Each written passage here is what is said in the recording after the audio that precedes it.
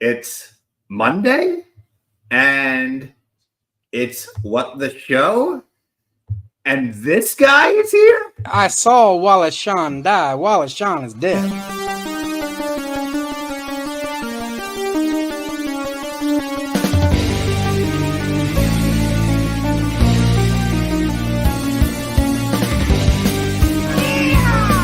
It's 2 minutes for roping.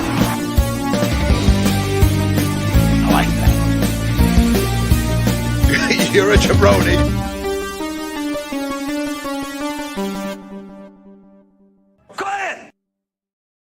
What's up, everybody? What's going on? It's Monday night, and as you can see, Bethany and I are here along with a special guest. Now, I wanted to actually, I'm a dumbass and forgot to remember exactly what it was, but everybody who saw Deadpool and Wolverine, was the phrase "the anchor being"? Yes, the anchor being. Well, we are here tonight with the anchor being of the movie community online, 100%, the person who I think to so many of us is the linchpin of our community. And that, of course, is our dear friend, Mr. PLD. PLD, how are you doing tonight? It's so good to have you back on. I mean, I love being back on. I mean, you're bursting my ego up pretty high here. I mean, I don't know if I can take much more of that. You're being too kind, my friend. But I love this channel. I love this show. This is, of all the shows that are out there, this one is just like a breath of fresh air to me. I just feel like every time I come here, I'm just so relaxed. I know I'm going to have fun. I know we're going to have fun. And you guys are just awesome people, and that's why this works. Awesome people make awesome content, or I don't even know if this is content, whatever this is. It's a glorified happy hour. It's all it is. Absolutely. And I have my whiskey. I did not have watermelon smash. I thought I'd get it, but I did not have a chance to go, so I had to go back to my old standby right now, the Jack Daniel's Tennessee Fire. What I'm going with tonight. So I was going to ask that at a follow-up, the watermelon smash. Do you know where to acquire watermelon smash? I have no idea. I was going to try. I know I've heard the legends, but I heard a little bit of the legends, but I know there's more to it than I know. So that was a complete accident how that happened. AJ literally walked into a 7-Eleven in Orlando, which in Orlando you can only buy liquor in liquor stores. You can't buy them at over the counters, and he's used to just walking into a convenience store and being able to order liquor. And he asked the clerk at 7-Eleven if they have any Jack Daniels. And he's like, no, I don't, but I have this. And he pulls it up. And AJ has no idea what this is. And he's like, give me 8 of them. I would like to clarify, I believe the packages came in the packages of 6. Yeah. So that means they gave him a package and then had to open up a new one to give him 2 more. Which makes it even better. I don't think I've ever heard a more AJ story than that. But I feel like I have to try it now. I think I have to track some down and try it just to feel like closer to you guys at this point. Was it any good? That's the question. No. Good. I didn't want it to be good. If it was good, I'd been actually upset about it.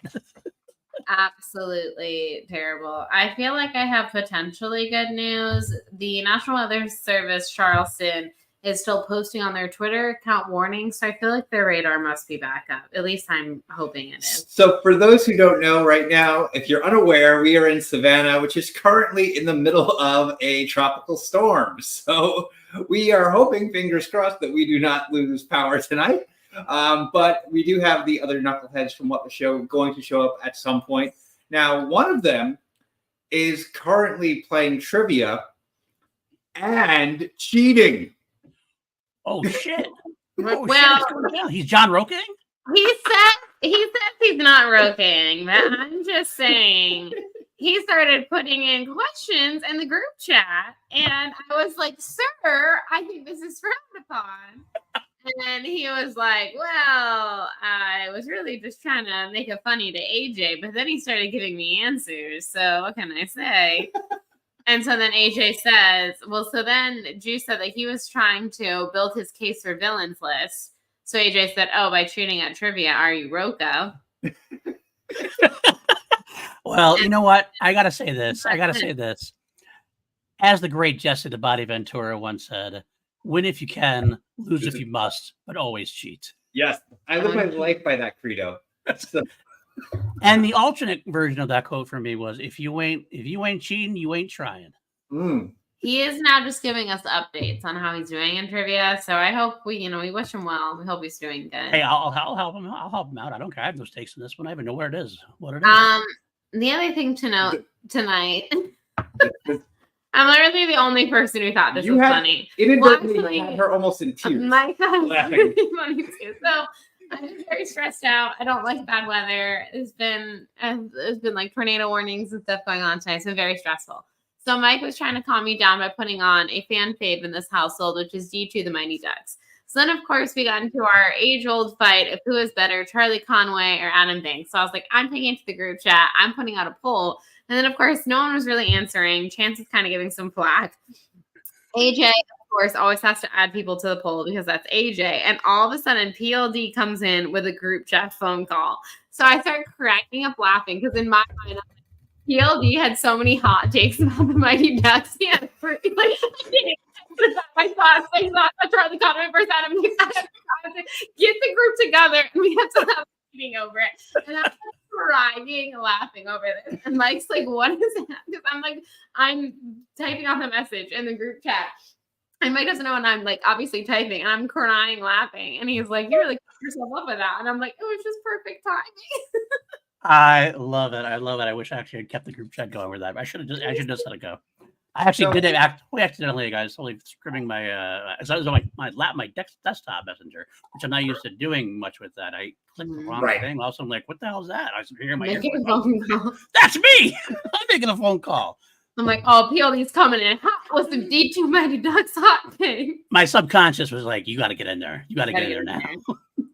There are things happening. Paul, you have not been on What the Show since this happened, but about a year and a half ago, we did a trivia contest that you originally were unavailable for. And then night of, I get a message from you saying, hey, I'm available. We had a gigantic bit. This whole, the movie Trap came out. Well, you know what? We're doing this trivia contest. And you know what? There's going to be a surprise 10-point question that nobody's going to get. And then we're going to bring in Justin the Juice and give him the easiest question of all time. This whole trivia game, it's a trap. And someone had to come in and know the answer to our 10-point question. Jimmy Lucas and more, I believe, is the answer. Really.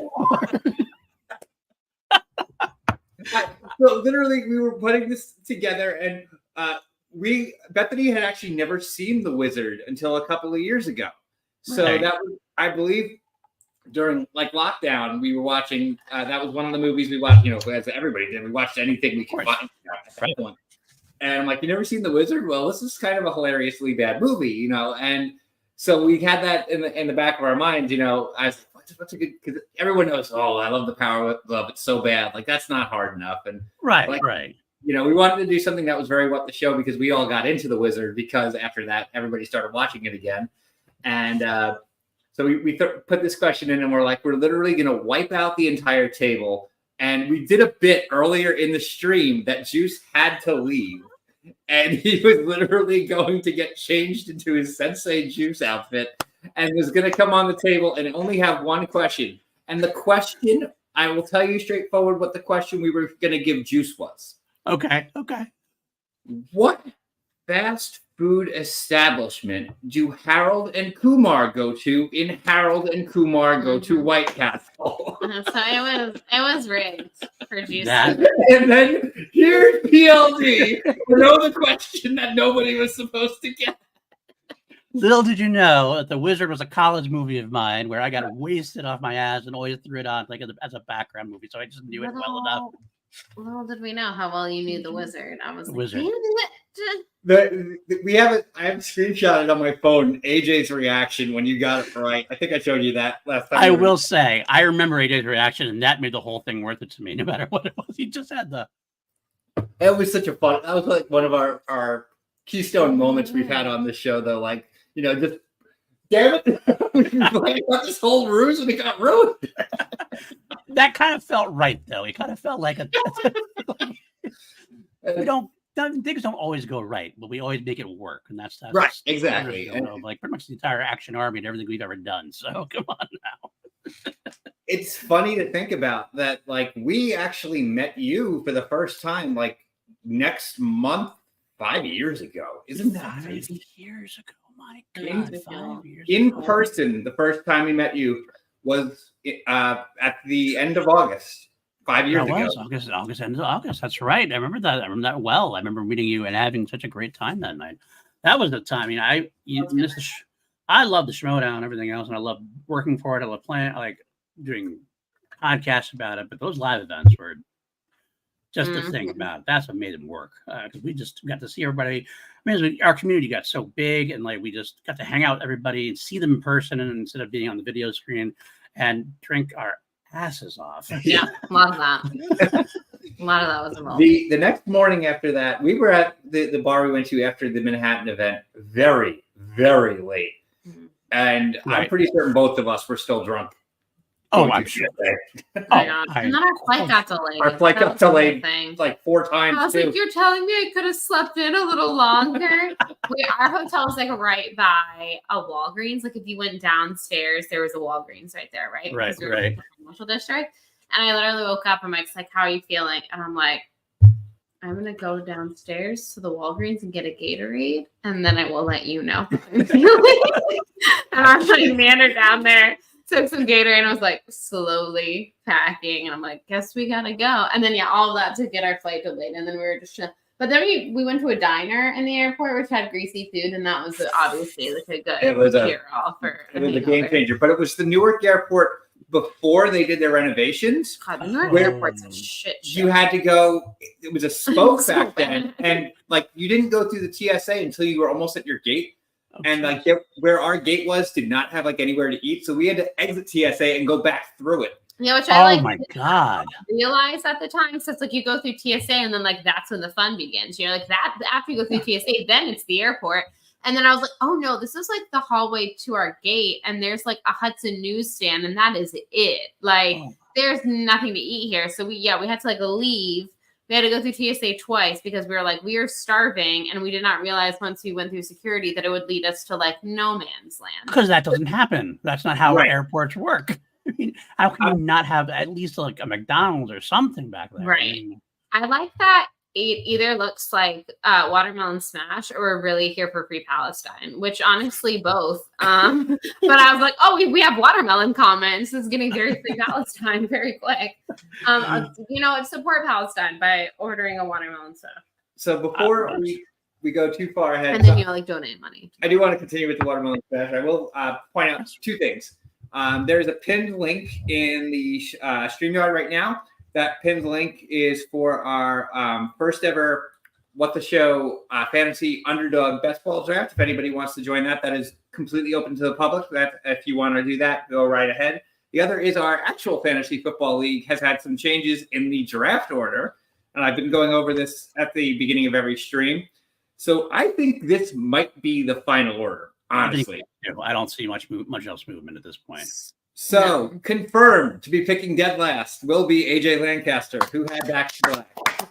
Well, not necessarily confirmed because we got some trades that could happen anytime. You never know. So true. This Right. is very Trade true. can ha- so this is the established Established track. draft order. There. Now, what AJ wheels and deals to maybe get himself out of it, that is up to AJ and whoever he wheels and deals with. I mean, that's what AJ does. He he's a offers like wheeler 70 dealer. trades. He's a wheeler and then Hey. he Mhm. He doesn't care what he's getting at this point. He just likes to trade just to trade, I think, at this point. Yeah, I think so. he just wants to trade just for the sake of I trading. think it sounds fun to him. Yeah.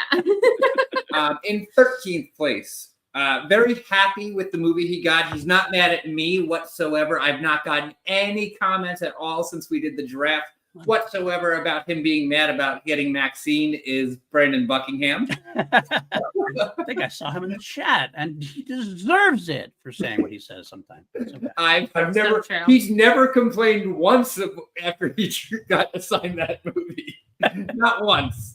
In 12th place, which terrifies me, with Taro was just in the juice. And why this terrifies me is he won the league last year with the 12th pick. That's This is right. This is lucky pick. So we are like, oh no, that's not a good sign. Does he realize this? Does he remember this? Because if he doesn't remember this, maybe we can trade him out of that pick. Justin doesn't remember what he did 5 minutes ago. No, That's what I'm banking on. him tonight, and he wouldn't remember by the draft. Truly, he'd be like, "Oh, did you tell me that?" And I'd be like, "Yes, Juice." No recollection. The number 11 pick, surprisingly, nobody had this one this low. It was Furiosa for Bethany. Like when we picked this, we all thought that was the top 5. And I know what everyone's thinking. I know they're thinking 11. That's not a great spot to be in a 14-team league. And I'm with you, except for the fact that 11 is my lucky number. So everyone watch out. This could be my year. This could be my year.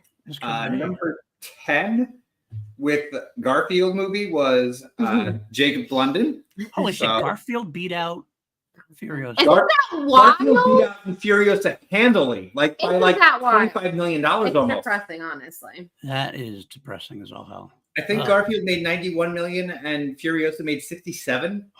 So like, and they opened the same weekend, and yeah, it's terrible that happened. The other one that really disappointed me because I Shame enjoyed on the movie. society. Number 9 was The Fall Guy, which is Mark Moose Haas. So good. I enjoyed that movie so much, but just didn't make money. Yeah. Number 8, probably my most honestly of these movies, because I've seen a lot of them, almost all of them actually. No Garfield and no Taro so far, but the one that I did see that I Back to Black. Back to Black. I didn't see that. No either. one saw Back to No Black. one saw that. If was Larry Payne, and that's like of the movies I did see, the one I'm like, oh yeah, I did see that. It was fun.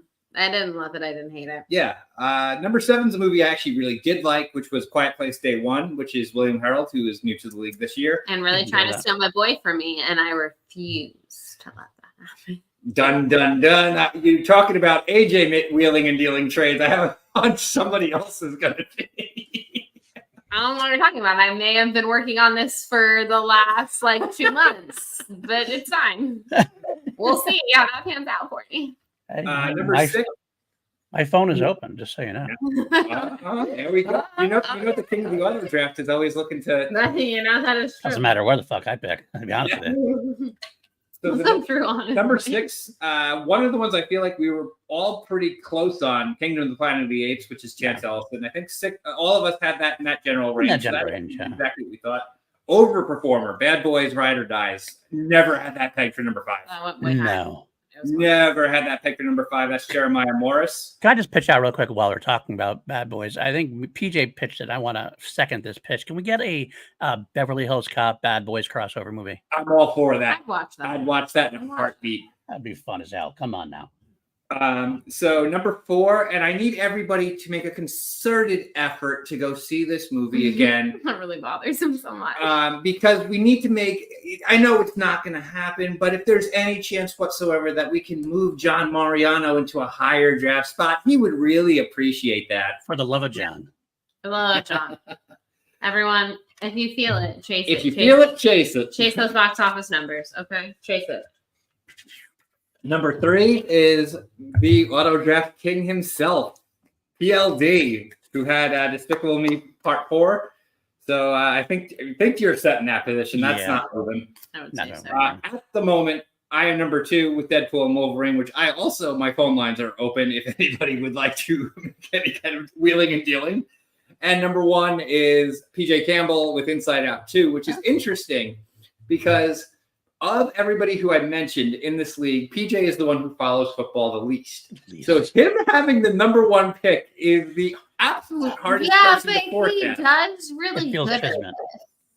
He does do well. He does do well. Yeah, I think he's good at following sports sites and stuff. And going, okay, I'll do that. Anything else? He doesn't have the emotional stakes in it. Right. He's like, okay. He's looking at it more like a computer. Yeah. Could hurt you or could help you. Absolutely. I was saying back in the day when I knew nothing about football, it was all just wheeling and dealing. I could draft whoever, and I did fine. Since I basically just draft the Detroit Lions, I think I do better. Is it rough during bye week? Yes. But the rest of the time, you're rooting. You're gonna watch the games. You're rooting for them in real football. You're rooting for them in fake football. It's a win-win. I think really invest in your team. I'm here for that. Whatever works for you, and it somehow always seems to work out well. Bold strategy, but sometimes it pays off. I've gotten really good in pick 'em 2 years in a row because I just always pick the Detroit Lions, and you know what? Very I've true. gotten money in that league twice, so take it out what you will. I do find it funny that in fantasy, it's much different than the NFL draft. For example, I don't think anybody wants to be number one. I think a lot of people prefer actually to be like the wraparound area. My thing with as large as our league has become is if you have number one, your next pick is number 28. It's terrible. So it's, yes, you got that stud, but your next best player is in like the third tier of players. Yeah. Right. Yeah, absolutely. And that's why I am very much so with my phone open at this point. My phone is open. I'm willing to take it. Yeah. You can call me on air. I'll answer the phone on air if you want. I'll actually have a live trade negotiation right on air. That'd be good just for the show. I enjoy watching games. Plus, I was like, all right, so I want to take a poll in the chat. How many of you think I should put Jake in timeout? sure, yeah, absolutely. Wait, Let's get those watermelons. Get those watermelons going in the chat. If you think we should time out Jake. Me. Put him in time now. I feel like it stresses some people out. I get that. I feel like it used to stress me out, and now I'm just like, whatever. I'm gonna win or I'm gonna lose. It's fine, baby. It's fine. I will say auto draft has taken a little bit of that anxiety out because I can kind of go. You've never done poorly in that league. That's true. It's true. The computer knows. Okay. All I gotta do is manage afterwards, and I make just enough trades to keep myself treading water. So. Do you think weird things are in the chat. Do we think we've come up with some drinking games for this draft. We have decided that someone who auto drafts in our league is probably gonna end up with good old Harry Butt. And by good old I mean fuck that guy. Now PLD said he might put him on the do not draft list. I don't know if that goes against the theme of my. I don't know if that goes against my spirit. I'll allow that. I'll allow that in this instance. Okay. But now I do want to know: do we think anyone is bold enough to draft him? I think there should be a rule. Like if you draft Harrison Butker, you have to immediately take a shot of gin or something like that. You need to be punished in some way. I don't know what the punishment is, but you need to get a screenshot of Jake's ass on your phone. Oh my God! I think everybody has that. Unfortunately, whether you want it or not, you've seen Jake's ass. So yeah, I need that to be your lock screen for at least a week, and we will be checking. I have a bet from last year that I have to There's a fantastic that I phrasing to this bet. Do have to pay up on, and that is that Chance and I, we played each other twice last year. The first time I would like it to be abundantly clear I kicked his ass. Okay. And so we go into the second game late in the season, which was closer, but unfortunately he did win. But I made this side bet because I'm thinking I kicked his ass, whatever. This was so I had Patrick Mahomes last year, and this was during that time right before the playoffs, and Patrick Mahomes sucks, and he forgets to play football, and then the playoffs come alive, and he's like, "Oh yeah, well, baby, let's go!" And you're like, "Where was that? Where was that 4 games ago?" But anyways, I digress. So it was during that time. Okay, so things were a little rough for the team. Things were a little rough for Fantasy Barbie, and anyways, I'd already made this bet that if I won, he had to wear a Taylor Swift shirt to the draft. And I was going to get to pick his team's name, and it was obviously going to be something Taylor Swift related. And so if he won, I had to wear a Kenny Pickett jersey shirt to the draft. And it does specifically just say him. It does not say a Steelers jersey shirt. And thus he has now playing with the Eagles. Yeah. So I will be wearing a jersey shirt of his. But to be clear, it will not be the Steelers. Oh, and I have gone back. I have checked the chat. I have checked the receipts, and I go, okay. I remember when we figured that out, but I said to Bethany one day, I'm like, let me see that for a second. I'm like, does it say the word Steelers? And her eyes lit Not up. even like I think he would want it anymore because like he doesn't even play for the Steelers anymore. So this isn't even a good bet for him. Like, I mean, really, he's just gonna watch me wear his old mediocre quarterback's jersey shirt during the draft. But you know what? I'm a woman of my word. I will pay up to this bet. I will be showing up apparently wearing Kelly Green to this draft. I don't know if I have to wear it the whole time. I prefer not to personally, but you know. Well, it doesn't say anything about wearing it the whole time, right? You just have to show up to the draft tonight, right? Yeah, that is true. That is valid. Yeah, there you was could no throw like a time hoodie over limit. it or something. Yeah. That was given. So I could just whip that off at any point. I'm just saying. We're wearing layers. And so everybody knows, we've been talking about this so much. The What the Show Fantasy Football Draft is an annual stream that we do. It is the night before the NFL kickoff. Let me double check the date on that. It will be on Wednesday, September 4th at the normal What the Show time. So everybody can feel free. We can't always get everybody on screen, but we get as many people as are available. And that's one of our funnier streams of the year. Last year, Juice did one of the funniest mistakes of all time. He decided to make a game where he was pulling, I think it was not funniest mistakes of all time, but he did win the league. He did win the league. He was pulling, I think it was like 9-year-old football cards out. And his rule was he either had to pick a player who played the position or played on the team that he drew. If the player that he picked was still active in the NFL, he had to take them. So Juice, in I think the 5th round, Yeah, it was pretty early. pulls Zach Ertz, who is not even on the top 200 board. And all of us are like, he's still active. But an He's still active. active player. And he manned up and took Zach Ertz. And that good juju wound up paying off as he won the league. Does that surprise us at all, really? Honestly? Does that really surprise us? No. The Oh. fact that he just ran with it, he got a Zach Ertz like cheap jersey from China. Zach Ertz became the mascot of his team, and then he won the league. So like, Yeah.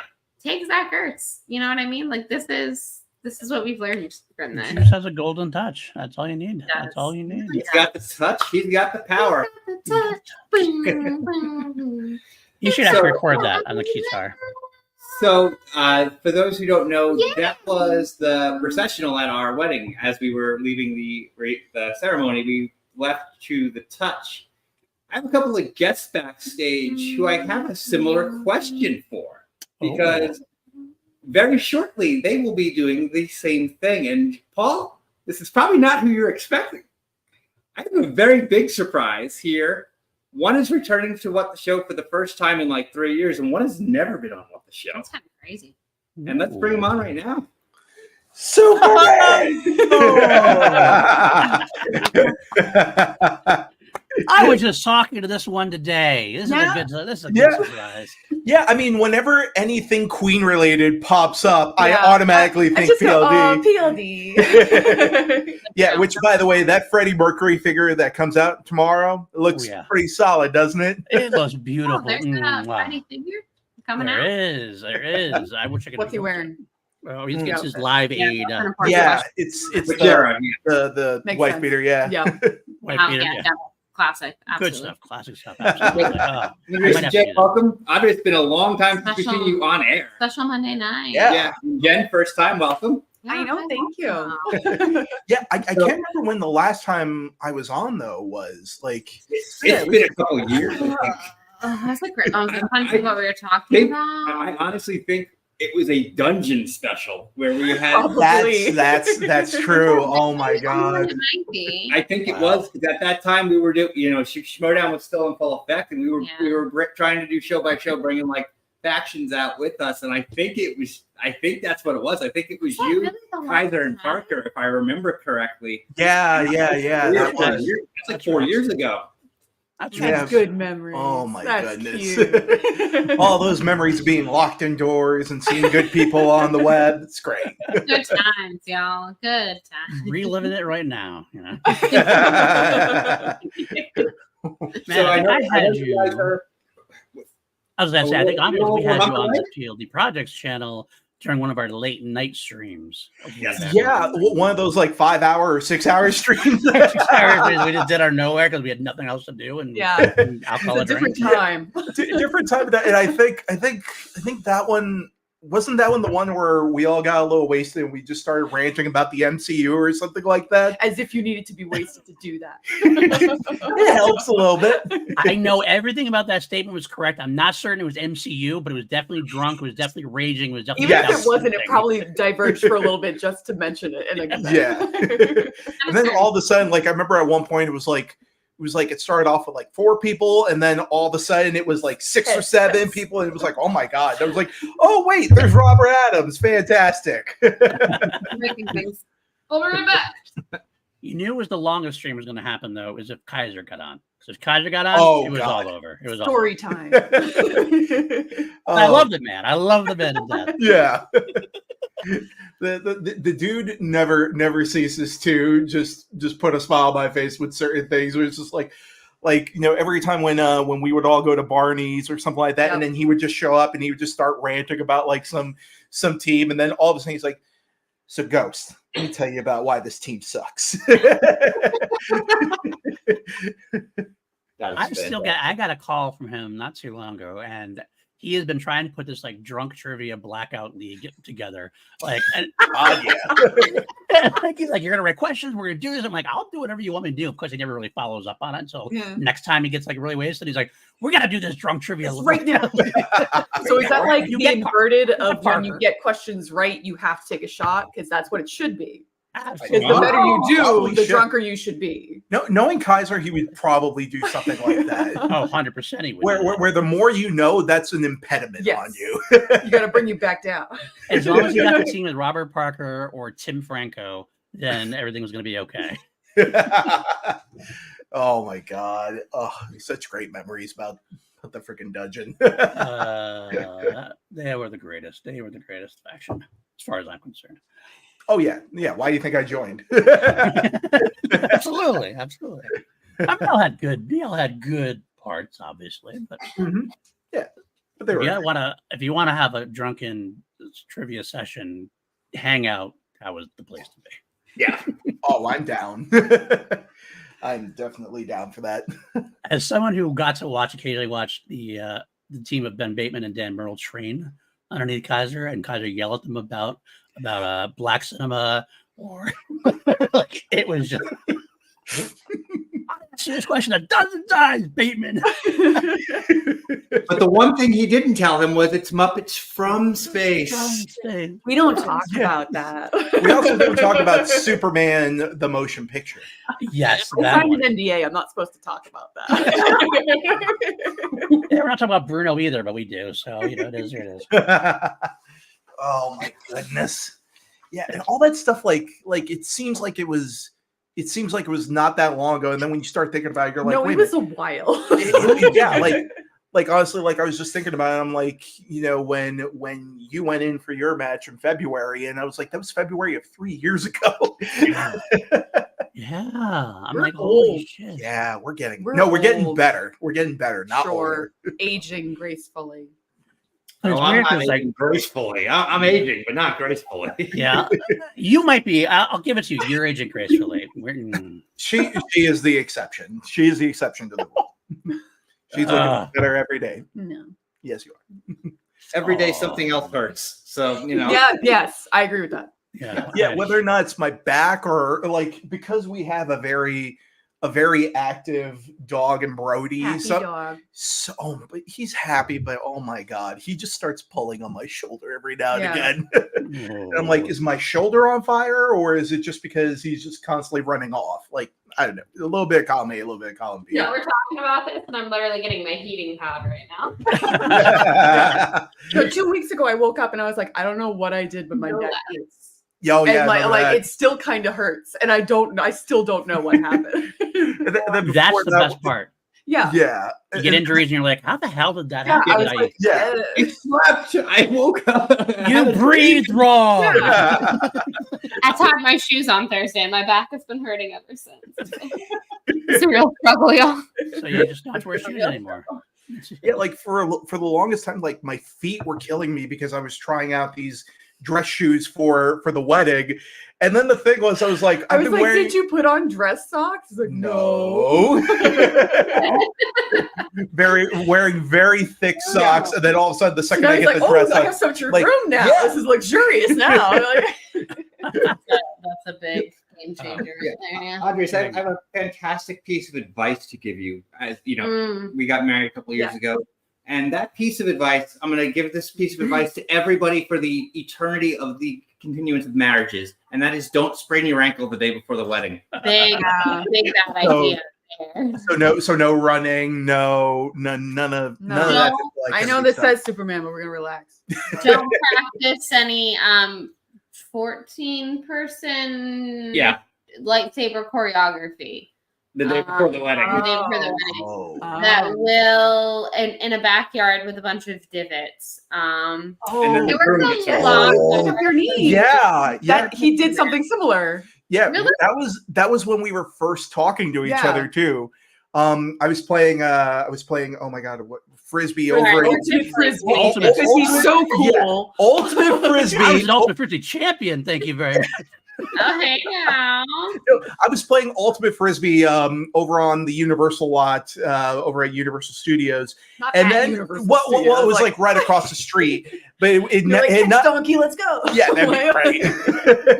Like, all I just remember, it was a little after, it was right when things were starting to open up with the pandemic, but this one lot had not been cleared out or had not been like mowed or anything like that whatsoever. So it just looked very uniform. And I just remember I was the first one to start like they were like, all right, go throw it out and go catch it. It was the first one out in the field. And then as soon as I started running out, I literally ran into a hole and heard a pop. And then everybody was like, uh-oh, is everything okay? And I proceeded to spend the next 2 hours on the floor, just be like, yeah, guys, Go I'm fine. team. Yeah. That's so good. Yeah. I had a great, because it wasn't a wedding thing, but I do have a great twisted ankle story.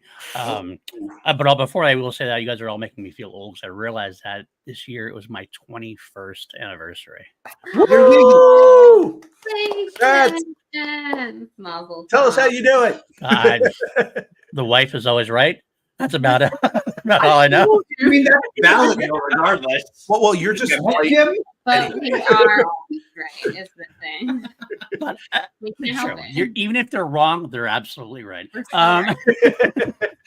A couple of years before my wedding, I was in a summer theater park play thing or whatever, and they have this hill. I was walking through this park afterwards, and I hadn't even had anything to drink yet, so I can't blame it on alcohol. I can only blame it on me being not graceful at all, like we said earlier.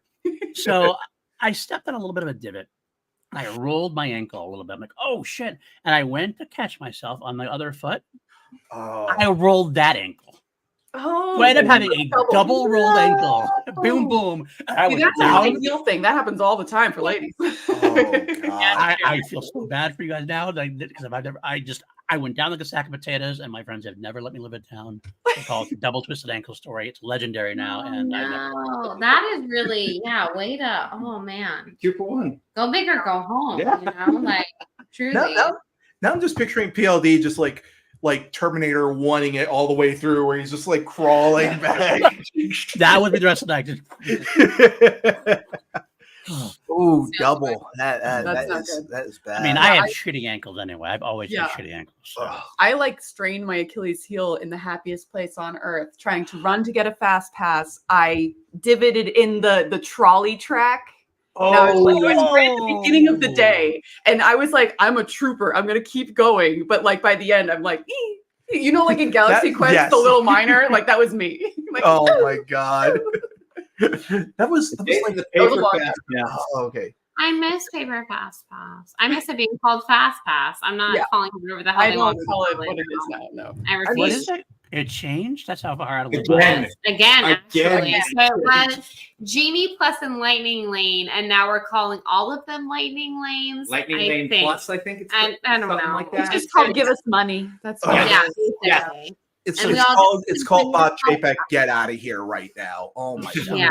Trying to make it confusing, it seems. They really, really are. It's and it was like, we're gonna do day of. No, we're not anymore at Disney World because people hate that, but we're still going to keep day of at Disneyland. But then it's so confusing. It's dumb. It's real dumb. At this point, I don't want to go until they change it again. I'm refusing to go. Disney, but I'm like, it's work now. I have to have a research paper to go on vacation. No, like one of my buddies flew out from New York all the way over to LA, and he was like, "Listen, you get up at 5 a.m. Is there any chance you could log in on this app and see?" And he's going to do it over on his end, and then he's like, "Can you just see if you can do it over on your end as well? Two heads are better than one type of thing." And I felt so bad because his kids wanted to go on that Spider-Man ride, the one that 2 years ago. And then the thing was that he spent $4,000 to get him into this nice hotel for 2 days. And then we still didn't even do it. And his son was just like, "Well, we're over at Disney." And I'm like, "What'd you guys get to go on?" And then he told me it was absolutely nothing that they wanted because everything was either jam-packed, or it was also when the pandemic was still kind of on its, when they were still kind of reopening up stuff for the first time. So there was what is called? Got a little Brody up here right now. You want to turn around? Yep. See you? Yep. Let the You people want to go to see. Disneyland? We want to see the puppy. He thinks he's small. He thinks his best friend is a corgi, so he thinks he's that big. He's not that big. He's I have a small dog that thinks it's a big dog. Every The time I go, small he wants dog to is do the one it. who thinks it's big. Yeah, it's a problem. Come on. Say hi. Say hi to people. Say hi. Say hi to people. Come on, buddy. Come on up. Have people. There you go. There you go. There. Here he is. What So a there's thing. a version of my dog, actually. Yeah. Puppy. He's a good boy. We love puppies. Aw. You can't see him. He's in the shelf. He's blending in with the He's the shadow. environment.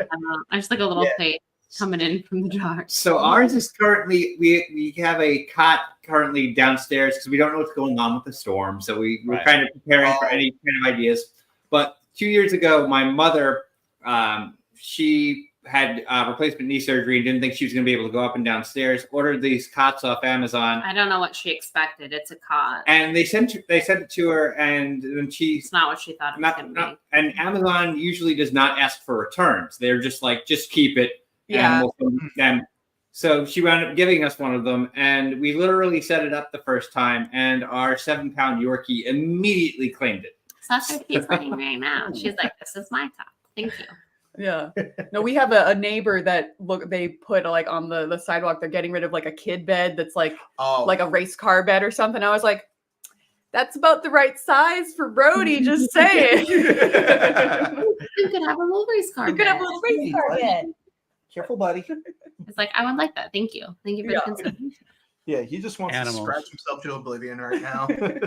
It's fun. Oh, that's animals are the best, but they are also the most mischievous creatures that we can Oh my ever God, have. they're in our really homes. special. Let me tell you. I have a dog and 3 cats of my own, and my daughter decided to get a cat for her dorm room in college for some reason, and we couldn't stop her. And then all of a sudden, she brought her home for Thanksgiving and said, "Oh, he's gonna be much happier here." of course. Of course she is. Okay. So I have 4 cats pretty much until she gets an apartment. And, at this rate, I don't think she get an apartment for 5, 6, 7 years probably at this point. So I have this. You're not. She's basically my cat now. This cat is more mischievous than any of my cats put together. And this is the funniest story. It's a little disgusting, but I think you guys can handle it. So I went in and I went to the bathroom and I put the seat up. I'm doing my thing. What happens? This cat decides that she has to be with me. It runs and jumps up to the window through my streaming piss. Looks out the window, looks at me back, jumps back through my piss again, and runs to the house. I'm honestly impressed. That is just impressive to me. Someone clip that out. Yeah. Yes. I think that's a lot of concentration that you could keep going with these distractions. Yeah. It happened so quick. I'm like, I couldn't even stop it. I would have stopped it. And honestly, I searched for her. By the time I found her, I dried her up. I don't know where the hell she got to at that point. Sorry. Marking the territory. There you go. God. That is And the funniest thing was though, she did it another time. Now she stopped. She's finally learned. Like now she'll go behind me. My water. Sorry. You silly. You just drank my water. Here, I'll go get It's you another yours one. now. Congratulations. I'll go get you another one. He started. He's like, it's on my level. What do you want? Crazy boy. Oh, you silly. Be right back. Silly boy. Oh man, animals. Animals. Oh man, there's some That's his now. news. Well, I feel like I should just let him tell it when he gets on. But he is in the group chat right now telling us something about a Facebook group that he has joined that I'm really going to need him to explain to the people once he gets on stream. I don't want to steal his thunder, so I'll let him explain it. But it gets better every day, is all I'm going to say. And he just gave us another update. I got to hear these updates. Are you still cheating? Are you still cheating for him? What's going on? I think he might be done with the trivia. I'm uncertain. He's on this Facebook group now, which maybe he was going to them for trivia answers. I'm uncertain. But he said he should be home by about 10 Eastern time. So I feel like he should be on his way. Maybe he's like on his moped right now on Facebook. I'm not really sure. You might have to make a pizza delivery. It could be. Yeah, I might take a pizza delivery, and then he should probably be on. And then we're gonna have to ask him about. Well, first we're gonna have to shame him for cheating in trivia. Yeah, and then we're gonna have to ask him some other questions. I can't believe he was roking. That's just wrong. Truly, we'll never let him hear the end of it. If Ron Roker watches this, I'm going to be in big trouble. He'll yell Christian for me and everything. I don't care. I don't care. Are we here with the new camera setup in person? Oh my god! Oh. Hey, Camera. Hello, AJ. how we doing, guys? Good. What's going on? I just got done pulling an Omega level psyop. So Okay. this guy George. at the gas station that I stopped by on my way home from work, new guy started there about 2 weeks ago, right? Every time I ask him how he's doing, he says just peachy, right? So on my way home, I put one of these on the counter, right? See, you can actually see it now, maybe. Just peachy. Yeah. Peachy. Yeah. Just peachy. So I asked him how he's doing, and he looks at the can and he says, "Good." Oh no! I got him. Got him. Nailed it. Looking so Wow. crisp. AJ's laptop I'm doing fried great. last week. But look at him with his new crisp laptop. Yeah. So fresh, so clean. AJ's laptop fried during our stream last week. Yeah. Oof. Ooh. Yep.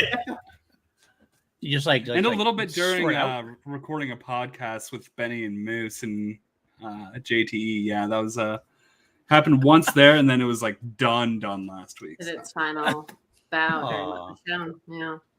But you're There back you in go. action now. Where's the cowboy hat? He was trying to feel it. He was trying to chase it. And then instead, that poor laptop Wow. lived to tell its final tale. So while we're here, last year, AJ, Paul, and Kim and I met up a year ago. We were on vacation together. There's a lot of things that happened. We're not going to talk about anything except for one thing and one thing only. And that is our stay at the Newburgh Ramada, which was the most absurd hotel stay I think I ever had in my life. Kim's still apologizing for that. I mean, We need details. The nicest hotel I've ever been to. It's what the story is worth it. But like literally, we walk in and the reception desk has bulletproof glass in front of it. So we knew right then and there we were in for time. And you know, There was an armed guard. Yes. Multiple armed guards. They were stationed. At Yeah, like but there like- was one when we entrances. first walked in. Right. I would have walked right out. I'm not gonna lie to y'all. I'm like, guys, we can do this out. So we had we booked 2 rooms and we did get there a hair early, but before normal check-in. So then the guy at the front desk is trying to convince us to go from 2 separate 2 queen rooms to 1 suite that had 2 beds and a pull-out couch. And so we're like, no. And he does find us 2 rooms. They're not near each other, but they're, you know, in the same general. They weren't even on the same floor, I don't think. Yeah. No. And the hotel does not have an elevator.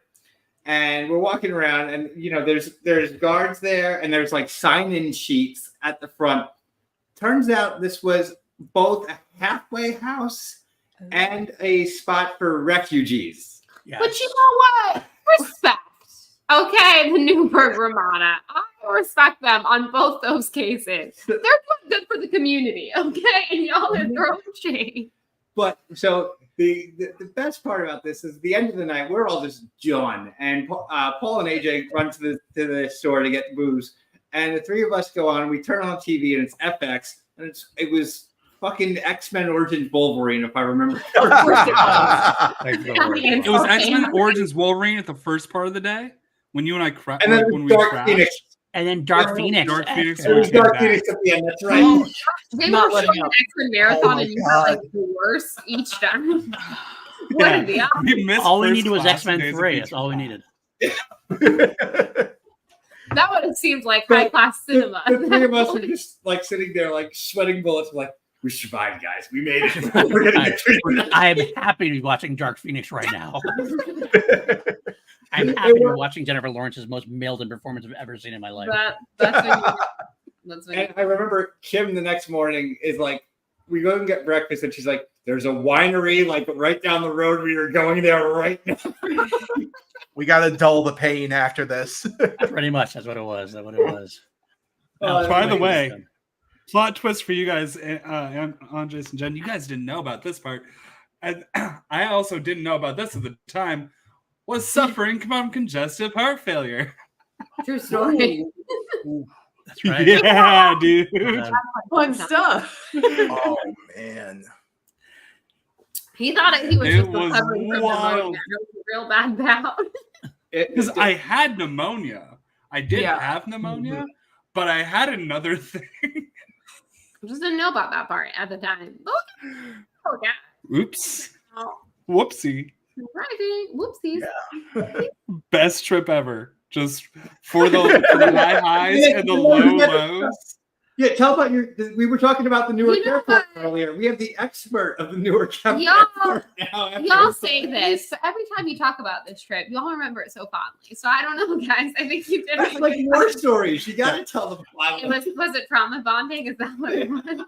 It was. Yeah, I spent 15 hours in the Newark airport.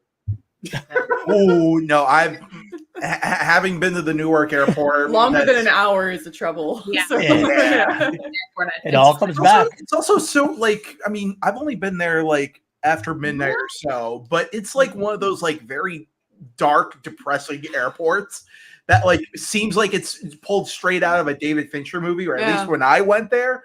But yeah, I like, oh man, I can't imagine 15 hours in that place. We were Yeah. thankfully in the new wing. They added a wing to the airport, and we were in that one. So it was the modern area of the airport, thankfully. But yeah, we were mentioning earlier from the Manhattan Throwdown, we got stuck there for like 5 or 6 hours. And that was too many. And for that me. was way too much. Truly, though, the best layover of all time was on our way back from our honeymoon, which this was during the, obviously, in airports and on airplanes, you have to wear masks. I'm cool with that. I can wear a mask all day, baby. No worries. Okay. But we flew from Hawaii. So we showed up at the airport pretty early because we had nothing else to do. So the second you show up at the airport, got masked up, right? So we're in the airport for like 3 or 4 hours before our flight takes off. Then we have a flight to San Francisco. Then our flight gets like from start to finish. I think I was wearing a KN95 mask for like 24 hours. And it did get to the point when our flight kept getting delayed in San Francisco that I was like, do we want to go eat something? Do you want to eat? So we could like take our masks off for a minute.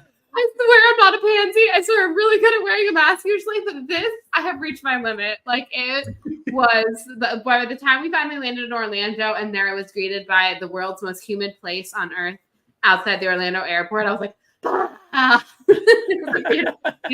So we were supposed to have, like, we were scheduled to have a layover in San Francisco that was like, I don't know, maybe 3 or 4 hours. It was scheduled to be, but then it got delayed twice.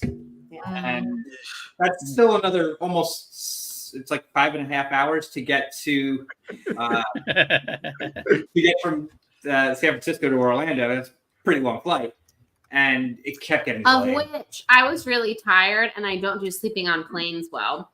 And I like kind of slept a little bit on the Hawaii flight, but not really. Which also, I've never flown first class in my life until this flight, which we only did because my father-in-law was nice enough to gift that to us for our honeymoon because he has a ton of United points. So I've never used the first class bathroom in my life, obviously. Did not know that in the middle of the night, they like sequester that off so the pilots can go. And I want everyone to know that I'm a whole like 5'3", the most least intimidating person you'll ever meet. I was literally just snuggled up with a stuffed turtle that I had gotten in Hawaii, okay? Like so not intimidating. And I just walk on up there and like the flight attendants are there and they've got the little, that guy. And so I walk up there, I'm like a little drowsy, I had a little mimosa to make me sleepy. And they're there with a little drink cart and the flight attendants are standing there. I think they're just having a little chit chat. And I'm like, boop, boop, boop. They're like, where are you going? And I was like, to the bathroom. And they're like, you cannot go in there right now. The pilots are in there. Ma'am, you must return to your seat. And I was like, okay. And I go, I have to. And I was so tired. I looked at them like I was 5 and I go, I have to go potty though. Where? Okay, but this story would have been better if you were holding the stuffed animal at the time. I was so tired. I went back to my seat after I used the restroom and I go to, I just tell those two people as a grown adult woman that but they were like so intense and like acting like I was about to hijack the plane and I was like, I just have to use the potty, guys. Like I didn't know that you like sequester it off at a certain point and an overnight flight when you're in first class because I'm a peasant girl who's never been in first class before, okay? And then we like get on the second flight, which we're back in peasant times. Now we're like back in economy for like San Francisco to Orlando, okay? And I'm so tired. I've been in this freaking airport all day. I've not been able to sleep. And I had muscle relaxers with me at the time. And they made me fuzzy. So I was like, I'm going to go ahead. Right when they start boarding, I'm going to take this muscle relaxer. We're going to get on this flight and I'm going to take a nap. I thought I had timed it right. I had not. We got on the flight and I still have to put my carry-on luggage up. And I turned to Mike and I go, my arms don't work. Yeah. I did take a real good nap on that flight, though. And that was not first class. That was an economy. That was an economy. Where we have the recliners in first class that you couldn't sleep in that. And we get into the economy. See, whenever I've taken a muscle relaxer or anything like that, it feels like, oddly enough, like phantom limb syndrome. Like it feels like you have control of your limbs, that you can feel them, but you're like, this doesn't feel connected like the to Marty me. McFly. Exactly.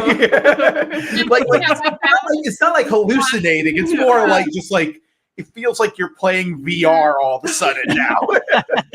Why am I so slow? Yeah. What is this? Help me. The last time I got on a flight, It's I like had golfing with a Wiimote. I had way overpacked my luggage and I'm wearing this cute little cardigan because like I get chilly on a flight.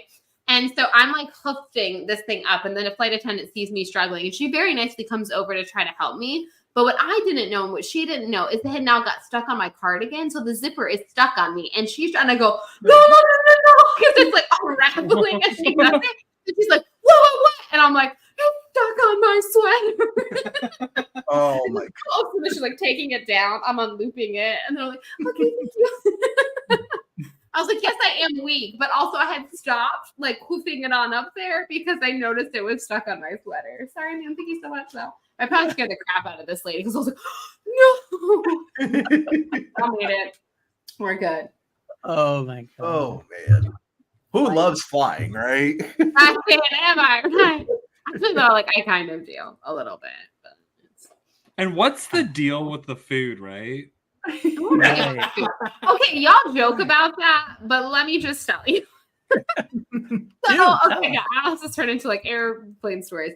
Yeah. So my last flight, which may I just say, my last flight would have been on the way back, but on the way to Sweden, which was like my last flight, like round trip, if you want to count it. I made friendship bracelets from my flight attendants because I was on my way to see Taylor Swift. And let me tell you, they ate this shit up. They loved it. It was the star of this airplane, okay? One of the ladies was going to the same show I was going to that night. And she's like, thank you so much. I'm going to wear it tonight at the show. Like, well, tomorrow at the show, whatever. And I was like, oh, yeah, I love that. So anywho's, they loved me. I made them like little goodie bags, gave them snacks because like they deserved it. Made them all friendship bracelets. They were all travel themed. So it was like, grab your passport in my hands, like, things like that. They loved it. So anyways, so I make them that. I'm the freaking star of this airplane. Every flight attendant is coming over and thanking me. It is great. But anyhow, with dietary restrictions, I'm vegetarian. I always like pre-request on the app, whatever. And Delta, which I have not flown in a hot minute, I didn't realize how many vegetarian options they had. So it was like vegetarian, dairy's okay, vegan, vegetarian, Asian medley. And I was like, what does that mean? I'm like looking at all these options. I'm like, oh, how fancy. So I pick vegetarian, dairy's okay. Because like sometimes like if you go vegan on an airplane, it gets a little sketch. So I'm like, dairy's fine, whatever. I think I'm going to like a pasta dish. So he comes over and he's like, you requested vegetarian? And I was like, yes, I did. And he's like, okay, you get your food first, which is great. Everyone's staring at you like, what's up, bitch? And I'm like, making friendship bracelets. Just kidding. It's actually because I'm vegetarian. But the one flight attendant was like, let me know if you need anything. And I was like, free booze this way? Yeah. Anyhow, make friends with your flight attendants, the moral of the story. But anyways, I opened it up and they gave me whatever the like Asian vegetarian was, which like I'm cool with. But it was the curry. I can get down with the curry. I cannot get down with the airplane curry. I open this up and I'm like, oh no. Plus, now you're the person on the plane eating curry. Yes, and I felt like everyone was looking at me, and then they like come by and they're like, is everything okay? And I'm like, I can't be mean. I'm like, it's so cute. And I'm like, is there anything else I could eat, please? And then like breakfast, I don't even know what the F they gave me for breakfast. It was weird. Thankfully, on the flight back, the food was better because I was like, it was not landing on the way there. I was like, then we get there and it's like forever through customs because Sweden only believes in opening like 2 windows for some reason. On the way back, America has like 20 open, and I've never been more proud to be an American. I'm like, USA. Oh, baby, look at all these passport control gates open. Okay. Except my favorite thing about leaving the country is when you come back, and it's so cheesy, right? But when you come back and you have to go through customs and the passport control goes, welcome home. It's my favorite fucking thing. Okay. And the guy that I had was a buzzkill and he did not welcome me home. And I was like, do you think you're forgetting? Say something. I was very upset.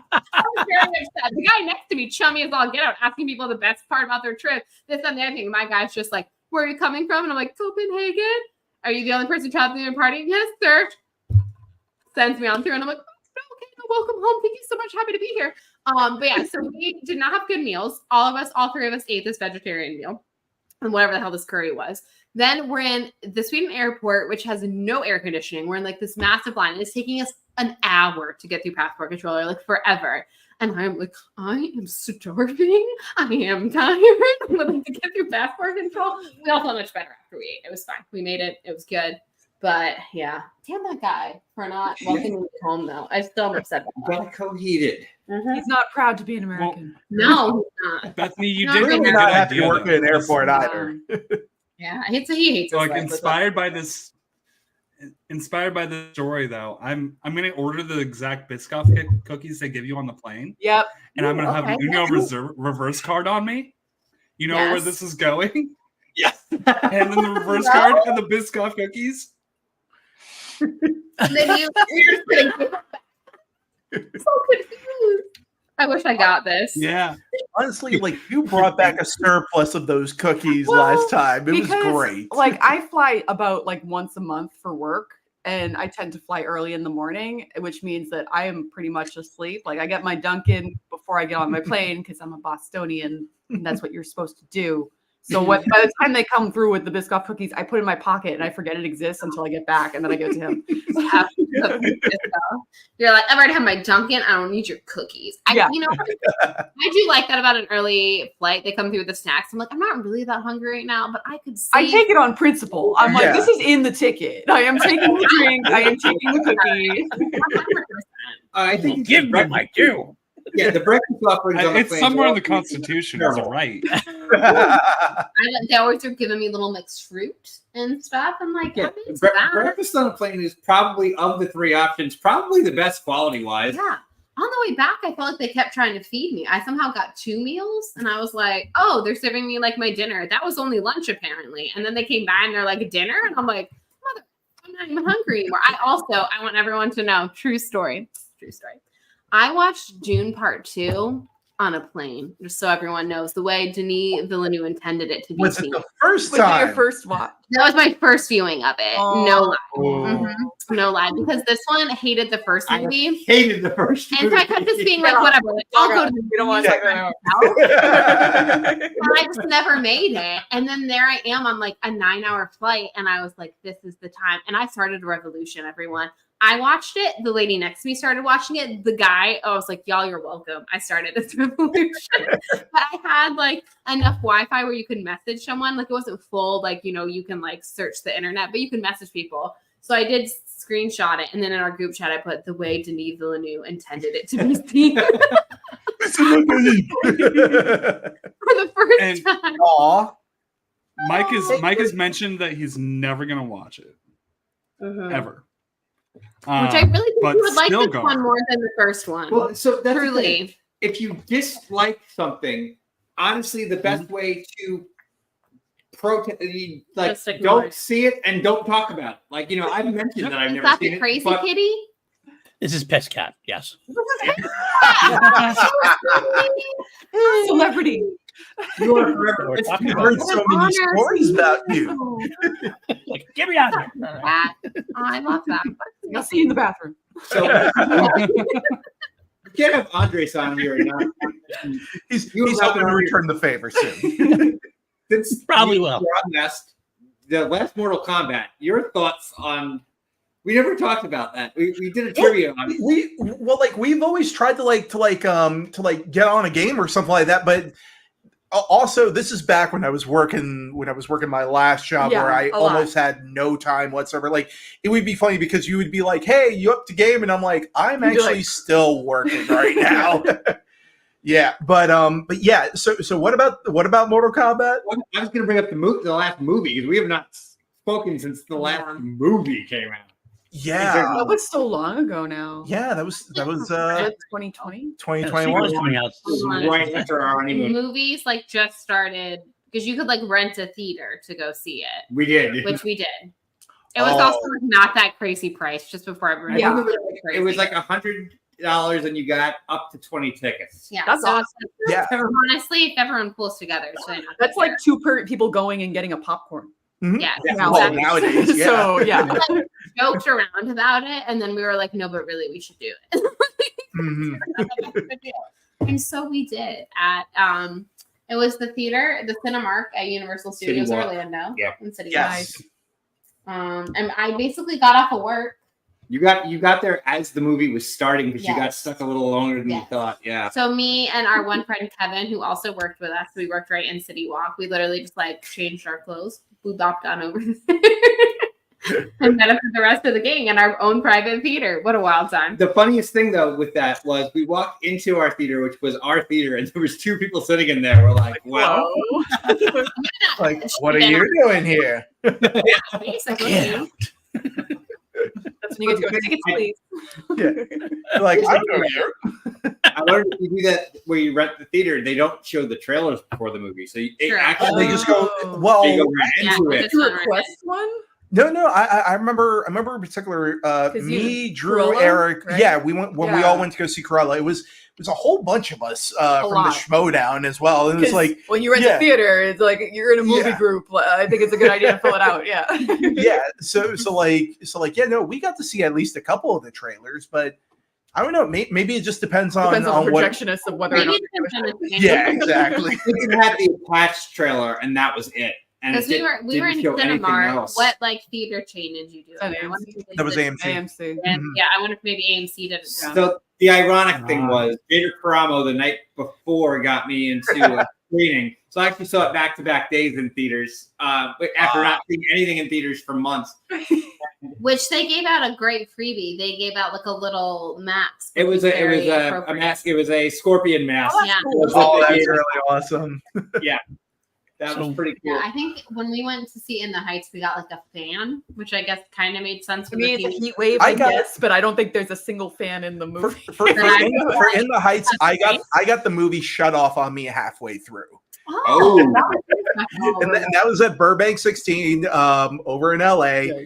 I mean, this is God, like they had such a notorious a notorious habit of like movies going wrong after a certain time, and then all of a sudden it was like, oh, so I'm like literally halfway into it. For some reason, it was always a Lin-Manuel project in some way.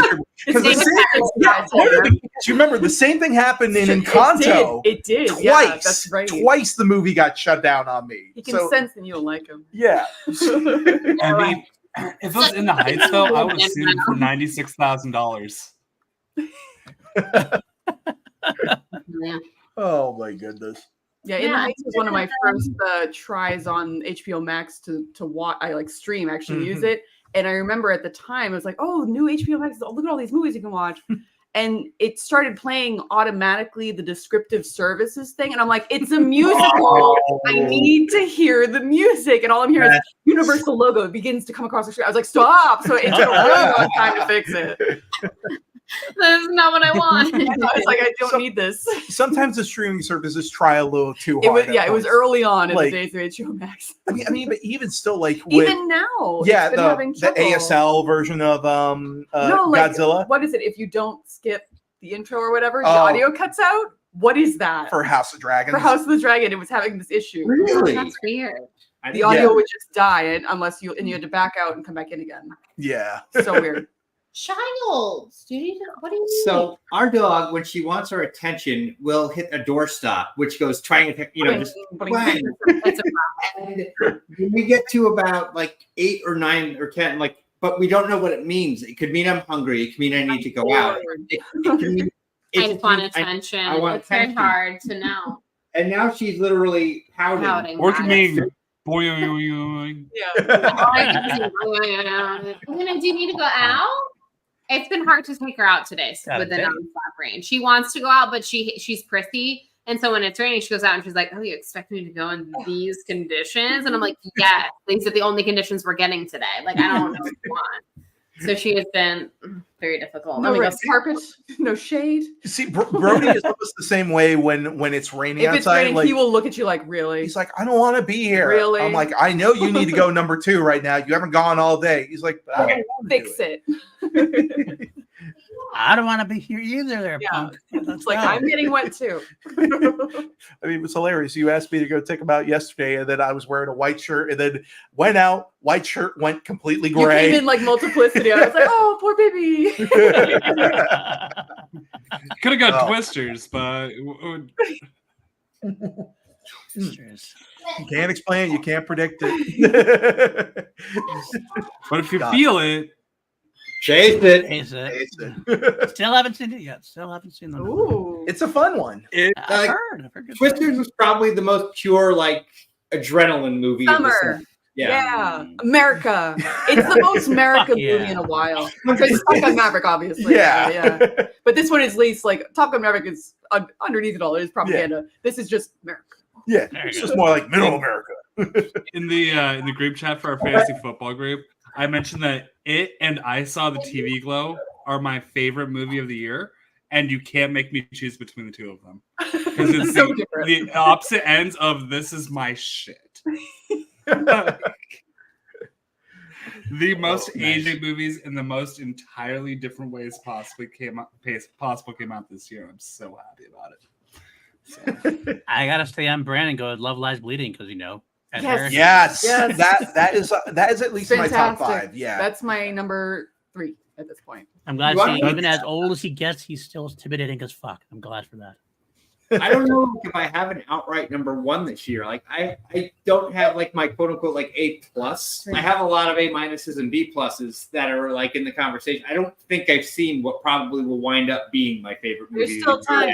There's still something. Denzel and Ancient Grease, like, come on. Too much. We got some friends who've seen it already, and they won't say, obviously they're NDA'd on it, but yeah, I mean, I would love to know what the overall consensus is. I know I've seen on Reddit, like, general thoughts and things like that, and, like, saw that I actually have seen on Mortal Kombat 2, which screened already, and I'm terrified of it after reading what I read, but great movie, iconic. All right, so oh god, that's my worst of the year. It's right next to far. yeah, cinematic masterpiece. It's so bad. good. It's It made me so angry. It's so bad. It made me so angry how badly How they do used you Henry make Cavill. Sam Rockwell Yeah, unlikable? Him too. Like, So I must say, you know, when you talk about so bad it's good, I often think about a certain channel that. No. I got a better segue. Let's hear it. Happy with it. Okay, you ready? Are you guys ready to meet the real Agent Argyle? Let's go. Welcome everybody to Twitch Tuesday. Oh, this is the wrong show. Dylan's not here. Hi everybody. I wouldn't be on that show, Nat. Come on. Oh my goodness, the We real almost Agent paid Paul to Argyle. be here. PLD on and not bring somebody from Call to Action on, and who better than that? Oh, I'm very happy to see you. Dad. That's my boy. That's my boy. Yeah, always an iconic time. What are we talking about? No. Argyle? That's where we just left off. Yeah, we're talking about our best and worst of the year. I have not seen a bad movie this year, honestly. I mean, I haven't seen a lot. I mean, I saw.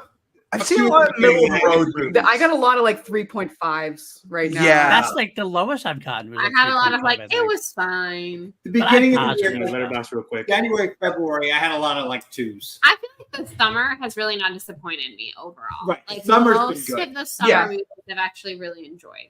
What Like, what would you say was your biggest surprise and your biggest disappointment? Biggest surprise for me was Quiet Place Day One. I did not expect to like as much as I did. I really like the Quiet Place Day One. Um, Really, a lot more. It was a lot more personal and had a lot more heart than I was truly expecting. The biggest disappointment, I guess I'll pick the movie that I have probably if I was ranking all the movies that I just didn't really like at all, I'll which was see what I've seen Mean this Girls, year. the musical. We didn't even bother yet. Yeah, we haven't had a chance. This has been mentioned on the stream before. But I wasn't expecting much, so I don't know if I can call that a disappointment. Yeah. You know what I mean? I has- thought it was Because okay I've for only what it heard was. one actual song from the musical already, and I was like, "Oh no, I don't care for this." There's a continuity issue in the movie Oh, that, this is his biggest pet peeve. and I immediately I walked out of the theater and Truly. immediately texted AJ about this because I'm like, AJ needs to know this. So we're walking out of Mean Girls the musical, and Tim Meadows is reprising his role, and I think he's using the original script, not the current script. And he says, "We're not going to cancel the dance because we already paid for the DJ." Favorite line. They get to the fucking dance, and there's a band. No, Yeah. no DJ, there's a live band. So Mike says this, and my reply was, and I quote, "Well, I guess I'm never watching that movie." Yeah. I feel justified now in not watching. That's fair. That's fair. Yes, I have not seen that either, and I probably will not. I mean, it's just forgettable. Honestly, the movie is there's Regina George, Renee Rapp is actually very entertaining in it. I'm sure. My Yeah. name is very Regina. good. You know what was kind of disappointing? Ghostbusters. You know, that one I will say it kind of It was such a no impact kind of movie compared to like the previous one was like so Well, much heart. yeah. Such a big, and it felt like kind of Oh, undercut good. it, and it went in directions that you're like, you could have gone Well, further, you could have done right. more. So yeah. well, walking into that one, I know a bunch of people that do test screenings around town and that they run them, and they were basically just preparing me for this one. They were just like, it's a mess. Yeah, a lot of And changes at the end. a lot of like Yeah. big Yeah. changes that essentially I'm just like, oh, I see how this worked, and I see how this worked, and I'm like, but then when you watch the movie, some certain things feel out of whack, like especially what's his name, Bill Murray scene feels very When they disjointed. just randomly have him like do his paranormal shots again, it's like, why are we even doing this right now? Like, I know it's Bill Murray, but at the same time, it was so like just shoehorned in. Of this is like, oh, we don't have enough Bill Murray screen time. Yeah. We got to do something. I will say the one thing I enjoyed about Frozen Empire, the popcorn bucket. It's around here. Where is It's right in front of you. beautiful. I Sorry. think my most disappointing the year. Disappointing popcorn buckets. Twisters. We Twisters just should have slapped been an easy one. the Oh, that's poster. cool. Well, that is a good popcorn Yeah, bucket. Twisters should have been like easy. It's like it's a funnel. Come on, They just put like the logo in front of it, and that's it. Yeah. It's like it writes itself, and they slapped the movie poster on a regular old bucket, and I was like, "Did you even try?" Yeah. You So could what have is your a power favorite? on a wire. It would have been great. What's your favorite popcorn bucket? I mean, Obviously, It's the Deadpool one, yeah. Well, I mean, I like Well, the Dune one. I think actually- it's still the actually- champ. The Dune True. vagina, the Dune Yeah. vagina one's pretty Dune good. vagina, Yeah, yeah. actually, we got that beat. This Hold is on. not a sponsored popcorn bucket. If you know, if you're doing what I'm thinking you're doing, it's in the kitchen. Yeah, the Dune popcorn bucket, obviously iconic for so many reasons. Deadpool and Wolverine one's pretty great. I feel like That's they're like piggybacking off of the success or Yeah, whatever yeah, 100%. of the Dune one. So I'm like, that's kind of cheating. So right because like Dune, I will Dune say- came first. I will say this is my favorite popcorn bucket that I've gotten all year. Oh, This Oh. was my fellow Schmodownian. Yes. Is that what we call a ourselves? little. Oh my god. What's called? Schmodownian. Yeah, Paige gave that to us for. The Boston Badass popcorn Yeah. bucket. Oh, that's cute. I do. Aw. So yeah, that is like my personal favorite one. I don't know. You don't need too We'd many actually big things. use that one. Like these ones just sit here. Right, they're So- there for display, so it's like a different scenario. Yeah. This is a litmus test, right? Anybody that recognizes this, automatically we're friends. Like Yeah. you know what I mean? I know he was doing a Zoom job interview, and I was like, maybe blur your background. and then it went from blur your background to why don't you just take the laptop? Yeah, in it's like, why don't front you of- just go to like Go the somewhere bar else. instead? So You wait don't want to till work round there. 2 of interviews to show off that kind of stuff. If they Like, don't love it, you don't want to work Yeah. there. So I gotta- I mean, I went during the height of 2020 and Zoom everything. My job, like I work at MIT. It's a very serious group that we're in, and one of our more renowned speakers, he shows up in his apartment and he has wall to wall Star Trek memorabilia, and I'm like, I knew you were a good guy. Nice. But Sherry Miller did say that the alien popcorn bucket, that thing looks weird. That looks I great. like Well, that. that looks pretty Yeah. cool. Now that's a popcorn bucket. You can Wait. Which popcorn bucket are we talking about? Because there is actually one that's the alien head, and then there's one hugger. that the face hugger that's wrapping around the Oh, popcorn. I only saw the alien Fuck head ones? one. I didn't. I know saw that. the face hugger is It's like around the bucket. yeah no I think that one's Regal and then the one that's the bigger one is AMC. if I'm I not- think so. Yeah, Sounds that right. sounds right. Let us see. So the AMC one is almost like the Alien versus Predator thing. Oh, like you can just stick your head in and be like, "That's your Halloween costume for that year." It's a big popcorn bucket because Yeah. it has the tail end of the Part of the art of the popcorn bucket is making sure that you still get a lot of popcorn. Every once in a while, I'm like, "That's nothing." I think the Kung Fu Yeah, Panda sometimes one they're was like nothing. It was well, it was more like a bowl. It's like a bowl. Like I get it's for Yeah. kids, but it's like you're still paying the same amount as like these other ones, and I'm like, that's like two Right. handfuls of Give me popcorn. things for my But I butt. did. But I did like the Godzilla X Kong That popcorn was bucket smart.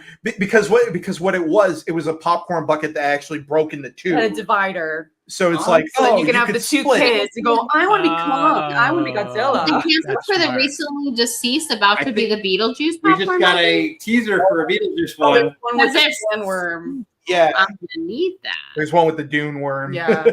I'm gonna try to find the alien one, but I can't find it. Yeah, this Twister's one, The y'all. Twister's one's So let's disappointing. They phoned it in. It's really sad. Lame. Show me, show me that disappointing popcorn bucket.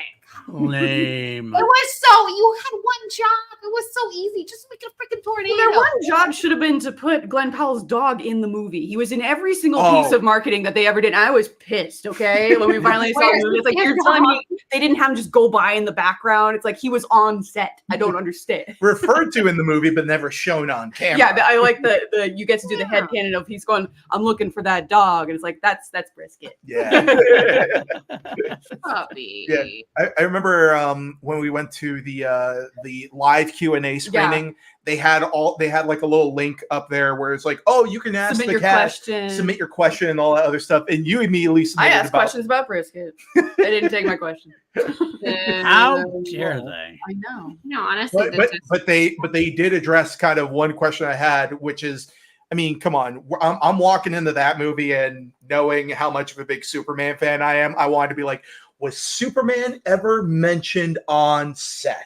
Yeah. The answer is definitely yes. Yeah, and they like Oh yeah, Glenn they Powell, said they have footage. yeah, of like, when he came back and he announced, "I got Superman." and they have it taped too, Somewhere. and they had him everywhere taped. So and they they're were probably like, holding that tape until it's time Yeah, to promote the actual film and then release it to the world. Which would be, I mean, WBW. It's still WB. So, Yeah. So they'll definitely. They'll definitely use Yeah, that. it's like you don't want to go too early. Mhm. You get Right. You gotta save that stuff. It's just wrapped, right? Don't want a pizza. Yeah. restaurant, Yeah. Classic? It's Oh, just yeah. wrapped. Yeah. Superman has just finished filming. Filming, they got to do all. But yeah. the strangest thing, and I was talking to a friend about this, where it's like Superman comes out 3 weeks after Fantastic Four, and Fantastic Four just started, just about to start filming. I'm like, are you kidding Those me? poor Like, Marvel special effects. Mortal Kombat, which comes out 3 months later, has wrapped and touch screened. Yeah. oh yeah, no, well, Because they know they probably have to change some stuff. yeah, because Mortal Kombat, like that doesn't even have like a locked in release date, does it? Yeah, October 25th, 2025. Oh, did they just announce that? About a month or two ago. Yeah, it's That's a good time for that. Oh, okay. But they said the reason being, I found this out afterwards, that they said it was primarily because it was the first date they could lock IMAX. So Yeah. that's Yeah. the that makes reason. sense. That is critical nowadays, honestly. So, Yeah, I mean, honestly, that's kind of what killed. Twisters? No, not Twisters. Oh, Mission Impossible. Mission Impossible. obviously, Yeah. Yeah. Because they lost all this. Paramount. They had a week. Paramount, Yeah. like Paramount, I think is the studio that if I was a betting man, Paramount is not going to be around in 5 years from now. In the same way that Fox got acquired by Disney, because Paramount just keeps delivering like fatal flaw after fatal flaw, and I don't necessarily think they've had a big hit this year. It's not either. the talent's problem. It's No, the advertising and marketing people. Absolutely. Paramount's not going to be around this year. Like, No, literally, there's but talks. But even you mentioned Quiet Place, they kind of shot themselves in the foot because that movie came out a month ago and it's already on streaming. Streaming, yeah. That's a problem like throughout the industry. Yeah. Everywhere. It's just like I wanted to bring something up because we have Nat here. Mm-hmm. Nat, I know you're a Giants fan. Did you watch Hard Knocks? So I'm not caught up on Hard Knocks, but I'm not caught up. But it's so good so far. I did see the Daniel Stone story today. Nobody is ever going to agree to this off-season Hard Knocks. They have so much access. It's ridiculous. Yeah, that is so awful. Insane. I am petrified about watching the Bears. Oh, tomorrow we got the Bears tomorrow. I know. Bears. Petrified. Over under. I've been placing bets with everyone. Over under since Jonathan Owens is now on the Bears. Do we get a Simone Biles? Mention. At least. yeah, She's probably on the phone with him or something. Yeah. Yeah. She'll be there at the end because the Olympics ends next week. She'll be there on like episode 3 or 4. Yeah, I'll She'll give be you at that. training Absolutely. camp. I need a Simone Biles sighting or bust is all that Absolutely. I'm requesting from this preseason of Hard Knocks personally. Can I tell you how much I love how Jonathan Owens, I'm sorry to interrupt, that Jonathan Owens supports her, but not only that, but as a Bears fan, Jonathan Owens was on the Packers last year. Right. And somebody asked him, they asked him directly, so do you miss anything about being in the Packers? He said, nope. I like, there you go, my boy. There you go. Win your way to the Bears' hearts. Sorry, Jeremiah. Yeah, Matt, I just saw the Dan Jones story. I looked up because he mentioned something. Yeah. And holy shit, why did he have to do something so cool? I am so ready for Angry Daniel Jones. You have no idea. He's going to disappoint us again. Wait, what did he do? I'm That here was for it. cool. I need to know He's now. like somebody interviewed him about Hard Knocks and he went off on it. Like, Well, yeah, because if I like, here's the legitimate thing about Hard Knocks, and I understand everyone's like, wow, they're multi-million-dollar, they're grown men who need football. But like, I would feel so shitty if I was any Giants player, honestly. Like the way that they talk about their players and whatever, like just as it from human being to human being, I was like, you should not have aired this. This is your own team. Like, Even why the are free you agents. saying these things about these people? Like, they're gonna see this. They're gonna see, unless they wanted to light a fire under their butts. I really don't know. It But even was shows weird. the free agents, like where they had certain free agents ranked, like players that did not sign with the Giants. Like, well, we had these 5 players And I valued was above like, you. well, when so and so comes into Giant Stadium and plays you, they've got a fire. Like I would go in, guns blazing, be like, I'll show you that I'm not number 5. But, like if I'm them, I'm freaking on Ross St. Browning that shit, and I'm like, I will know the draft order of every single person that was drafted before me, and I'm going to show you why I'm better. Go off, King. Yes. Daniel Jones is the most baffling situation any human being has ever been in. Imagine making $40 million a year, looking like a slightly derpier version of prime Bruce Campbell, and also having Hey, all Bruce nothing, Campbell is prime I don't Bruce think Campbell. anyone's ever described it that and way. having nothing to lose. What's not prime? No Bruce man Campbell? has had all three of those things at the same time. He's got that going for him, though. This is true. Put some respect on Pizza Papa's name there. It's over. Pizza Papa got paid, but Pizza Papa got nothing to lose. Pizza Papa, he's doing it. He's doing the darn thing. You know how many questions if the Spadona kept going? You know how many questions there would have been on the Pizza Papa from PJ Campbell? Had it kept How going. many DJ, holy crap. Oh my god! How many punches? On camera punches. Yeah. You're advertising. If you're watching this right now, tag PJ Campbell on Twitter and ask him for a Pizza Papa slice.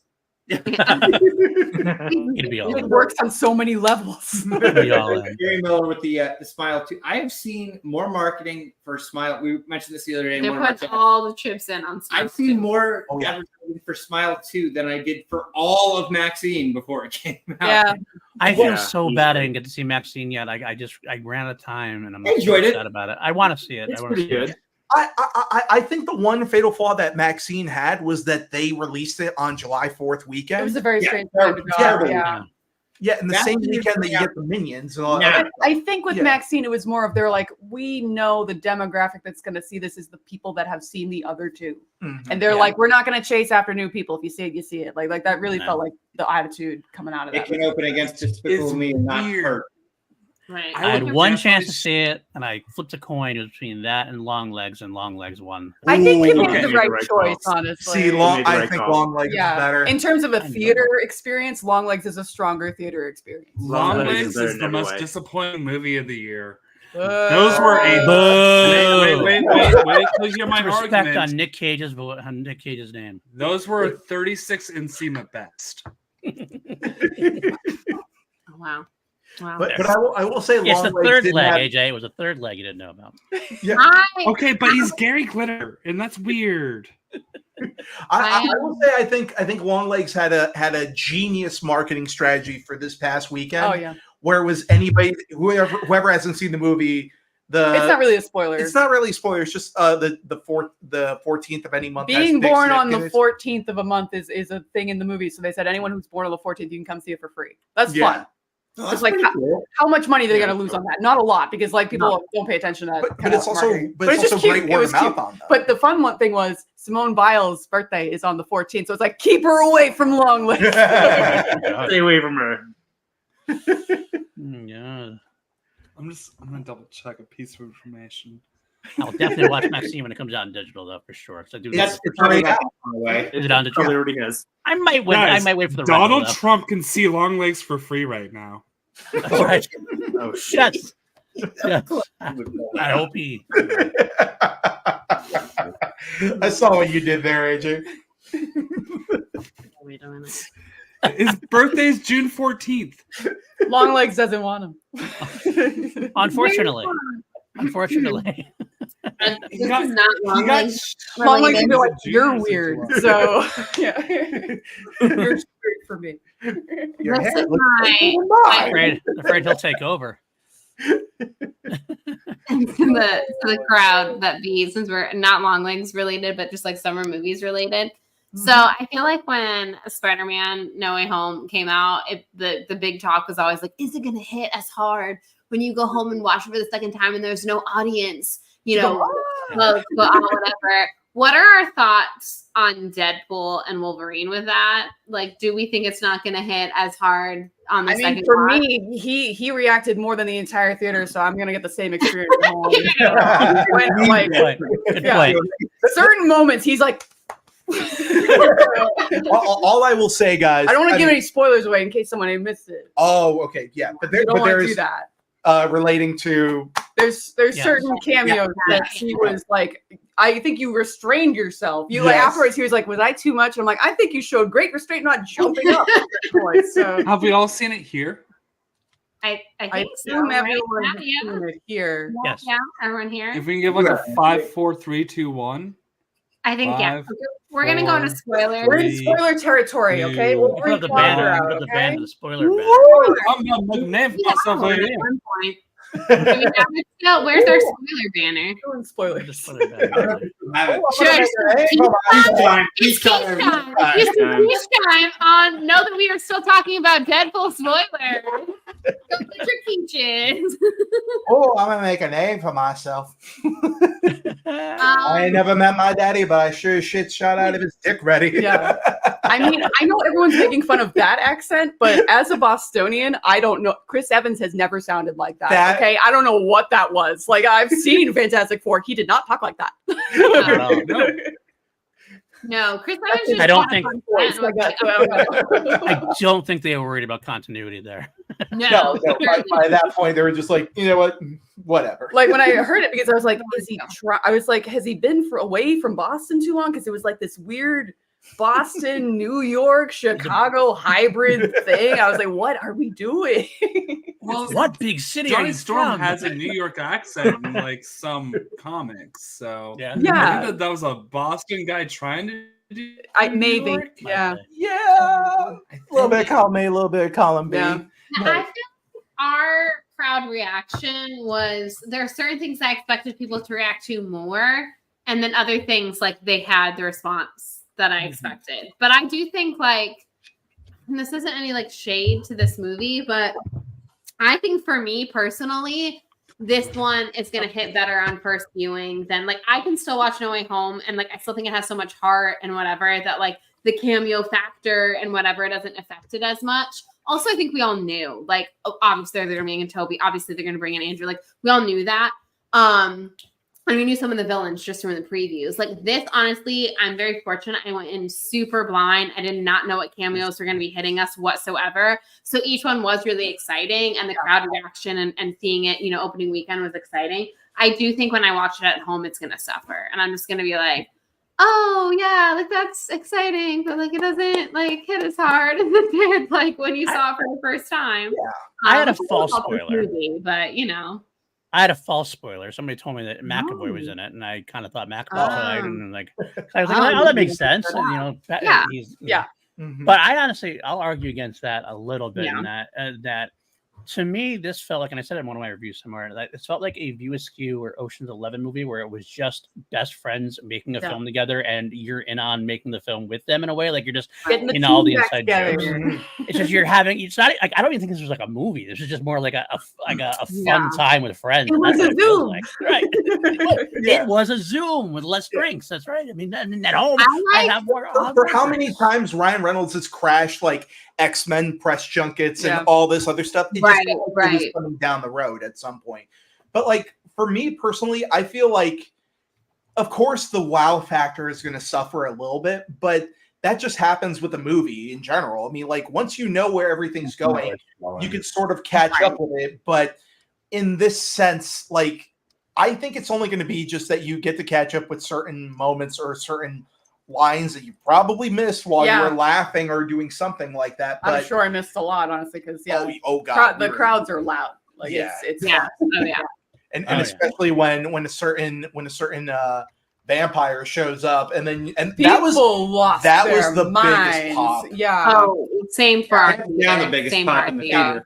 I kind of felt bad for Jennifer Garner honestly, because like she kind of got like oh that's like for me I was literally like oh that's so nice they brought her, but I was like holy shit Wesley's here. Okay, if they got the rights to the Evanescence song, she would have had the biggest pop in the theater. Exactly. Yeah. That was a game changer for sure.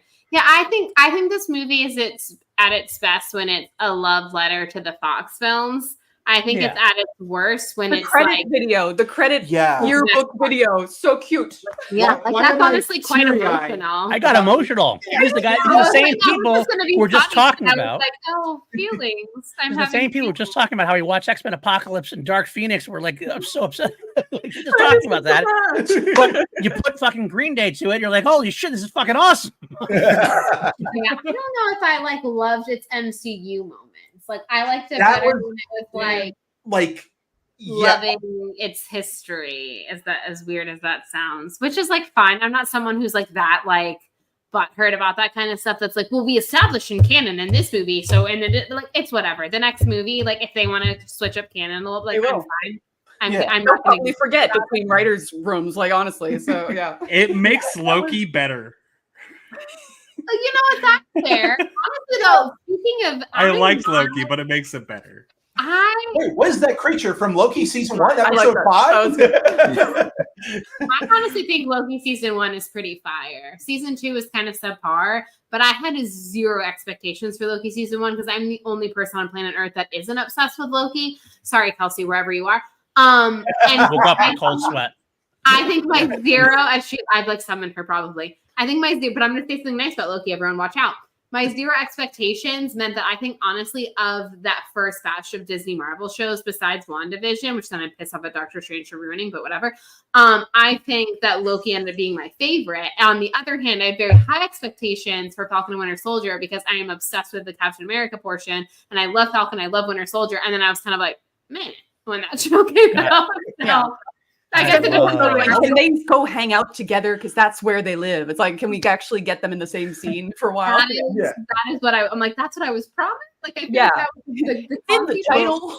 although I will say that was probably one of my favorite things of watching WandaVision was PLD, Kelsey, and a whole bunch of us were all on the same thread. And every now and again, because I was working a certain job, I would just feed Kelsey and PLD some stuff. I was like, guys, something's coming.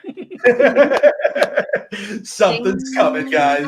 The big one was I remember fighting with I think it was either you or Kelsey PLD, but I remember saying something like what's his name? Oh my god, Quicksilver. Which Evans. one? The one that ended up, no, the one that ended up Evan Peters. Evan Peters, yeah. I was like, guys, Evan Peters is showing up. And then it was like, there's no way. No, you lied. No way. That's right. I think I was Kelsey saying that. I would not fight that. I knew you were right. I believe you 100% of the time. Ralph Boner. But oh, God, that is such a disappointment. Boner. I loved Loki too, by the way. Just want to throw that out there. I love Benson and Moorhead so much. I love their films, and I was so hoping they were going to get the Avengers movies because I think they could fucking kill it. I know they're not experienced enough in like the big. You're getting the Russo brothers. That's not a problem. But neither was the Russos. Right. Neither was a chance. None of these. They were indie people. Yeah. None of these people that went on to do really great stuff were even experienced. What Everyone has a first big project. What did John Watts do before Spider-Man: Homecoming? Nothing. Cop Car. But a very small movie though. Very small. No, absolutely. That was good. Oh, $20. Well, it's too late. It's already not in theaters, but we'll rent a theater out. Oh my god! I mean, they probably will re-release it in theaters around Oscar time because you know that can be probably true. Fair point. Honestly. Oh, yeah. God, yeah. You got time. See it for the first time on a plane. See it for the second time in the theater. You're going to take Mike to Dune 1 and 2, the marathon in the theaters. Yeah, it's the marathon. Exactly. We made the trek to go see both Dune movies over not on the same day. Not on the same day, but also it's not like how everyone's going, oh, you got to go see it in the 70 millimeter. It's like, no, you got to go see it in the theater that's either IMAX laser or just something that's akin to the 2-story screen. And I mean, come on, that was an amazing experience. I'm going to say I used to do those very controversial. Okay. The way I've watched the most of the movies of my life for the first time was on a cathode ray television. Yeah, I mean, this is a better way to watch a movie than a CRT. Martin Scorsese is crying somewhere. I do stand by the statement. I've said it before and I'll say it again. If you make a good movie, I can watch it on any screen. Am I a big proponent of the theatrical experience? Absolutely. But my all-time favorite, in my top 5 all-time favorite movies, I don't think any of them I saw theatrically for the first time. So if it's a good movie, do I inevitably want to see it? Did I absolutely love getting to finally go see E.T. in IMAX a couple of years back for the 40th anniversary? Absolutely. But I watched E.T. at a 24-inch TV for the first time. A CRT. Yeah. And it is the greatest film of all time. So... you make a good enough movie, you can watch it on any screen. This is more capable than watching anything we ever watched on VHS. Oh my god, that's honestly. true. But I'm also a big film snob, not in like film because I will watch high and low cross. Again, I think Twisters was probably the greatest movie of the summer, and it's not a highbrow film. But Film Snob, and I love that they filmed it on 35 millimeter film because I think digital sucks. I think we should bring back film. My top 5 favorite movies of all time. I think I saw one of them for the first time in theaters. So, I know. I'm trying to think of this now, and I think you're right. Actually, well, every single one of my top 5s I've seen at home first. I think. Minus Dark Knight, which Dark Knight is my number one is Terminator 2.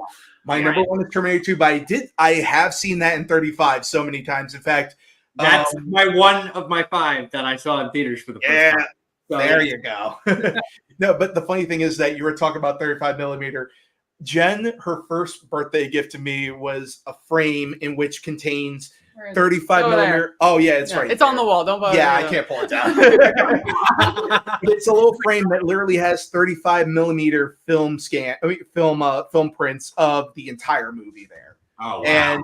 And the second that she gave that to me, I was just like, I know you. I love you. I love film so much, and I don't know why. Why did we have to go? I know why, because like the times and whatever. But it sucks, and I hate it. And there's a different field of film, and it's just so much better in a film project. And I like, again, controversial take maybe, but I love when you'd go see a movie, and it was like out for a month, and it was a film projector, and it started getting scratched a little bit. It's how you knew it was a movie. It added to it. I was like, oh, get a little scratch on the side. I love a little scratch on the side. Although I will say one thing, for me, just being able to watch the movie in just a form that is as clear as possible when you go see it theatrically, that's fine. But I hate it when it's a digital projection, but they are trying to do film type of glitches in the movie on purpose. Yeah, on purpose. Like Maxine, it makes no sense. They could have just done it on film. But yeah, exactly. Why do it that way and then do it like? I guess it's cheaper trying to fake it. Well, to edit and stuff. It's more economic. You don't need to develop the film. You just bring it into a bay and that's it.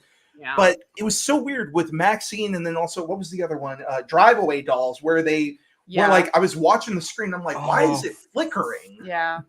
Drive Away Dolls might be my worst movie of the year. I was really disappointed because like it felt like it never actually kicked into gear. Like in the last 15 minutes, I'm like, oh, this is a really interesting story. I can't wait to see where it goes. And it's like credits. Oh, never mind. It was.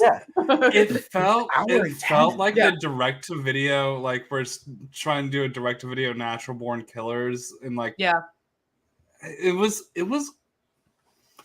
fine. I was intrigued, but it just didn't hit. Yeah, I thought it was okay. Just like I don't remember it at all. Like I saw it once. And just like. They had a lot of faces in it that like that was a big part of it. Yeah, it was 87 minutes. That suitcase. No, with credits. Yeah. I can like, happily did we run out of film? Like, did we run out of money? What happened? So let's. I have somebody else backstage now who probably didn't see too many movies before theatrically before everything went digital because let's just bring them out. Get him off the screen. Eric, With them are fighting words. That's cool. What do you have to say about that? Well, I would say, first of all, Jamie Harris is worse than both by far. We know this. Jamie Foxx, rather. Jamie Foxx is worse than both. You know that. And Chance, you like the Steelers. Come on. Yeah. You're the guy. You took Justin Fields willingly at this point. So we did. Steelers fan, so I gotta do that. And you know what? We're gonna make him good. Unlike you. Fuck. There's a realistic chance. Like it's not a big chance, but there's a chance. The chance is right. There's a chance. The chance is right. There's a chance. There's a small chance. But there's a chance. PLD, you actually have to watch your last Super Bowl on film, whereas I can watch mine on digital. It's the best way. It's the best way. We were just talking about how it's the best way to watch things. So there you go. Not really. You heard it here. When you have to watch your last Super Bowl win on VHS, that's a problem. Well, but it was the greatest team of all time. High definition glorification of Ben Roethlisberger. Oh yeah. He's got Okay. 16 years on me, so yeah, I gotta watch mine on VHS too. I mean, No, you need a Mike, projector, Mike.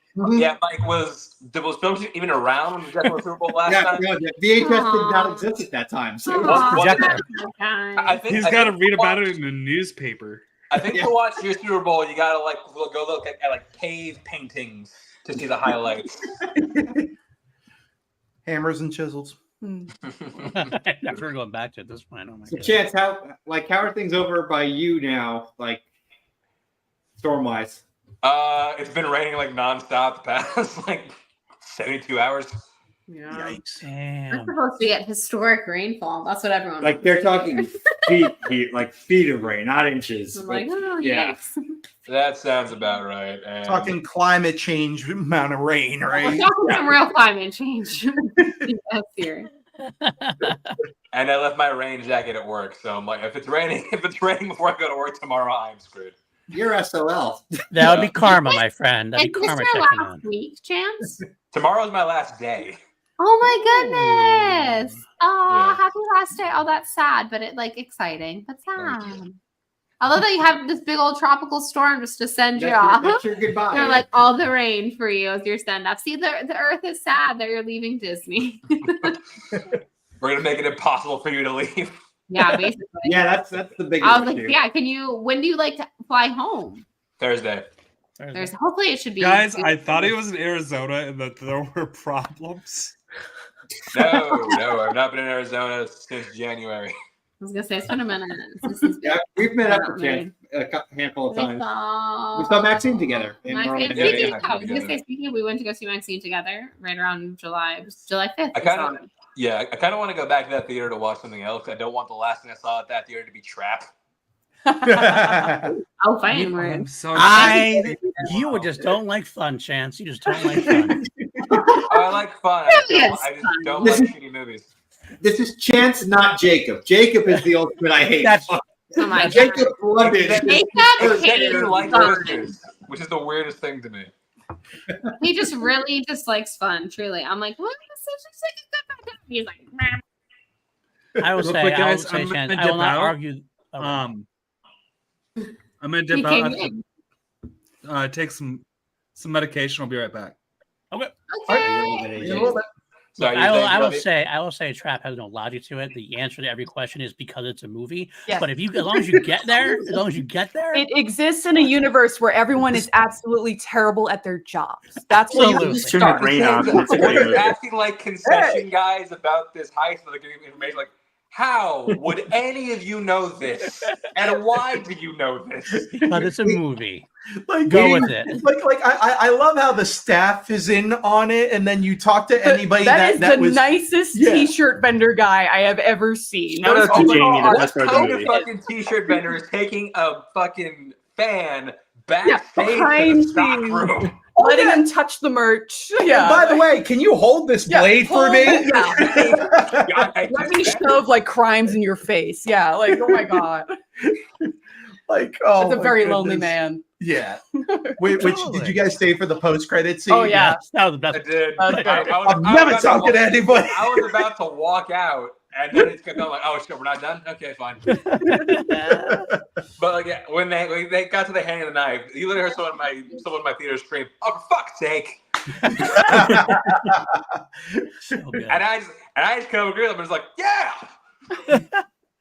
He is a fascinating filmmaker that he still has like Well, the his thing movies. is, I was watching it. I'm so like, this cool. feels like the same Shyamalan that wrote Old, because Old, that's a movie where like yeah. nobody talks, acts, or reacts like a real person. Mhm. It's the same thing here. It's nice sedan.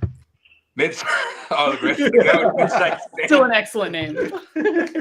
I like mid-size sedan or crispy as the new slang. I'm just like, I text my sister after that movie, just like, do you ever use the word crispy? Just things good. That's It's M like, Night trying to get something happening. That's his fetch. Mhm. He's trying to do it. Or it's Like- probably happening with his kids. It's definitely not now. And his kids are Yeah. very isolated because they are M. Night Shyamalan. It might have been like a dare between his kids of being like, let's see if he puts it in the movie. They're like, we're gonna tell Dad a slang term. We're gonna see if he Yeah. actually does it. Like, Holy totally, shit. everyone says that at school. Yeah. Oh my I mean, god. between Trap and The Watcher, this is the biggest anti-nepotism argument I've seen in a very long time. Yeah. Oh my God, we didn't even see that. We skip watchers. Oh, I did see it. It's the fact that it's only marginally worse than the movie her dad made says a lot.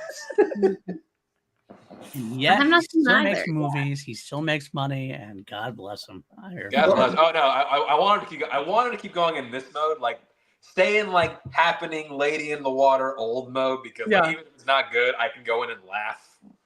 I had a great time. God, the happening. Hey, that and was, I will say real quick, I'll say Josh Hartnett did give a hell of a performance. Yes, he did. Oh no, he's fantastic. the one who makes it work. Yeah. Because he's supposed to be like really weird and alien. Yes. Yeah, he so pulled that sort of, for lack of a better word, that Dexter mentality. But if Dexter did not have a conscience, and he was just like, yeah, I like doing this. Right. The whole. Yes. Like, let's go in the hole. It'll be really cool in there. There might be costumes. Like, is there something wrong with you, Dad? It's like, no, not at all. He has some great facial acting going on the entire time. So. I think like my favorite line from that movie is, I don't remember who said it, but it was like, "You need to stop this foolishness." I'm like, who the fuck would say that? Sincerely. Oh my goodness. But I do. You know what's probably my favorite thing about that movie is that the code word, if something is wrong or to know if you're on the team, was Hamilton. He's like, Hamilton, of course. Hamilton, of course. Like, why? What? You don't know how different code words? I mean, props to the movie for showing me Haley Mills is still alive. I think they made an excellent choice. Yeah. Her voice over the radio did sound really great. Like, it was like the opening of like a scenario in a video game. Like, it was fun. Yeah, it's like, be on the lookout. Like, it was great. I heard that. I was like, is that fucking Miss Bliss? Yeah, right? On the radio. Miss Bliss, yeah. Man, his movies are they're not boring. That's the thing. They're not boring. But Never you guys boring. also mentioned the Happening era. Guys, I remember working at the movie theater when The Happening was about to come out, and they're like, guys, this is going to be the next big blockbuster. This is Fox's biggest movie that they're putting all their chips on for summer 2008. And then we opened up 4 screens, and I think we got like 12 people at the 7 o'clock show, and no one else showed up. People were walking into Hellboy 2 more than they were The Happening, guys. As they should have. Yeah. I was gonna say you're not disparaging Hellboy 2. Yeah. Okay, good. No. I'm just saying that was Hellboy 2 on like its second or third week, I think.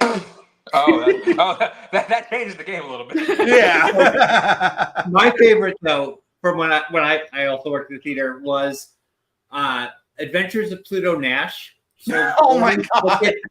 The opening weekend. So 40 tickets in its opening, not one show, the entire opening weekend. And I did work at a pretty busy theater. So, and we put it wasn't in our biggest screen, it was in like our first step down screen. And I think the most any Showtime had was like 14 people. Oh my God. See, now that you bring up Pluto Nash, I was over at a Q&A screening for Guardians of the Galaxy 1. Yeah. And Gunn had he woke up in the middle of the night one day, and then he went over to his producing partner and said, "Man, I mean, we're halfway into making this movie, but I'm afraid we're going to be making Pluto Nash. Like, so many people worked on that movie. Raccoon, what are we doing?" Yeah. he had that moment of doubt, and you know what he did? When I pitched Marvel movie about a talking raccoon in a tree. Yeah. Yeah, I was kidding. Yeah. I didn't think they'd give me $175 million, but I committed to the bit. Yeah. You just got to keep going on. That sounds like the check cleared. I'm gonna do it. I don't know. For some reason, that sounds like a Tim Robinson bit. It does, right? Well, he's like we found out James got like this Andy Kaufman sort of comedian where he just like started like backwards into making films. Yeah. Like, wow, I'm really good at this. Sailing upwards. Yeah. He's like in a game of chicken with a studio of like, I guess we'll keep going. We'll make 3 of these. It's like there is an entire frog choir right now outside. I don't know if you can hear. Jesus Christ. We have got frogs going ballistic during the storm right now. Was it Magnolia?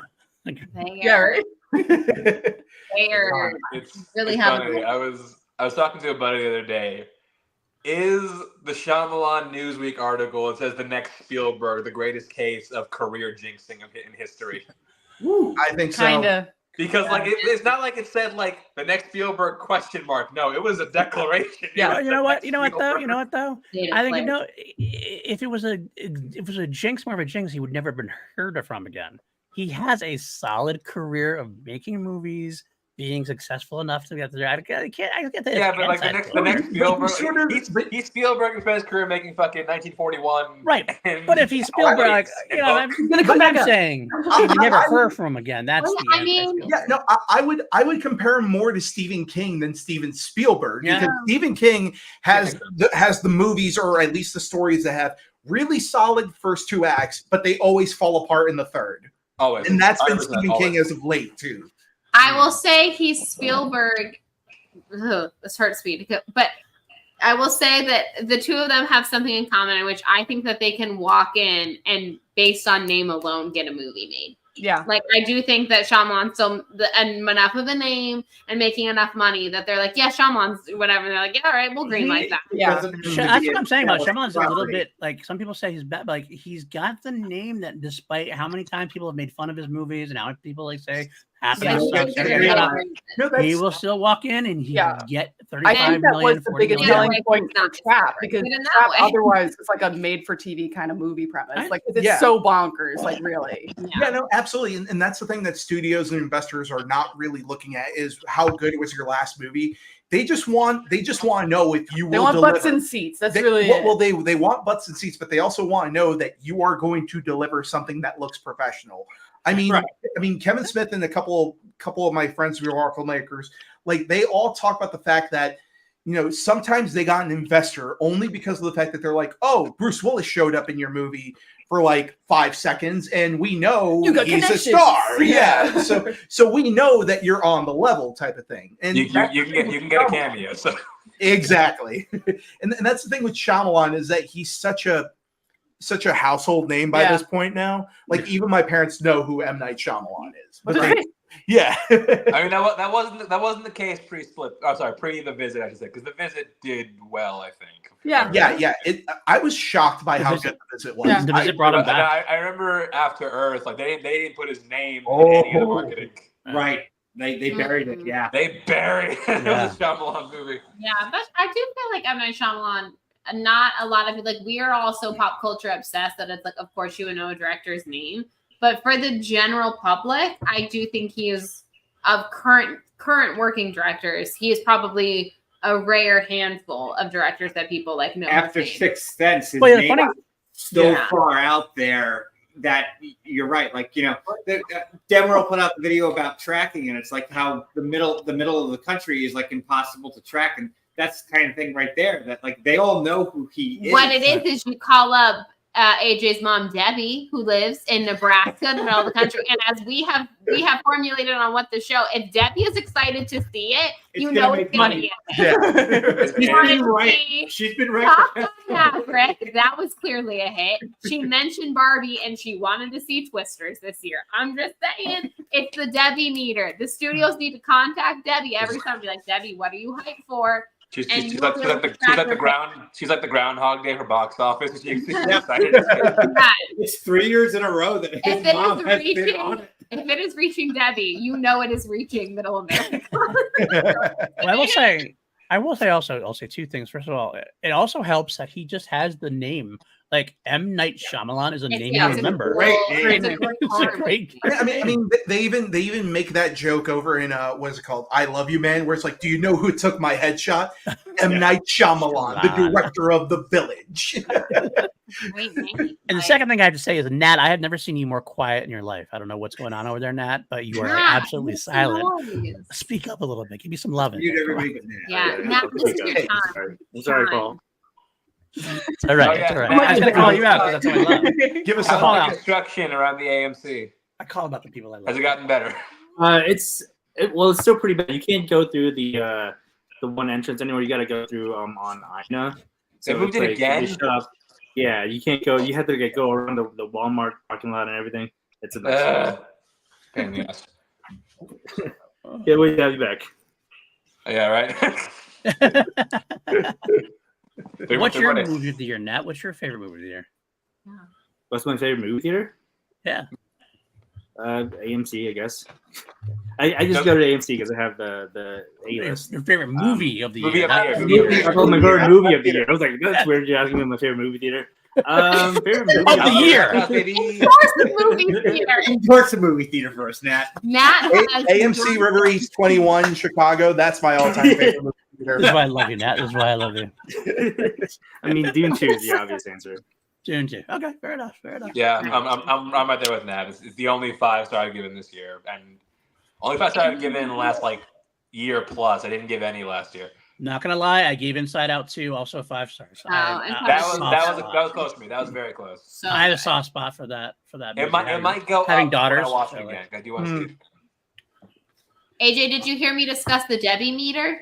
Oh yeah, and I just want to give some clarification. Debbie Lancaster is enough of a Shyamalan fan, even though she doesn't like horror, that she watched Wayward Pines. Wow. So she's the one. She's the one. Wayward Pines fucking ruled. Yeah, but nobody watched it. I did. But she did? Okay, that's well, Wayward Pines season 1 ruled, I should say. Okay. Season 2, ooh, that was tough. What is the M. Night show that was just on Apple TV? Oh, Servant, yeah. Oh my God. Servant was really good, actually. Apple TV is so bad about advertising. They have such good content There's most so of the many time. good shows on Apple TV. Yeah. They have to be bleeding money, right? Because I've never heard of half of them, and then when you hear of it, you're like, "This is the greatest thing I've ever seen." Except Why for is the They are truly not bleeding any money. I mean, whatsoever. Apple has so much money that yeah. it's just all passion projects. They don't care. Yeah, like I think the only time they really were kind of just like, all right, maybe we'll curb this back a little bit was when Napoleon came out and it barely made anything, and they're like, all right, maybe we won't release that director's cut. Fly Me to the Moon didn't make much, but they, but they got the credit from it though. Yeah. They advertised it, and Fly Me to the Moon, not the worst thing I've seen this year. Yeah, pretty decent. I thought it was pretty good. I enjoyed it enough. They have a little great, brilliant tea flick occasionally. It's never going to be groundbreaking, but it's going to be enjoyable. We saw that the day of the attempted assassination, and it was a good way to turn our brains off. True. Oh, Did you go to the movie after or Yeah. like Yeah. We had to take it. And then my girls They went before and it came out.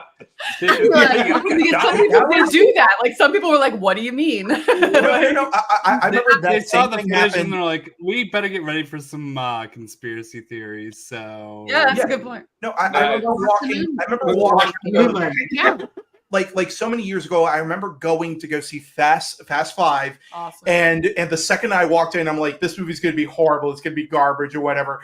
And then me and my buddy, we both come out. We're like, that was actually a fantastic Fast and Furious movie. And then all of a sudden, we keep getting like all these texts where it's like, oh, Osama bin Laden has been captured and shot. And we're like, wait a minute, do we walk out of a parallel reality that Fast was amazing, and now everything is right with the world? Family Go see it again, Andres. Go see it again. Family took care of that. Yes, Got it done. You know what I mean? If you want to snap back to the bad reality, go ride the Fast and Furious ride at Universal. Oh my god! Oh, I've only My been favorite ride. I've done the tram. That's it. No. The studio tour thing. No, like they have an actual. Yeah, you purposely tram. go in to just see that at Florida. Yeah, I've never done that because oh my god, why? Not good. No, okay, so you got to do it at least once. No, I don't. In your life, you really do it. You need to do It's so it good. Really, with, did. with some friends. Yeah. We both used to work at Universal Studios, and we always would say it's the worst attraction ever. Everybody's like, I have to see this. I brought Ben Bateman with me. He's like, I have to see it. Chance the first time, I have to see it. AJ the first time, I have to see it. But I'm the only one who said, I gotta go again. Everyone else was like one and done. And like the best thing about it is like, well, the only good thing about it is it's a walk on. So it's always the walk on. Never Right. Did a pre-show Wow, twice. the ride to Hollywood Is there air conditioning in it? cool. Yes. All right, so that's a bonus. And right? water. It Yeah. sprays you with water, and there's Yeah, air water. conditioning. A It's little- refreshing.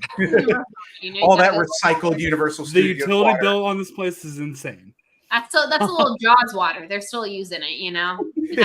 That's history right there. You can still taste a little brew. But the Hollywood roller coaster looks pretty Actually, badass. it's pretty dope, and I'm jealous. I don't know if you're aware of it, but they're building a drifting roller coaster, Wish we and would've it done looks pretty cool. That's So- way cool. That actually fits the theme of the movies. Unlike Oh, whatever. really? A Fast and Furious ride that is fast and furious? Who'd have fucking thought? And not on a party bus for some. I was like, a party bus.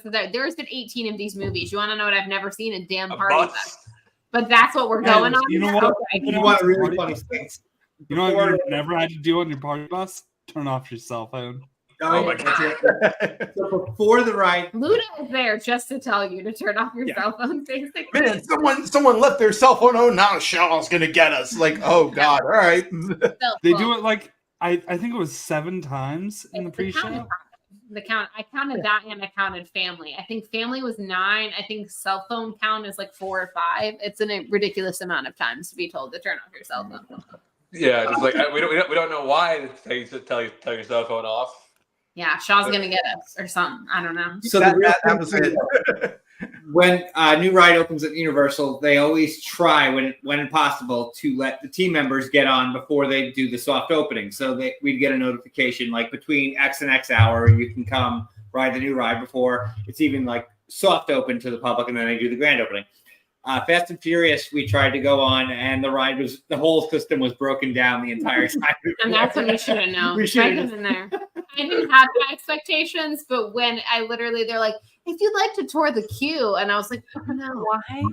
I would like to do that. Like, it's been in there. Is Like, it comfortable? yeah. Is like, oh my god. I'm like, okay. They're like, don't you want to see the family garage? And I was like, Not really. no, not really. So I right now, know. for staffing purposes, they actually are shutting the ride down for the rest of the summer. It's And a season. they use the queue for one of the houses at Halloween Horror Nights It is now. the scariest part. of the And entire I've always experience. joked that the worst thing they could do to you to make it the most frightening Push you experience into the ride. is go on the ride. They make you go on the ride at the And end. then you go to camera. That'd be way more terrifying than whatever house they're trying to. I'm go. like, fuck Wicked Growth. Like that's the real There's a Vin Diesel the size of a helicopter. There's a big Yeah. deal. It's the same size of a helicopter in the ride. It's terrifying.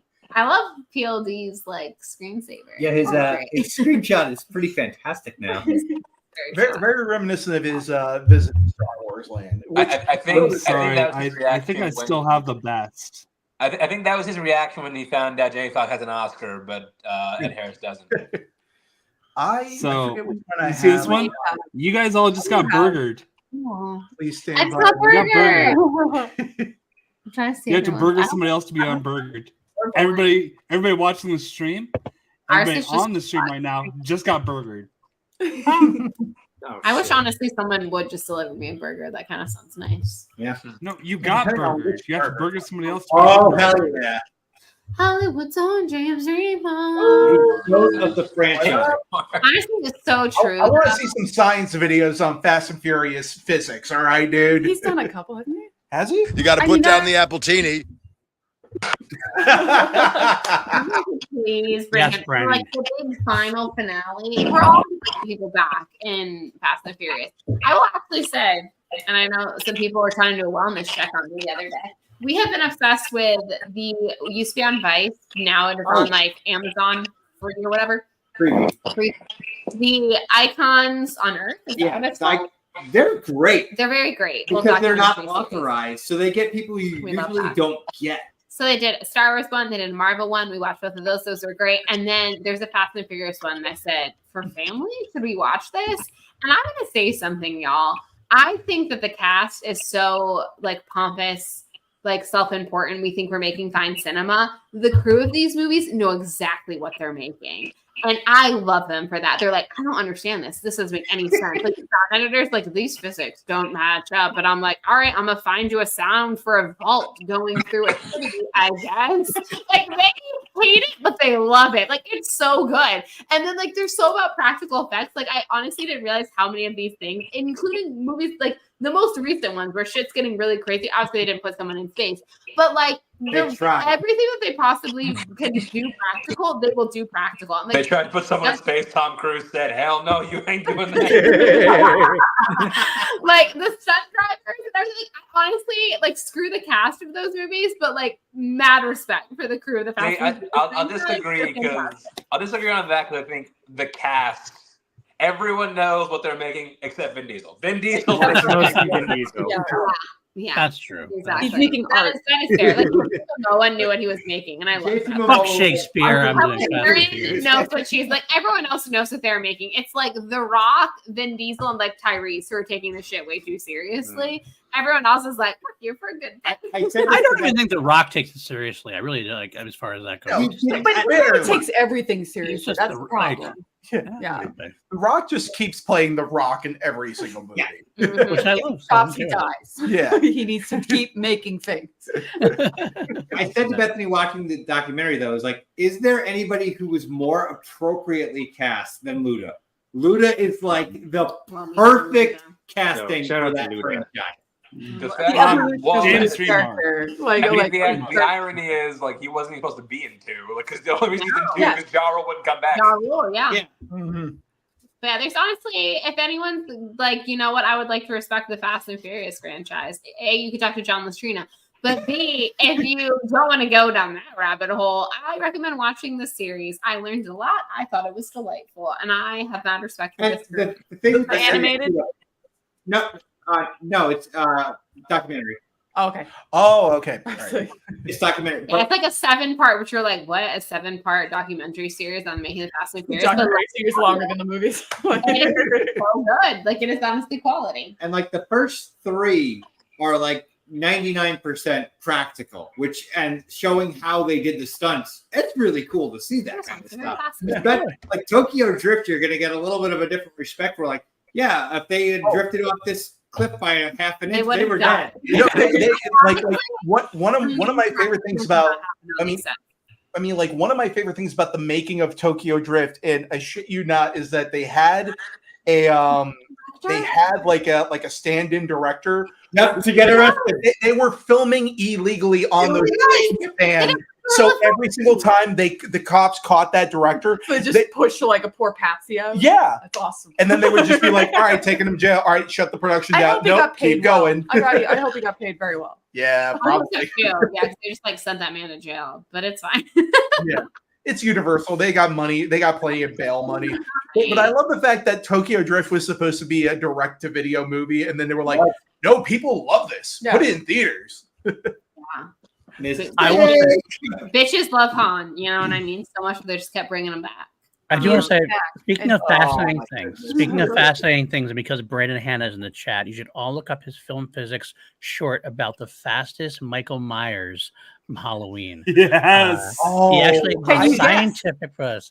Can you guess? Fastest Michael Myers, and it's one of my favorite YouTube videos of all time. Is it the Tyler Mane Michael Myers? It has to be. It is not. Is it not? Is it the Revenge of Michael Myers, the 5 one? It is not. I'm correct. Find out. There you go. And now we're all gonna have to go. I know who the fastest Jason is. Everyone knows that. You're gonna have to look it up yourself. I think I'm gonna put the link in the chat. chat. Michael Myers, like every time you need to go watch the video to find out. Well, I need to also check. I need to also check my subscription on so many of these videos because, like, honestly, sometimes I don't get the notification, and I get a lot of notifications for ones that I haven't subscribed to, and then I don't for ones I have. So YouTube is broken. Yeah, that algorithm is terrible. Every time that a film physics drops, though, I'm like, oh shit, I gotta see what Brandon cooked up because it's like I'm learning today. Let's go in the best way. Sorry. Also, if no one has watched the Star Wars of the same documentary series that we were talking about, you should because it was amazing. It has Marsha Lucas heavily featured in it. Which when did you ever get Marsha? Never. Quality. 10 out of 10.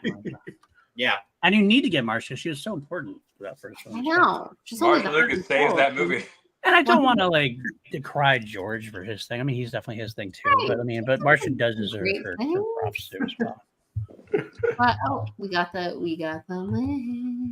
But yes, but Marsha, I love that we finally got to hear from Marsha after all this time, and it's very, very good. Yeah, I got to see a little bit of that. I have to watch the rest of it. I had to walk out, unfortunately, but I love that documentary so far. Can't wait to watch more. You know, it's actually a very long but very fascinating documentary about the making of. They have this documentary called RoboDoc, which is about the making of the first RoboCop movie. And you watch it so much. It's 4 hours long, and it's freaking incredible. I did watch an entire 4-hour video essay on the failure of the Star Wars Hotel. So Yeah.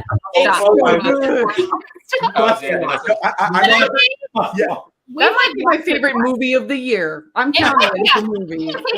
Jack Nicholson's full-on 4-hour length documentary on why the Star Wars Hotel ended might be my favorite movie. It's a saga. It's fantastic. It's You funny. get all the feels in that, especially when all of a Because I sudden. remember when she was there and she was tweeting out the infamous poll and stuff, and I was like, I can't wait to see this video. I was like, oh my god! So that poll, I have beef with that poll. I remember the second that went online, we were at dinner. We and were then, so worried it would get pulled. Yeah. We were like, we need to get home and download it to make sure we can watch it because we really thought it was going to get a strike and just disappear forever. Disney and it was totally fine. It is. It's funny. Like because we have a bunch of different bus routes take us to different parks. The one that goes to Hollywood, you literally pass by Galactic Star Cruiser every single time, and every time out loud, it's like, ha! Yeah. It's honestly crazy. It's just this like massive footprint, and it's just. Well, it's funny when they announced that they were doing the Star Wars Hotel before the full concept came out. Everybody was so excited about it, and then they released the details and the price, and everyone's like, "Well, like you're kidding." Yeah, I'm excited to go. How much? Fuck that shit. Yeah. I was like, you are the target audience, and yet I was like, Yeah. It's just laughs and pour. Yeah. Now the real question is, if PLD would have gone to the Star Cruiser, would he have just stared outside the window at the fake window, not a real window. At the fake window, just like he did with the Millennium Falcon, where it's like, the PLD challenge. If Nerd Chronicle edited in the music for me that way, like he did, I gladly would do so. Yeah, really, there was potential, but hey, that was true blue, just true blue emotion, true blue love, and you know what? My wife would say. My wife kept telling me she wished I looked at her like the way I looked at the Falcon. I told her, well, if you can make 0.5 past light speed, then we'll talk. Yeah, you go. I've known the Falcon a lot longer than you. Okay. There's history. And then Kim made the Kessel Run in less than 12 parsecs. Like, the look on your face, Because Kim are you guys Denizio could seeing do this? She absolutely could. Let's be honest. I'd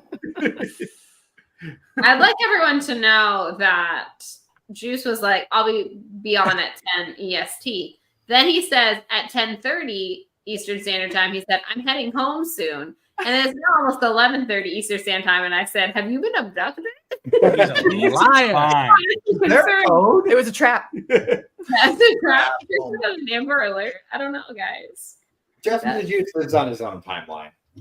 I have not seen Trap. I'm ready to absolutely turn off my brain and just like suspend my disbelief and everything. Right. But from the moment we saw the trailer, I was like, this is the worst security setup for trying to get someone who is a man. Like, why would you? What? None of it made sense from the get go. No, You know why? It works because it's a movie. That's what you gotta go. As long as you just keep saying that to yourself, you'll like. We're waiting for like a week or so now, and our theater is never that busy to begin with. We're hoping for just the two of us screening, and that would be amazing. You're probably gonna get it. Oh, Yeah. maybe with a crowd who understand that you're watching crap. Yeah. No, our audience very much had like a come on kind of energy. Like everyone's still like, oh come on. It was the frustration of moving from one theater to the other. Oh, so I think people had when we pent-up went anger. because we had booked tickets and then we had a miscommunication of like we could go earlier and then we were like, wait, no, we can't. So let's go back to the original one. But little did we know that apparently it seemed like not enough people wanted to go see it. So they had taken 2 screenings and put them together, not realizing that like you can't take a full theater of seats and a full theater of seats and put them into the same size theater at the same time. Yeah. So we had multiple people had the same seat. So it was very interesting. And we were very much like, well, we could go home and come back tomorrow. But like usually like we've had a lot of instances where we get in and people don't pay attention to assigned seats. So and they always give attitude of like, it doesn't matter. It's whatever. And one time where it was like actually a real problem. Yeah. We had the nicest people They- ever. And they we were were so both nice. like, oh no, you guys go. It's like, you guys have popcorn, you go. It's like, no, we can come back. And it's like, but we're A-list. It's like, we are also A-list. It's like, it doesn't matter. But yeah, like everyone else, there were other groups that were like, let's just go in and find a seat because it's going to become a fight. So, like you looked at that theater and the seating chart, every they were seat was full. booked. It was full, but that's because Yeah. they took 2 showings and smashed them together. Yeah. Yeah, that I was, mean, And the whole staff was just like, I don't know, deal with it. they were like, figure it out amongst yourselves. So. See, And I just our show up and, local watch. AMC, it's some of you on stream don't know this, so some of you do. I've heard this many times, but we live in our Lord's year 1999, and we're the only theater on planet Earth that doesn't have reserved seating yet. So it's always just a free for all. Yeah. But it's very, very It's rarely very that it's an issue because like our large theater holds I think 550, and if there's 30 people in it, it's a lot. Yeah. So, like when I went to go see like Taylor Swift in the movie theater, that was the only time I've ever seen our large theater be sold out. I had to like old school it where you like show up an hour before and stand in a queue and then like be let into the theater. And it was like I was like, oh, like this is taking me back to when I like went and saw like Star Wars, like episode 3, like we're like Revenge of the Sith, and you had to like queue up for it. And you're like, oh, it was like exciting in a way. But I also miss like reserving my seat and like we had to do that for Dune too.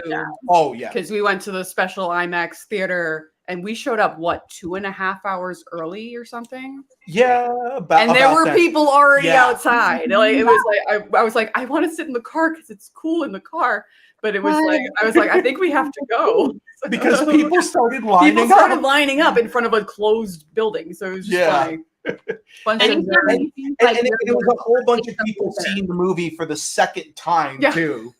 That was the killer. It was like, oh my god, it's not people who have seen it the first time. Yeah.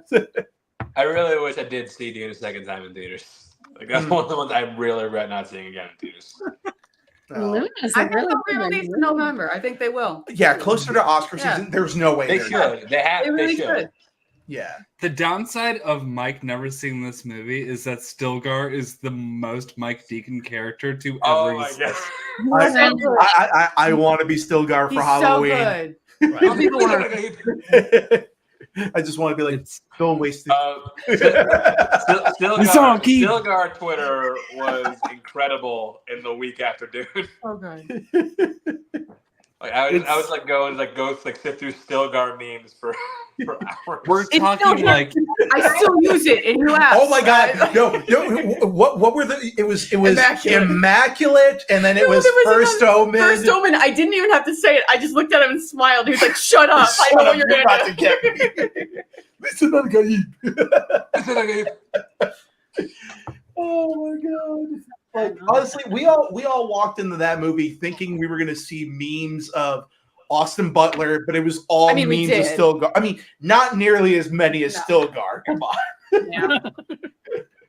This is true. They did a good job of making it look like, oh, all these people are just rich, shitty politicians, including Paul, and like that's what the book's about. They did a good job there. By the way, I'm auto drafting a team for the biggest best ball competition in the world right now because of Paul Denuzio, and I'm on stream with him. And I just triple drafted Cowboys, and CD Lamb is not one of them. See, why doesn't it work for me? Auto draft works for me. Why doesn't it work for everybody else? I don't know. I just love it. I have Dak Prescott. Dak, Zeke. I got Dak, Zeke, and Brandon Cooks. Interesting. He's still on the Cowboys? Interesting. Yeah, Brandon Cooks is a Cowboy, yeah. Oh, you got Justin. I got Dalton Schultz too, but not a Cowboy anymore. Yeah. I was gonna be like, if this is the $1 million team, I'll split it with everybody who's on stream tonight. Good seeing you, Ken. Why not, Ken? It's not the $1 million team. Oh, hey, Ken Nepsock. Chance, why, No. we always ask that question. Why do you always have a Steelers hat on? I don't though. That's the thing. I don't always have it. Denial. It's usually my Arizona hat that I have on. I was gonna say, I will say that you wear your Arizona hat more. I feel I do. like than the Steelers hat. So Oh, I will. I 100% do. So why are you wearing tonight just to push me? Ken about corrected Justin himself. Yeah. Ken, you know the wingers are on right now, right? You're out there with them. Honestly, my thoughts and feelings. You know what I mean? Get it off. Take it off. Take it We off. are currently under a flash flood. We're in a flood warning right now. Yeah. That's probably fine. I don't know. The frost. The wingers so funny. Oh, Fair enough. Honest. That's a good enough reason right there. I believe it, Ken. I think that's Ken's valid. bluffing. I think that's more of a reason to go over there and demand your money. So Well, aren't we all PLD stands? Oh. Oh yeah. I feel we all owe each other money from how many drinks we bought each Probably. other over the years. Oh, Who knows I where our don't know. tabs are at this point? Somewhere. I mean, I Jake, drank the real Jake, a lot all money. of your.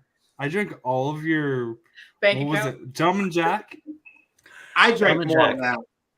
And that was when I had heart failure too. So that's rough. Oh, we did not mention this So yet. the hospital bill should also be charged to them. That's what you're saying. Oh, good point. We go to this complete dive bar. AJ and I literally put into Google Maps what is the closest bar to the Newark airport. And we go to this entirely dive bar. And AJ Right. and I are there, and we're like, all right, Paul and Kim are coming to pick us up. And we're like, oh, you're coming up, we'll close out. And then we get a message, no, we're coming in. Because Kim was like, I just took this drive down. I'm getting a drink. I don't care where we are. I don't care what bar 4 we're at. hours later, 4 hours later, right? they are Class buying where- us drinks at the bar. The bar is buying us drinks. Yeah. That's true. That is very true. So, yep. My tab was about 2:30. Yeah. I think. This is the dive And bar. I took care of Mike. Did you like buy a steak in the bar? Like are no, you a bar owner now? We did not have food. This is no food. Did you All buy alcohol. a bar stool while you were in this bar? Was it the Comedy Store? No food. So anyway, They That's had still my food. one of my favorite We spots. opted out. we finally go to our Airbnb. It's like almost 1 in the morning. And Oh, shit. PLD, AJ and I PLD has a bottle of Gentleman Jack. We all start attacking it, and we decide it's time to call anybody who Paul has phone number. Oh God. That's the homeless express. Everyone. The voicemails we left that night, like there were a handful of people who actually answered because it was West Coast. It still wasn't like crazy late. Brandon, voice if you're now. still That here, night. It was we're so legitimately, sorry. I think I literally did a scroll through. I think I hit I think I did Chance that day. I think I did Kaiser definitely because Kaiser is there. Yeah, definitely you were in a did. bar. Yeah, it's Kaiser. You did call me. You did call me. I did call you. I called RB3 and I talked to RB3 who hadn't talked. We to her talked to since RB3 for like half an hour. Yeah, we did. We talked about That sounds about right, honestly. In fact, I think I did call Ken. I don't think Ken answered. I think Ken was out that night or something. But That sounds about right. well, I called Bateman, Guy for sure. Craig answered. Yeah, that's right. Craig answered. That was Craig a good one. answered. Rachel answered. She was on. Rachel was delirious when we called her. Yeah. Completely We delirious. called Sam first, but then we called Rachel. Yeah, I did call Sam. Yeah, Brandon. That's right. Brandon apparently was called. Oh, yeah. We got clarification. We were on the phone with Brandon for like an hour. yes. Brandon answered. Brandon answered. That's right. Yeah. Ken never answers phone calls. I don't think I answered. No, Guy didn't answer. He was out doing them. Ken, that's right. Ken only answers for Ellis once, but that's it. That's true. I think I called Ellis. I think I did call Ellis. I don't know. You did call Ellis, yes. Wait, was he? No, he was stateside at that point, right? Yes. Jacob was stateside, and he was delirious when he answered. Who else? How late were y'all up making these phone calls? Like, these were up until 1, 2, 5 a.m. I think. Yeah, it was at least 4. Yeah, it was between 4 and 5. We went to sleep, I think. And to remind everyone, Sturger, I called. It was literally going congestive heart failure. Congestive heart failure at this point. And he's just up till 4 a.m. making little phone calls. Drinking. And don't feel shitty now for not answering. That could have been the lad who's And we literally had a 750 Gentleman Jack that we, between the three of us, finished that night. Oh my God. After drinking heavily beforehand. After spending like $500 bar tab, like after tip, between 4 people at a dive bar. It was how many drinks did you order at a dive that you get $500? I think Kim smartly went to bed. Kim smartly went to bed, and we Well, Kim is the smartest one of that entire lot. Kim's so I'm not the smartest surprised one by this. Everyone. This is true. This is very true. Yeah. Kim is the same night. Was that the same night we watched Royal Rumble 1992? No, we did that the night after. The night after we did that. The night we went to the first Metallica show. We went back and watched the 1992 Royal Rumble. Oh, we had the best night of anybody in 1992. Here we go. Very big, very important. Is that the one that Shawn Michaels won at the end? No, it's the Ric Flair. Ric Flair. Ric Flair. The one that was at the Pepsi The Arena. celebrity that is about to be our present. In Albany, real quick, before you introduce anybody else, in Albany that I was actually physically at. It's my favorite match of all time. That Royal Rumble. Is that the and if Ken's in the chat, Ken knows this Royal Rumble for sure. Yeah, I know the story now. All right, so somebody coming on, you said? Go ahead. A very big celebrity. I don't want you to get starstruck, PLD. But speaking of making calls, we made some calls, and Ed Harris was free tonight. He's a little different than I remember him looking, but he said he was available. I love that there was like a brief moment in PLD's face. It was like maybe the amount of hope Could be Ed Harris. I'll live it hope. Museum furiously Googling how much that Harris cameo costs. Yeah. You guys really got me Ed Harris. I'm so excited right now. I remember I told PLD that my roommate at the time, who oh my God, Gucci was friends with. I remember telling PLD that my roommate, who I was roommates with. I'm getting mixed up in my story right here. But I remember telling PLD that he worked with Ed Harris once, and then PLD was like, "So what? How many stories do you have? How many stories do you have?" It's the funny thing is, Drew Grant also like had a couple of Harris questions, and I was like, and she always tells me, like, she always kind of forgets that she told me, and then tells me again, and I'm like, you know what? I don't care. I'm gonna pretend I didn't do I just like hearing it. Yeah, this Mets fan shows up, right, Ken? I get it. This Mets fan right here. John, remember that? Yep. The only thing I don't like about John, he's a Mets fan. It's Mets fan. It's like a little hair.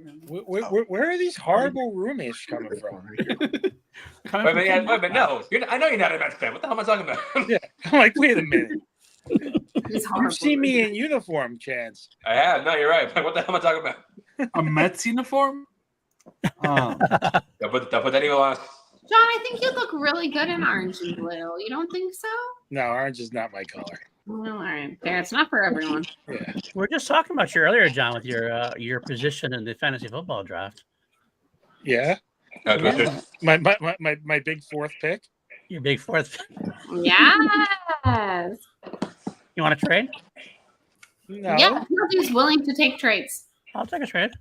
Yeah, it doesn't really matter. You're going to end up with Booker either way. I think we should be allowed to trade movies next year. Trade movies. Okay. I like that idea. Mike would trade me immediately. Free or If you are, if you are just tuning in, people, we actually have a fantasy football league where we get assigned movies, and the grossing movie, like the highest grossing movie, gets the first pick down to the least grossing movie. That's why our very own AJ Lancaster, has the last pick in the draft with the back to black. Unbelievable when one of our guys got tarot. And yeah, back to black. I was about to say, can I do long legs instead? And then I would have been a higher draft pick than Bethany if that would have gone. You would be, yeah.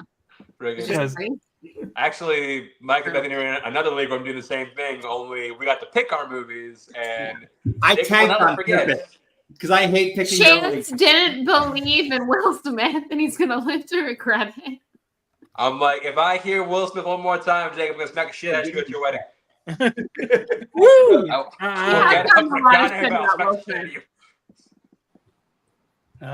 God! And we do want to congratulations to PJ Campbell. Congratulations to PJ Campbell, who's going to get the #1 pick overall for Story, even though he knows the least out of all of us about fantasy football. Like I said, Daniel Jones. Take Daniel Jones, PJ.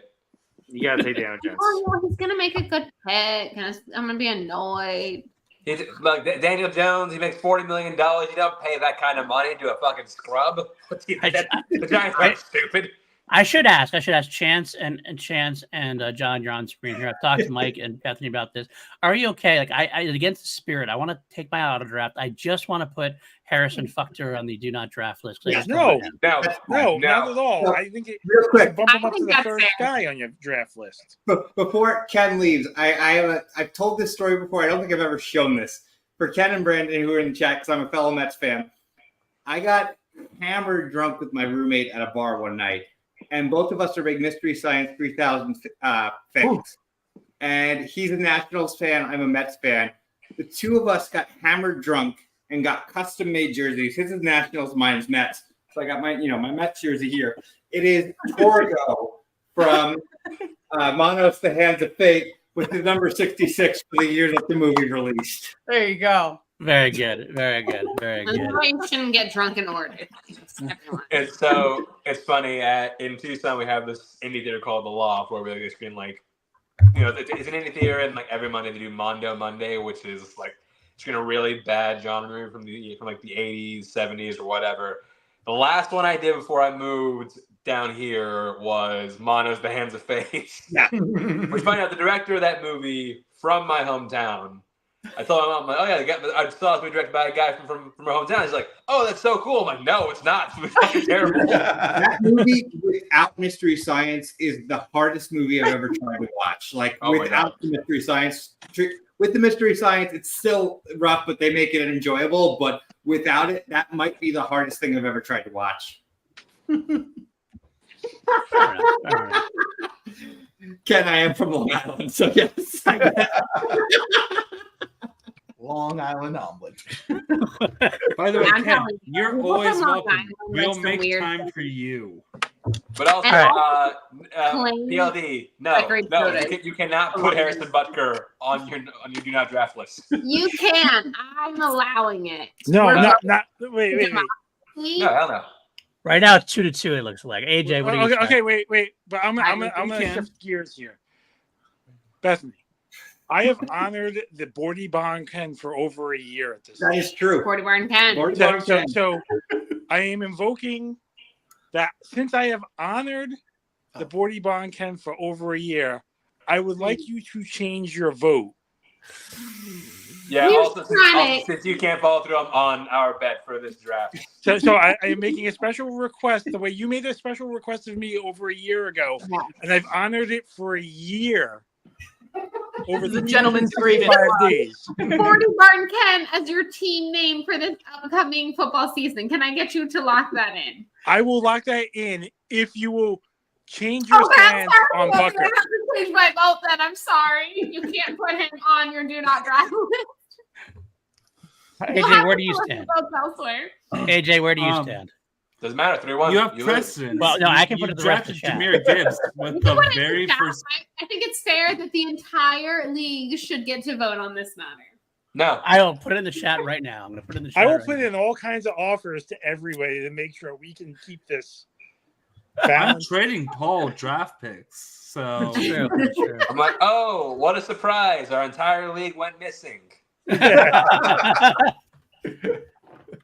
How's his first name? Also, Harrison? That his first Yes. name? Harrison Yes. Butker. Harry Buck. Also, I put in an auto draft for the highest end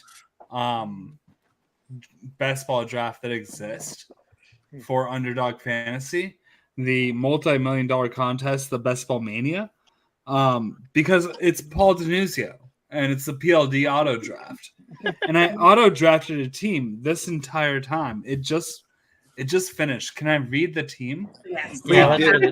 let's hear what we got to work with. So at quarterback, we have Dak Prescott. Yeah. Here we go. I'm It not gets better.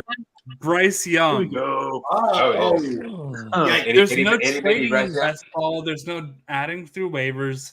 It's just the best outcome is your roster. That's what the link Oh. is, too. That's what we're doing now. The link that I have in the chat, that's what that is. Like you're one and done. Nat and John are both already in this, actually, waiting for it to fill. All right, where's this fucking link? I'll running do it. back. Yeah. Running back. Him I have Saquon Barkley, Zamir White, Zeke Elliott. That's the second Cowboy who's not CeeDee Lamb. Jaleel McLaughlin, first Bronco.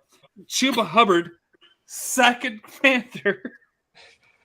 Bucky Irving and Eli Mitchell. Who the hell's Bucky Irving? Bucky Irving, what team? Yeah, what was it? Bucky Irving from the Tampa Bay Buccaneers. That's He not is who going to this be. guy is. He's going to be I love his the name. running back two Sure. behind. Zamir White. Rashad Rashad White. No, Buccaneers. Rashad Behind. White. Yeah, Rashad White. Sorry, I thought you said Zamir White. Bucky I for did the say Zamir Bucs. White, but then I said Rashad It was White. meant to be. He can't ever be traded. And wide receiver, I got Justin Jefferson, Ayuk, George Pickens, Jaden Reed, Lad McConkey, Tyler Lockett, and third Cowboy, who's not CeeDee Lamb, Brandon Cooks. That's a good pick, though. That's pretty solid. And For a best ball, that's a good pick. I'm naming this this team Roadhouse because the tight ends are Dalton Kincaid, who I love, And and Dalton I'm big fan. Schultz. Double Daltons, baby. Double Double Dalton. D's. I love it. That's great, honestly. Yeah. The rain is picking up. We might Yeah. float away at any point. No one be alarmed. I gotta say that the link is in the chat, and I'm winning 1-0, so I can close out the win right now, and I can play Harrison Butker and I live. I sent it to you in a DM. No. I'm saying Also- the other. I put the poll in the chat about Harrison Fucker, and I'm winning Oh, that yeah. poll 1-0. So you know. No, you can't do that. I'm Okay, doing liquid death, and then I'm going to bed. I'll make a bet. If PLD does draft Harrison Butker, I'll be auto draft. This will be another part of the drinking. I'll down my drink. I'll refill my drink and down it right there. You'll just down your drink. He auto drafts Harrison Butker. All right, I will. Mike, I just tried signing up, and PLD is fucking taken. Who the fuck's PLD? Like, who the fuck is taking my? That's Thank fucking bullshit. you. That's bullshit. That's bullshit. All right, You you do it while you're in the dark. You know what else just happened, PLD? What? Your poll is tied. Son of a bitch. I'm gonna have to put more people in this poll. I'm sorry, PLD. Hey, yeah, give me some loving, please. For the love of God, I'm gonna just put people in the chat now. You just where's this I fucking mean, thing? you can always drop him after you do. You don't have to keep But him. I feel like if anybody drafts Harrison Butker, they have to finish whatever drink they have in their hand. Period. Like If you willingly draft him, yes. Oh God, All right, Jen and Andre, I just put you in the no, chat. no, Vote no. for me. No, guys, I just guys, put you in that chat. guys, Vote for me. Guys, Oh, if you get Harrison Butker, if you get Harrison Butker, Vote no on PLD. Also, in the If you could please scroll up and find the poll about Charlie Conway and Adam Banks and vote on that, I would be much obliged. Is it not getting as much engagement as I wanted it to? If you auto draft Aaron Rodgers, whoever gets Aaron Butker gets to trade him. Ooh. It's super flex. So what should my name be if I you can't? auto draft Harrison Butker, you get to trade for who? No, if you auto draft Aaron Rodgers, whoever drafts Harrison Butker gets to trade him. For Aaron Rodgers. Yep. Aaron Rodgers is a kicker. The rules of this draft. I think it's really dumb. I can't. Listen, I have one goal and one goal only, and I think we all know what that is. Lions? And I want you all to know that I am bound. I am determined. And I will make this happen. Okay? That's all I'm going to say about that matter. That's all I'm going to say. I wish you had a higher draft pick now. He's at Mondo Monday, so he's not. All right, then. I'm just warning shots have been fired. All right, I signed up. My username had to be Ed Harris. He's gonna be so pissed. Now you blocked him out. He's gonna be so pissed at you. I know. You're not. So He loves me. He's underdog. Join that. You can sign up as PLD. It's weird. What's really funny is I signed up. the best ball drafting community for the NFL is so similar to the Schmodown community in so many ways on YouTube. The first one you don't have to worry about was Why am I in so many fantasy football leagues? How did this turn into We spend so much money on this and we get nothing back. Anyways, And people don't want to spend money in Jacob's PLD, league, and I'm you're like, actually not let me in make the my league money. yet. You're I'm signed not? up, but I don't think you're in the league yet. I'm going to send you the link one more time. That's what I clicked on to go on, but I signed up for it right now. You signed up. I think you signed up for the software, but not for the league. What is my Oh, okay. All right. you're halfway there. You're there. There's no one named PLD in our league. Are we teaching PLD how to use his remote control right now? Oh yeah. What's and going on? Bethany, since you're here, let me just say nobody is taking Adam Banks over. Oh, sorry, nobody's taking Charlie Conway over Wait. Adam Banks. No.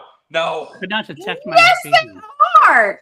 10 times out of 10 times, I'm drafting Charlie Conway before I even look in Adam Banks' direction. Okay. And you'll lose 10 out of 10 times if you do that. No, I won't, because nobody has more heart than Charlie Conway. And that's Okay, great. Take your heart, sit your ass on the bench where you belong. no, he belongs on the ice, baby. Hell no. Like, even Chance. the Mighty Ducks wouldn't take Charlie Conway or Adam Chance, Russ Tyler though, right? On his Russ jersey. Tyler though, right? I don't know who that is. Russ over Adam. Russ Tyler, Knuckle Puck. I would take Keenan that. Thompson. I would take that. Okay. Sure. Let's say Keenan. It's Keenan. Yes. Okay. Keenan. Yes. I'll take him over Adam Banks and Charlie Conway. This brings me to my next topic. We were talking about this earlier when we were watching D2. Where are all the good family film sports movies? Where are the coming of They age sports disappeared movies? 25 They years were the ago. moment in the 90s, and now no one makes them anymore. Can we bring them Now back? it's the sports biopic instead. They skewed older. They followed us. They followed us when they should have still been doing movies for kids. I mean, like Kids like sports. yeah. It's not for the whole family. I feel like that bubble burst when Air Bud 9 came out. Yeah, you might. Now they're like superheroes or something. It's not even about the sports anymore. They're all Okay, part of no, the franchise. Super Buddies was Air Buddies. Air Buddies. Spin-off of a spin-off. Good films. How many Let's good bring- ones were there in the 90s, though? Let's you had bring the coming of Rookie age of the sports Year. film. You had Three Mighty Ducks. You Big had Green. Little Big League. You had Sandlot. Little Giants. Yeah. I'm in it now. Cool Runnings. Oh God. No, you're gonna start on Cool Runnings. Let me ask you, not only the family film, I want to know where the R-rated sports movies like Major League are. Major League is Yeah. still way up there for me. One of my favorite films of all time. Moneyball. I think that bubble burst as soon as Major League 2 came out, and Yeah. No, it's a PG. Oh, yeah. I will die on this hill. Came out. I will die on this So- hill. I think Major League is the most quotable movie of all time? Mm. Ooh, that's a good one. That's a good It's discussion. up there. Oh wait a minute! I just Maybe thought just a bit outside. It's What? Eddie the Eagle, It's not really kids. but it's like kid friendly though, isn't Ooh, it? that's good. I have one. They have a whole scene where If he wants we're to saying fuck kid Derek, friendly, so I don't know, like- okay. if we're saying kid friendly, you got like McFarlane USA. Yeah. Oh, All the R-rated sports movies now are tragic. yeah. Oh, Yeah. Iron very Law. Oh my god. kid friendly, but not kid approved draft day. Jen brings up Huge a good question point. for Jen brings up a good point. Where's like the R-rated comedy in general? I want a comedy. Like I want Yeah. a good, raunchy, Oh, funny. They're like direct to Ricky's streaming Nicky. now. Your name. Talk to John Cena. That's, it's my This kind is of what TV it's charming. like. Kind of pop.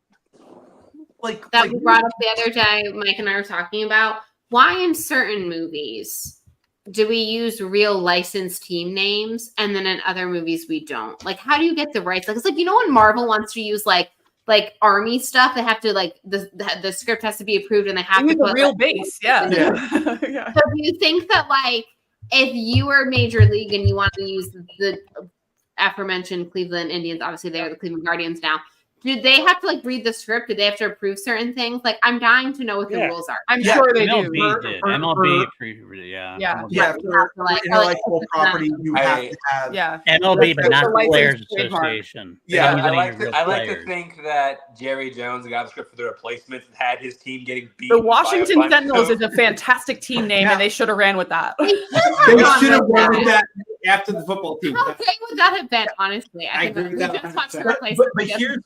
But here's the other thing too. On the flip side of that, like stuff like Rookie of the Year, which is like the Chicago Cubs, They truly suck, and they still got that. I think they approved. signed up because like we kind of do, and now this people will come because they like the movie. That's all right, Dan. Yeah. They call themselves Sure, lovable I can losers. play, and I'm like, oh, Friggin- the Anaheim Angels just like this movie's saying we need the help of God to win a pennant. Yeah. Yeah. Yeah. Oh, God, the I mean, Angels and the Fever Outdoors. Pitch was made thinking the Red Sox were going to lose. Right? They had to change the script. That They movie literally had to was change the tragic. script I guess so they we'll won. change it. Yeah. That's oh, funny. sorry, John. I love Yeah, that movie. I don't care That what is it a says. great, like, behind the scenes story. Fever Pitch had to be rewritten because they won. Right. They're like, Yeah. If Fever Pitch was about any other team, I'd love it, but it's about the devil. So. That's the greatest team of all time. Yeah, I get it. I get it. Chance. You're jealous. It's You're not a okay. Cubs fan? That's You're it. jealous. I'm the funny thing is I'm actually a Boston fan for everything except for football, and that's a weird thing for me because like, well, Albany is really It's equidistant. New from England. Boston and New Patriots York. in New England. So Albany is like Boston and New York. So Equidistant. you're addicted to losing. That's what you're saying. No. You're addicted to losing. I am a 1985-86 fan. That's when I became a fan of sports. You had the 86 Red Sox. You had the 80, Wait, and the wait. 85 Bears. You're not an 85-86 fan. You're an 85-86 front runner. That's true. No, when I was a kid, that exactly like, oh, because I didn't watch the season. I saw the Super Bowl. I was like, either the Patriots, which I didn't even know what the fuck a Patriot really was, honestly. Sorry. Or Chicago Bears who were doing fucking the Super Bowl shuffle. The kid's gonna be like, yeah, the fucking Super Bowl shuffle's gonna win. Like, Yeah, you know who was a Patriots fan when he was 8 years old? A little kid who was born in 1990 named AJ Lancaster. Drew And he had a favorite you were born in quarterback. 1990? His name was Drew Bledsoe. And you I know what love Drew happened to Drew Bledsoe? I love Drew Little Bledsoe. spare detail. Now that motherfucker hates the Patriots because that was his first favorite quarterback. I know. I'm sorry for you, AJ. Drew Bledsoe. I got a wild story for you. Like What is everyone's? Most of you, I know, its favorite football team is from where you're from. I mean, Hmm? But does anyone have? I mean, not you, PLD, but does anyone have like now? Is yours the Giants? Are you? These Giants, Is it yeah. because of New York, or what is Yeah, I'm your, from New what is York, your so- connection? Okay, so I that like makes sense. the Giants, Knicks, Yankees. I and mean, Rangers. I think in the From New York. days of Michael Jordan, everyone was a Bulls fan. Everyone was That's what I was about to say. And No, everyone someone was a was- Knicks fan. Yeah. who NBA. cried a lot during yeah, I Maybe- love Larry Bird. I love Yeah. Larry Bird. The 80s Oh, and Larry 90s Bird is NBA great. were I do love Larry Bird. player-based more so than team-based. the allegiance to like your Because city. I had 3 different team jerseys, plus the dream team I had 2 Oh, jerseys. the dream team. So like I had a Barkley and a Malone dream team, and then I had a Penny Hardaway Magic jersey, a Larry Johnson Knicks jersey. The Knicks were really my team, And my favorite player growing up of all time at that point, it's Barkley now, but Dennis Rodman was my favorite player. I had a Dennis Rodman Bulls jersey. Now was this WCW wrestler? Was this pre or post double team? Pre. Would have been pre. Yeah. Was There it you pre go. or post It would've been WCW? Does everyone follow the NBA still? Like What? religiously follow the NBA. Yeah. No, not I do. actually. As of all the NBA. What is your team, Chance? I don't think I know. San Antonio. Okay, I guess that makes sense. That yeah. makes When a lot of Larry sense. and Magic retired, I kind of lost. That's the only like hometown team I root for because like I have a lot of family in San Antonio and I grew up during the era of Duncan Park, notably. I don't know what's going on. Wow, Mariano. Wait, how about you? Is the Steelers a family relation, or just like was it a player thing, or a No. certain era? So my dad played college ball, and a lot of his friends ended up going to the NFL. And still working in the NFL. Like one of my dad's best friends, my uncle Wes is the OC for the Vikings. So Okay. I've been around NFL players my entire life, and one of his best friends played for Pittsburgh and was on the team when they won Super Bowl 40. And that's how And you I followed them that season. Well, first season I really followed the game was 2008 when they had that incredible defense. And I'm like, okay, I'm riding with these guys now. My team. Yeah, one of the best defenses of all time. No, Oh, yeah. Under 85 Bears, but I'll give it to AJ you. will always pick whoever lost the Super Bowl and wear their Order Super Bowl hat, their hat. The Super Bowl winner hat of the team that lost. which is my favorite thing, honestly. Are you about to go to Africa and just jack some kids? No, you can get it at halftime, actually. Yeah. Speaking of That's the the NFL, Bengals Super Bowl champions hat. speaking of the NFL, I want to raise a glass to Steve McMichael, who got inducted into the Hall of Fame. Oh, Mongo. I don't know if you guys saw that induction. That was I was sobbing like a little boy, like a little kid. Like, that was so touching, so powerful to me. And Mongo on the Mongo. field was a beast. Mongo was one of the most hilariously bad professional wrestlers of all time. But he knew it. He owned it in a way. Look up Steve McMichael wrestling selling. Yeah. He gets hit with the steel chair and like 3 seconds later reacts. Like he's but in the most loving way. It's like Tommy Wiseau trying to make a movie. Or like Christopher Walken on SNL. Like something not quite right. Wait, But John. man, as a player though, man, that guy was a freaking beast, man. Legend. Good dude. Legend. Are all I thought you were about to. from Mike's? Except for the technical. What was that? Yeah. You're Giants and you're Yankees, Yeah. right? So you have all the opposite New York teams from Mike. Are you Rangers or Islanders? I'm Rangers. Yeah, we're exactly. Oh, yeah, you're the opposite. exactly. Me and John got the same teams. You're both from Long Island and yet have such. I'm very- from Queens originally. Well, and not only that though. I'm gonna give you a quick geography lesson. I'm just kidding. I know that pisses y'all off. Queens is I different. brought charts. But at the same time, there I'm was kidding. I love you. very, very little crossover. Like typically you were one set or the other, and like more times than not, you were the 3-3 or the 3-3. You know, You chose the suffering route. Yeah, no, I chose the wrong path. So- obviously. You're fine. Unlike PLD, right? 86, I moved out to the island and everybody was a Mets fan. Right. And I stayed Yankee strong through some You rough know what? years. And I respect that, to be The honest. Yankees didn't win until '96, so yeah. And then you got rewarded in the end, so it worked. It Like worked. I was 4 when the Mets won the series. Yeah, and- yeah. It was 2 years after I graduated high school when the Yankees won the World Series. Okay. Man, I got to remember my worst Red Sox experience was when 2003. And first of all, I lived through 86. I lived through 86. That was the first time I liked them. So I watched Buckner and I was kind of like, I was a little tortured, but at the same time, that was my first time liking him. So I kind of didn't really have the weight there, the really real weight there. You didn't realize how bad that was at the time. Yeah, I was kind of like, oh, that sucks. I'll be back next year, right? No problem. That's what I thought at the time. 2003 came and I'd lived through a couple of more seasons, and I was like, fuck. And I was watching I watched the A's play the playoffs against the A's. My Kim was actually like that too, watching Derek Lowe pitching, and then like against the A's, we're like this. And then we played the Yankees. seventh inning or bottom of seventh inning comes around in that fateful game 7, and then my brother-in-law calls me from California, and he's a Yankee fan. He's kind of like one of those, like, he's not exactly a diehard, not like a very, he likes the Yankees, but he's cool. And he called me and says, "Wow, congratulations, you finally did it." I just went, "What the fuck did you just do?" Sure enough, Pedro comes out in the end. Grady, like almost right after that, Grady comes out and leaves Pedro in. I legitimately was in a like fetal position 5 minutes later, going, "Fuck you, AJ." Different AJ. Fuck you, AJ. Get it? Car with a chainsaw. First of all, let me just say, John, I feel like me, you want Gleyber Torres arrested for crimes against baseball. Yeah, among other things. I've been trying to escort him out of the state for months. Like, forget the gulag. I want that dude to set in his chair for what he's done. Secondly, I want them to sign him to a long-term contract, please. Actually, can I submit Gleyber Torres for a villains bracket? Yeah. No, he's a hero. What are you talking about? He's a hero bracket. But it's funny, like baseball's the only sport where I'll have to see about that.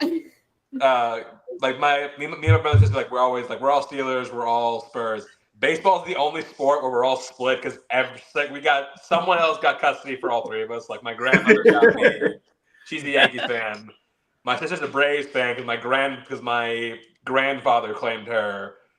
My brother became a Cubs fan because he started following baseball during the 2016 season when the Cubs won the World Series. Ooh. Oh, he's good. Yeah. And I thought they never should have won it after that mean thing they did to that poor nice man. Steve Bartman.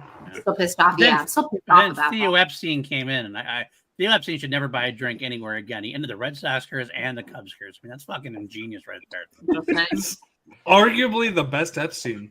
But with that, I don't think it's arguable. I think it's pretty much. Earlier, Trump may disagree, but that's okay. I'm gonna turn in for the evening and let y'all hang out. I'll be in the chat for a bit though. Yeah, I got to turn in too. Good night. Have a great last shift tomorrow. Stay dry. And love you as well, AJ. Yes. Stay safe, Much man. love, guys. Much love. Much love. I probably am only going to stay on for so much longer. I will say, just to continue quickly, my brother is actually a Yankees fan. My whole family is Yankees fans except for me. It's kind of scary. Yeah. Love We your watched. family. That's because We you're we watched the first 3 games together. The first ALCS 2004, and then my brother didn't show up for game 4, and he wouldn't show up the rest of the time. I was like, "Good, stay away." But to his credit, let me tell you how much. Real quick before John, go ahead, real quick. I will give my brother credit. I woke up after game 7, and I had a note on my car just saying congratulations. That's it, just congratulations. Like I was like, that was it, and he walked away. That's classy. I like that. That's sweet and classy. You don't need to twist the knife any further. It's like right, or he's playing the long game and he's going to get you later. That could be low knife. Related but not related. I am a Florida Gator through and through, and I happen to live in the great state of Georgia, which is a little rough during certain times of the year, namely football season, since of course a lot of people in Georgia are Georgia fans, and that is our greatest rival. So last year we had what we called Spirit Week at work, in which my boss played Georgia's fight song and a bunch of other things to antagonize me. It was all in jest. But the day before Florida, Georgia, like last day we worked, I came in my Florida shirt. They came in all their Georgia garb. It was the whole thing. We had a good time with it. And a dear friend of mine at work decorated my car in full-on Georgia stuff. Like, I'm talking balloons. She painted the windows like Gator Hater, all this stuff, all red and black. And I walk out to the parking lot. Everyone's waiting for me. They're filming me. It was very funny. And I was literally headed to the game that weekend. I was headed to Jacksonville. And I was like, Renee, I can't head to Jacksonville with all this crap on my car. And I'm nice enough. She bought magnets for this, guys. And I was like, please take these magnets because I'm never going to use them. But I know you will because you're an actual Georgia fan. So I give her the magnets, whatever. And she was very sweet. She paid for my car wash. Oh my So I god. went straight from work to the car wash. She paid, so she spent all this money hazing me, essentially decorating my car. But then she paid for my car wash. So I've been trying to think about how to get her back, and I don't want to decorate her car because it's already been done. So this year for Spirit Week, I'm gonna like up the ante, and each day I'm gonna like. So I found a bunch of like little like gator bath toys. That's and what I was Oh. gonna say. Yeah. give her those. Then I'm gonna buy like one of those like pool wraps, and I'm gonna like decorate, like I'm gonna get like a little like sash or something. I think that says like Albert or whatever, and I'm gonna like put that in her like where we work. So like each day, like when she's not expecting it, I'm just gonna hit her with a little something. So I've been like slowly but surely, because I have a couple months, I've been like trying to like plan things. So like honestly, I think like sports rivalries are like the best thing of sports. Like when everyone's like having fun with it and you're not taking it too seriously, like. Honestly, Not it's being just ridiculous. kiss. Yeah, if you're not being dick about it, like it's great. Yeah, it's either sports rivalries or wrestling rivalries that are hilarious. Oh, 100%. Oh, Absolutely. Absolutely. But yeah, if you're not having fun with it, like what's the I'm like, y'all, it's a game. Like it's silly at the end of the day. This is a silly thing. I gotta be honest. I gotta be honest with you. Yeah, go ahead. Before 2004, it wasn't a game for me. I was literally like in ball, like crying, punching walls, like sobbing. Like I was a menace to society. Yeah. Like, Kim was like, "Are you okay?" I'm like, "No, I just broke our fence out back, so I'm fucking pissed because Pedro gave it through." But then like once 2004 happened, it's kind of like, okay, they won one. We got it We in. gotta do it again. It's Now fine. I'm good. Now I'm good. Exactly. You just See, have to there remember is- like, we all go through slumps, we all go through highs. It's fine. So See, when I there is one quote from Kaiser who drunkenly told me this with his arm around me. He was just like, listen, Ghost. Everything we do and everything everybody else does is stupid. All right. Exactly. It's like in sports, trivia, At the end whatever, of the day, it's all stupid. We all spent a lot of time investing in it. Getting upset. I always think of that Cleveland Browns fan who like is cursing the thing. He's like, "See you on Sunday." you are a factory Yeah. of sadness. See you on Yeah, Sunday. and it's like that's literally what it is though. Like you're gonna be so disappointed. You're gonna get hope for the next year, but every Sunday or like whenever your team, your thing, whatever comes around, you're like, yeah, I'll see you then. Like I'll be there. I'm gonna keep doing it. So, speaking of sports rivalries, when you think of sports rivalries and somebody who is going to have a lot to say about sports rivalries, I think there's nobody else we possibly could think of. Look at these Right. morose motherfuckers right here. Looks like someone shit in their cereal. Bong. Can we just throw a glass in the air for the fact that we're getting another Kevin Smith movie? Like not only a Kevin Smith movie for like, but also another Jay and Silent Bob movie. I don't care how many of them they made. 2 more Kevin Smith movies. Yes, like I 430 wanna and see- Jay and Silent Bob, Star Wars. Star I'm here Wars. for it. Yeah. I Yeah. want to see I would- Clerks 47 where they're all from a retirement home still sitting all there good. talking about I Star mean, Wars and Lord That, of the Rings. that doesn't work for that because one of them is dead now. We'll make it work. He can be a Force Ghost. Fuck it. Even It won't Ghost work. would be awesome. Hey, No. I always loved Kevin Smith's explanation of how he would have made a Clerks 2 had he done the original ending where Dante died in the original. He's like, honestly, I always maintained the second one would start up and it's Randall over his grave and he digs him up and he pulls out the Necronomicon and then just revives him and goes, all right, let's start talking Don't about worry about blowjob it. jokes. Oh man, and then there's you something have about Ash those from Evil movies. Dead come in and Something about those views. I mean, just Kevin Smith is one of the guys who just he makes movies and he doesn't give a fuck what anybody else thinks. And like, you just go there, you know you're in the joke. It's like your best friend's making a movie and you're having fun with it, and that's all it is. There's nothing more than it's just hilarious. It's just fun. I love Oh it. yeah, no, still one of my favorite like live things I've ever seen is one of those evening with Kevin Smith things over in Chicago. Like it was hilarious because this is right after I think it was Delta Airlines or whichever airline basically told him that he was too fat to fly. Yeah. So he just rolled right into on his that. shoulder then, yeah. Yeah. I resemble that remark, but anyway. Oh yeah. No, my favorite one of my Am I favorite getting Kevin Smith tackled stories again? was the my favorite. In a hammock. The added Civil War back on again. One of my favorite Kingsman stories is when he talked about it all over the place, but I loved how he talked about getting Ben Affleck to come back for Jay and Silent Bob's secret the reboot, whatever it was. He came back and he did text. He had it like he actually had it forced to text, like he's like, just fucking text him, Kevin. Just fucking, and he does it and then Ben's right back. Only you would liken yourself to a fucking king. I'm all in or whatever. That's a great story. I love it. So much. That was my favorite bit of that movie. Favorite bit of that movie was when he came back for the Chasing Amy Redux kind of thing. So good. That was essentially the same thing that just happened when Mike sent me the link to join the stream. Text him. All right, I'll join. If I must. Sorry. I I'll must. go get you real quick. I can't. Good to see you, my friend. Good to see you. Listen, what's yours is mine.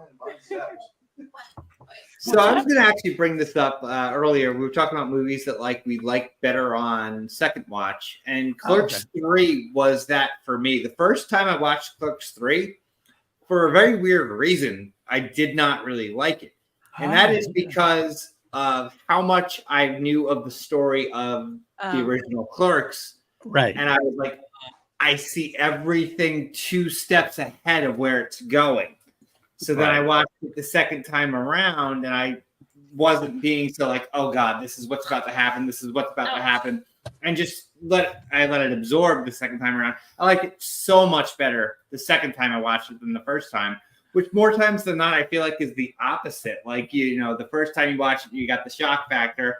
And the second time, okay, I knew it was going to happen. And maybe I didn't like it quite as much. But Clerks 3 was like the exact opposite of that for me. 2 movies that I liked better upon second viewing, and when people hear them, they're going to be like, oh, you didn't love it the first time? And because they're both big fan faves, 2 great comedies, 2 of the best women-led comedies. One of them being Mean Girls, which I liked the first time, but the second time really hit for some reason. I don't know why. I was like, oh, wait a minute, this is an iconic moment. And then the second one being Bridesmaids. I saw it the first time, and I think I had such high expectations that when the jokes are hitting, I was like, oh, yeah, this is funny, but it's kind of whatever. And then the second time I saw it, I was like, this is really good.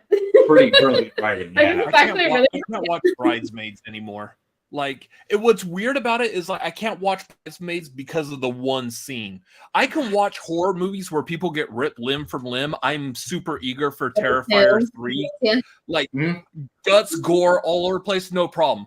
That Bridesmaid scene where people are puking all over, I can't do it. I cannot watch. And I'm capable of understanding that I could just fast forward and not watch that scene, but for some reason I don't watch the whole movie because that one scene exists within that movie, which is a weird concept. Gotta be like lava.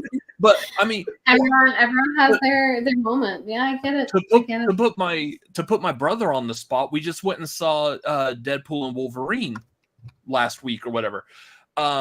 Not really spoilers, but those of y'all, anyone who knows our channel knows my brother doesn't like gore at all. Here he is. What are you saying about me? Yeah. There was a scene that Cassandra Nova did to another character, effectively ripping off his skin, and it was a pile of. Yeah, he's not going to watch the entire movie again because that exists within the confines of the movie. And I don't think this is and I don't think this is necessarily a weird concept. I feel like it's beyond just the fact that the 2 of us have that. Side note, I'm also really pissed that I've already seen it again on Twitter. God dang it, guys. Yeah. But I mean, that's a weird idea that you don't watch a whole movie just for minimum donation for Robert to watch Triangle of Sadness. No, AJ. No. I'll watch it. Yeah, he can watch people puking their guts off all day. I can't watch. I can watch people getting their guts pulled out all day. Let's be honest. I'm not going to watch people puking their guts all day. That sounds not fun. But yeah, I think that's a weird watch concept. Maxine or anything. I'm curious if anyone else has movies like that where, just because of one small little scene that you could fast forward or with that I'm just don't watch. That I feel like I'm hijacking the string with this. No, I avoided Saw for the longest time because I was like, But the- what is that appeal? And then I finally saw it. And I was like, okay. Yeah, I'm not a torture porn guy myself, to be honest with you. Like, I love gore in a horror movie. I'm a big horror guy, big gore guy. I never really loved torture porn. Like, I don't know. I don't really have like a for big me- hangout when it comes to like a certain scene in the movie, but I won't probably want to watch Titan again. Like that's one time is enough for me. Oh, Yeah, that's Yeah. fair. That's see, fair. for me, like the gore stuff, the gore Oh, stuff you're for me, fine it's with gore. no. I'm totally fine, but for me, it's more of the game of trying to figure out how the VFX guy did that trick. Yeah. Like Yes. that to me is That's what practical, appealed. That's Yes. fact. Yeah, that to me is what appeals to me about the Friday the 13th movies Yeah. because they're like, Or- oh, it's such outrageous way to kill somebody. The But, yeah. the Terrifier movies. Damien Leone is he came from doing practical special effects. So when you watch those movies, you see the level of Uh-oh. Uh-oh. Uh-oh. The Level level. What are we on? What is that, Robert? God damn it! Andy's coming. Hello? You got tackled. You got tackled. Guys, I'll be willing to say it now. I think whatever has happened to Robert, it's Chris's fault. Yeah. Yeah, 100%. Yes, absolutely. Tackled off screen. I'm gonna Come back tangent to here us, until he comes back. Robert. Have you guys seen the Alien Romulus, like the guerrilla marketing they're doing? Yeah. Oh my God, the Comic-Con marketing. Yeah, so Holy good. I'm not crap. seeing it. I've only seen the trailers. So It's what is just this? everybody in the world basically having just running around with face huggers, like you just turn around, you see Yeah, people with face huggers. Oh, in that the would face. freak me out so bad. Yeah, no. In San Diego, they're like people out in the streets, Yeah. literally on the floor with Just the like- face hugger on there.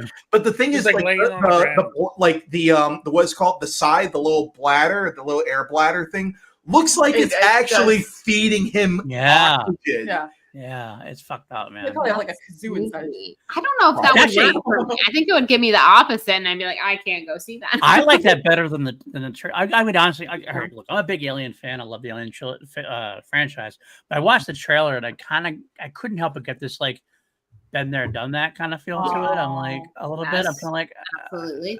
With which one? with Alien Romulus. Alien I kind of like.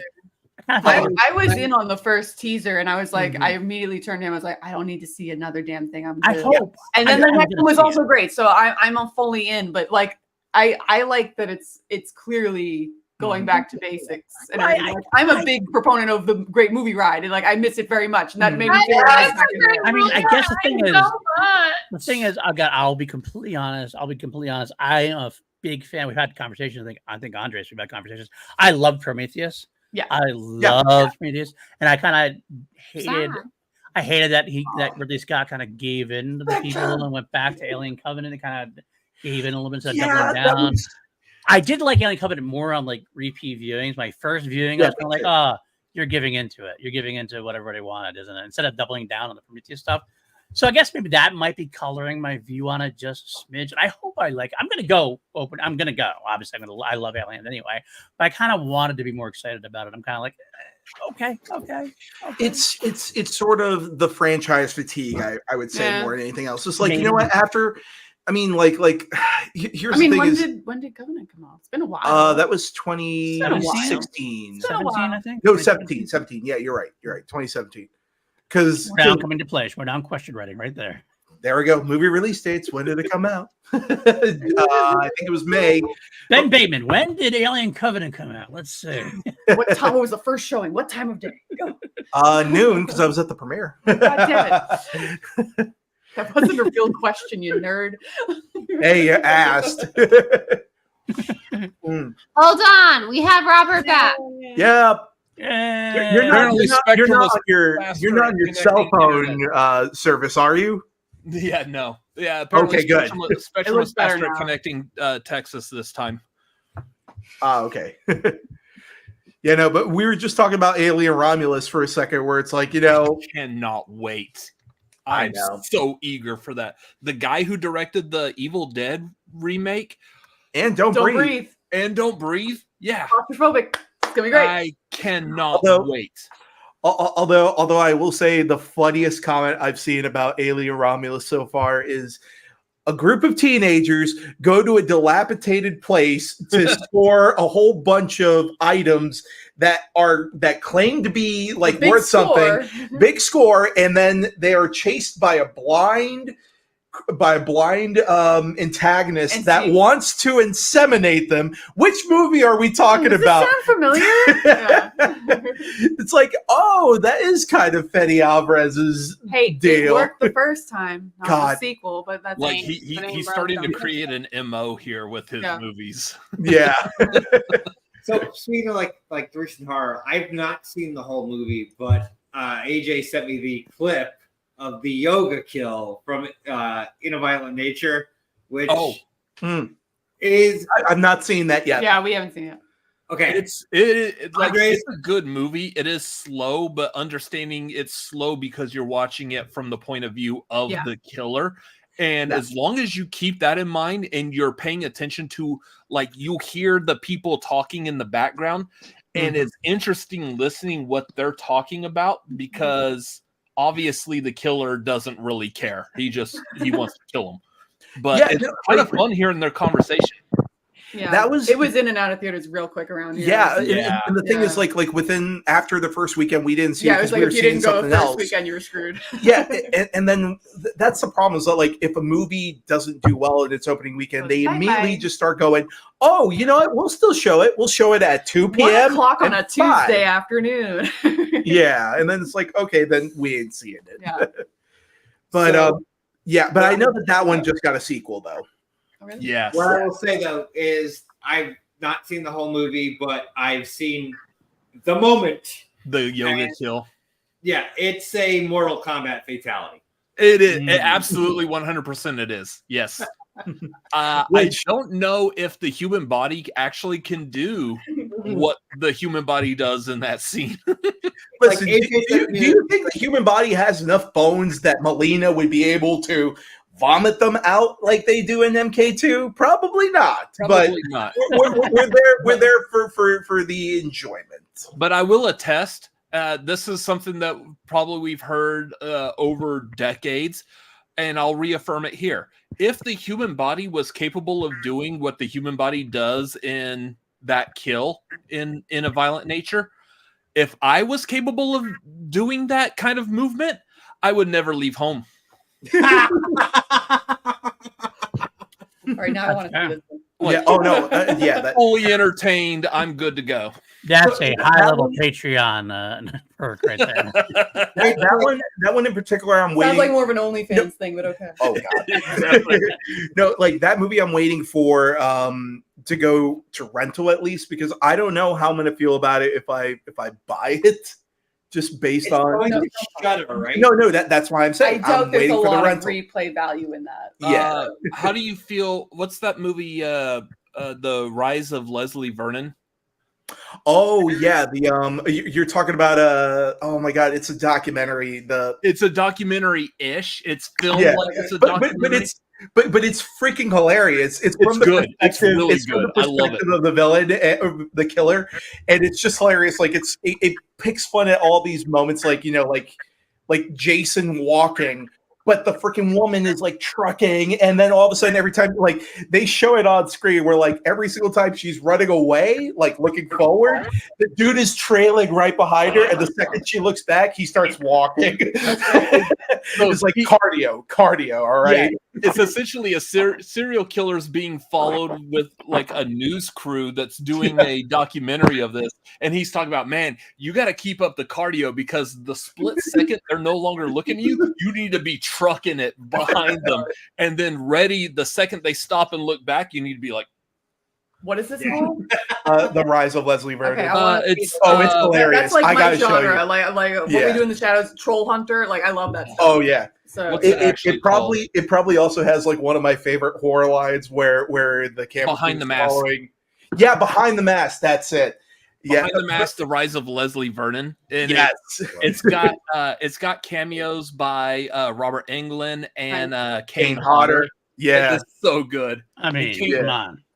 Legends, icons. Right yeah, dude, it is dude, so good. I've had the privilege of being choked out by Kane Hodder. All right, Oh, that is a privilege. Shows me daddy. like, dude. I didn't know you were into that. No, like I remember being over, I'm taking notes. Okay. I remember being over at Monsterpalooza and like literally it's like, oh, take a quick photo with Kane Hodder, and like I thought he was going to pretend do it, and then all of a sudden I'm like, I can't. It's like breathe. it's been a long day. Yeah. Also, Jen has hockey masks in her Amazon play. There's a Jason mask around here. There is. Nice. Hold on a second, PLD, because you've been watching all the Friday the 13th movies. Maybe you can identify the mask. Yeah. It's right here. I know I could. Here. Well, while he's I'll let trying Robert to go do first. that, let's get things a little juicier. Here, tell me The which juice! Finally. Oh, which one? Yeah, The juice. juice is loose, my Woo. friend. This Juice. is loose. Finally. All right, real quick, PLD. Which Tell one? me which one. Oh, yeah. I got Lower it. it. Where are we? Yes, I know which one that is. Which one? That is. Submit your answers now. Hi, sweetie. I never been. Brody's to like, this. I know. I know. Which one? Daddy talks about it all the time. Yeah. I want to say it's Kane Hodder's, so I think it's 7. Open the microphone. It's part 3. Is it part 3? Is Correct, the original? Robert Adams. The original one? All right, that's fair. It's So, 3. The reason the it's debut part mask. 3 is in part 4. He takes the machete to the head, and there's a Yeah. slit in the top of it. Right. Gotcha. Yeah. So I gotta say something right now. I think I have to double check this, but I think tonight is a new trivia question for What the Show. I am 99.9% certain this is the longest Bethany has done a stream. This is Sure, little old me, Bethany. I and this is only because work has been canceled tomorrow. I was gonna say we appreciate your sacrifice on a school night. Bethany, we know you did it. We know you did it for me, and I really appreciate that. And yes, 100%. Yes, blame. You were hashtag stuck blame- around on a blame stream that's about as long as Killers of the Flower Moon. I did it. I was here as long as Killers of the Flower Moon. That's so true. I was like, ooh, the sleepies are hitting. But I was like, you know what? I can sleep in tomorrow. It's fine. But I still had to wake up. I woke up early for work this morning. So the sleepies are still hitting. I'm off supposed to tomorrow. wake up in the morning, but there's going to be so much flooding that I'm not going to work. So He's not going to work. Yeah, we are closed tomorrow because of this lovely storm. Thanks, Debbie. I would also like to say that earlier today I was actually, because Nat and PLD are here, not because they're here now, but earlier today I just so happened to be wearing my C2A t-shirt that I bought years ago. When you did this, the reveal down there. That's I remember doing that. And so I was wearing it and I had to change because I had to be on camera because I had to take a meeting with a certain Schmodown personality, and there may be some developments, not Schmodown, but hopefully there's developments. It would be really cool. So you never know if the Schmodown will happen again. You never know. Crossing my fingers for development. well, I mean, other than the other day, someone like blatantly asked Christian on Twitter if he's coming back, and he's like, no. Well, I mean, there was a lot of reasons for that, but yes. I will say, I don't know if I ever said this on. I don't know if I ever said this on there or not. I don't even know if I should. I will. I'm drunk. Do it. Do it. When it ended, there was actually a brief moment. There's a brief moment in time where Christian was like definitely out, and there was going to be a continuation with Skybound with Mark Ellis, Andrew Guy, myself, and PJ Campbell. And that was like in the talks about maybe continuing it on ourselves, like doing it. It didn't really go too far, but it was a conversation that was had and ended up obviously not happening. And then there was another further conversation where Brad Gilmore and I kind of went like, you know what, we could just do the FCL on our own. It's all digital anyway. And then that just never, we didn't really have the rights. We weren't sure if we had the rights. And then, it just kind of fell. Yeah. There was a thought that we really would. I love this piece. There's some FCL threads that need to be ended. Yeah, I mean, we talked to People need to Terry Lynn. We can't end it with freaking the Flirt and Flouse having the title. All right. No, he didn't. Who was it? It was Travis. Yeah, Travis. Travis, the at SVL champion at the end. Travis was the last one. He beat Yeah. Flirt and Flouse in a big event. We were actually at one point the FCL was going to have this like fucking like we were going to have this big like WrestleMania type event. It went almost overshadowed. There was supposed to be a free for all. It was going to not only do free for all, we were going to do like a Survivor Series type match. We had this like.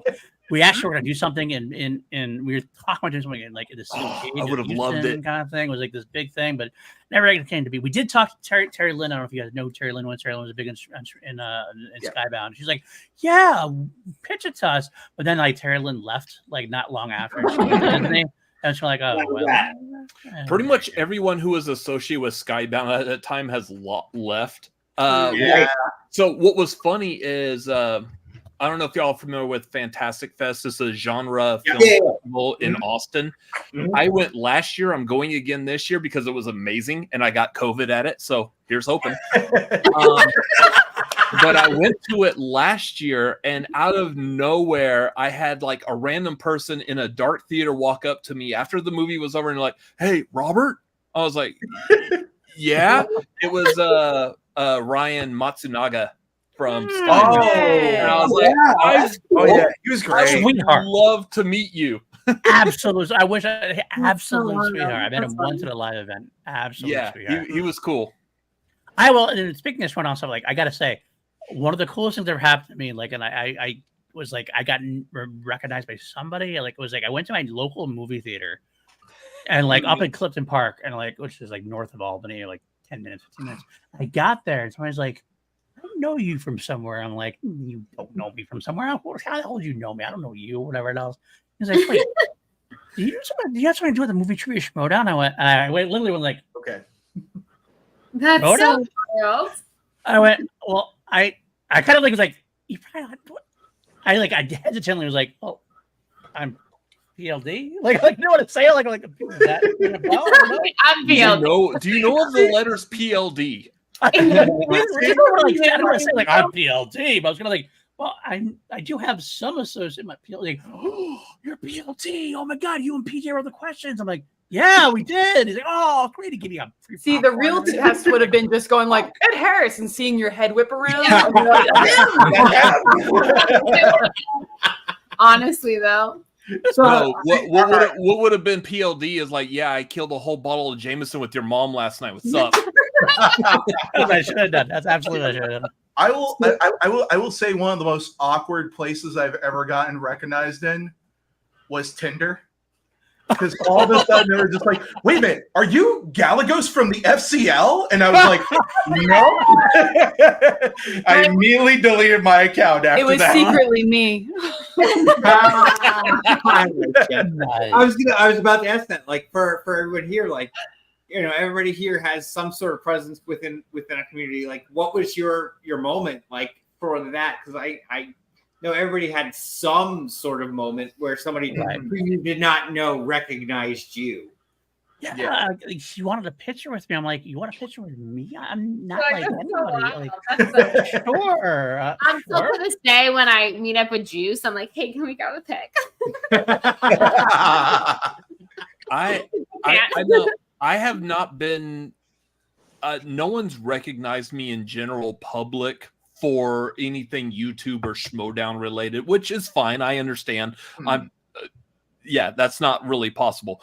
Other than like people who know me specifically from like Ryan at Fantastic Fest, I understand that that's something that could happen. But otherwise, that really hasn't fully happened. At most, like I was with like Sean Chandler. I'm name dropping like crazy. I was with Sean Chandler at a movie at a press screening, and he would get recognized at the theater. And I'm like, hi, I'm also Cinefanatic. Oh, you don't know me. I will say the best recognition I ever got, and I really was happy about it, was that somebody said they loved, like they were a Schmodown fan for years, and they really like loved the finale. Like the finale, because me and PJ, like we admittedly, we like busted our ass trying to like get in as many. Because we're like we could make this a real event, or we could make this like a Deadpool Wolverine like callback to everything we could fucking Y'all imagine. did amazing work. Go down. Yeah. I appreciate that. We really try. We're like, what can we possibly do? Because obviously, like, I don't know if you guys even know this, but round 2 and round 3 are mostly already written. So round 1 was our baby. That's the one we could like write specifically for the match. And like, we're gonna get every fucking joke we can possibly get in there. And like, we were there that day, obviously, when it was filming, and like, we were so satisfied with how everybody reacted. It was so like, oh, that's just what we wanted, and like we're so happy it went down that way. So when somebody came up with me Campbell questions were in that first round. Like PLD got his Ed Harris. I saw what was it? PJ got his like Bruce Campbell was in there a bunch of times. Rocketeer, Tremors. and we managed to get my favorite thing. What we did, was we managed to get the Rocketeer and sorry, not remember the Titans. We got to remember the Titans in every single match, including the Star Wars match, which is our I remember that. I remember that. So good. I mean, I remember like the Milanos were like, "Wait, is that a real question? What the?" You're like, "Yes, it is." That is the definition of knowing the job. Because like if you watch like say a sitcom over years, like best example I could think of would be like say Seinfeld. At the finale of Seinfeld, they had that court and they brought in all the past characters and made references to them. Yeah, it's the same. That was basically what y'all did with that. You used the writing and the questions to bring back all the hits from everything the years. We could. Every middle finger from so Sam good. Levine. Every middle finger from Sam Levine and Dan Burrell. It was worth it entirely. I throw questions in there from left and right. We were like, how can we get this to work? How can we do this? And it basically almost wrote itself. We're like, we got to throw this in. We got to throw that in there. And people could accuse us of like giving somebody a question. Yes, I'll admit it. We totally gave Ben Bateman the 24601 question, 110%. But she's been saying he wanted that for a 5-point question, like for like years. I'm like, we're gonna fucking give it to him in the first round. I don't care. It's not a first round question. I'm giving it to him anyway because like you could have that moment with Martin. Mark Riley did it. It was such a fun, loving, kind of laughing kind of thing. We all kind of just had a good time together. And so that's what we did, and that's what it was meant to be. It was meant to be. So I was very happy. It was a great time, honestly. I'll say that final spectacular that we all went to. That was still really special, though. I mean, come on, Was that the one live one? You mean the live one, the big live one with everybody there? The one where like the meet and greet was in the basement. Yeah. Yes. Yeah. Oh yeah. One where everyone here was there. I've talked about this before, and I on a couple of streams, but not all over the place. I was on scoreboard that night, and the first fucking match, I couldn't hear anything. I could hear like the crowd cheering. I could hear like that there was a question being asked, but I didn't have everybody else had headphones. I had no headphones. And so like I'm like trying to like keep score. I'm like, I don't know who got what. I was so off for the first like 2 matches. I'm like, I don't know what to tell you guys. I can't hear a damn thing. Finally, they got me headphones or a monitor or something. I was like, okay. The rest of the night was fine after that. But I remember getting so many people are busting my balls. I'm like, what do you want me to do? I can't hear a damn thing. Gucci was like fucking going off. I mean, like, jokingly, Gucci's like being his own like kind of funny thing about it. I'm like, I don't know what you want me to do. I know what Juice is about to say. This is good. Juice, your mic's off. Oh yeah, I can't hear you. I can't hear you. I'm gonna do the Forrest Whitaker. There he is. Nope. There you go. There you go. Oh no. You're off again. You got to keep your hand on it the whole time. So what I was gonna say, John left before we had a What chance. we're gonna do is we're gonna actually interpret what Juice is saying, and he's saying. I have 2 answers to that and question. Then of like the first time somebody who you like it was you got recognized. We all knew John Mariano because of his daughters and from Christian and everything. And Bethany and I went to the Brooklyn 2 event the night before. Would we count this as being recognized? But it was John. No. He did.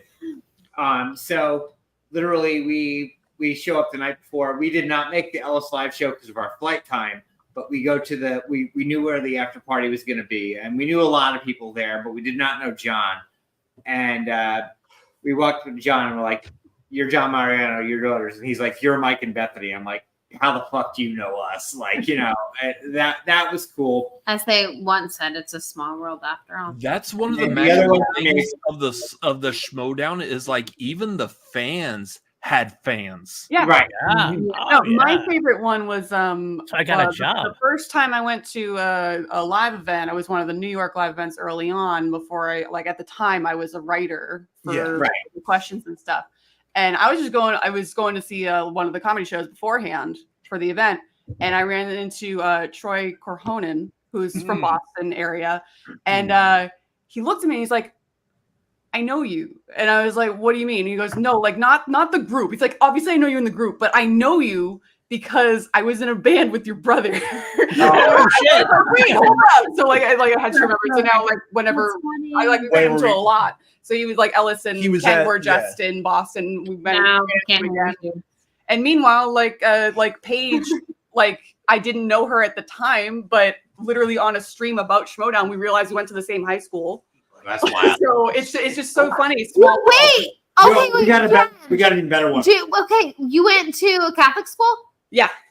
Do you know Michael Ann used to be formerly known as Wood? Michael Ann doesn't be enough because that's a weird name. No, I'm older than Paige, obviously. Paige, where did you graduate? I graduated from high school 2005. Paige overlapped with my sister and my cousin, but I wasn't. Yeah, but I was I remember her name because I was back in the school for my sister, and I was like, I know this name. Oh, but you went to the same. Okay. I have a dear friend. Actually, I host a podcast with her. Name drop, Paige Spinnermate.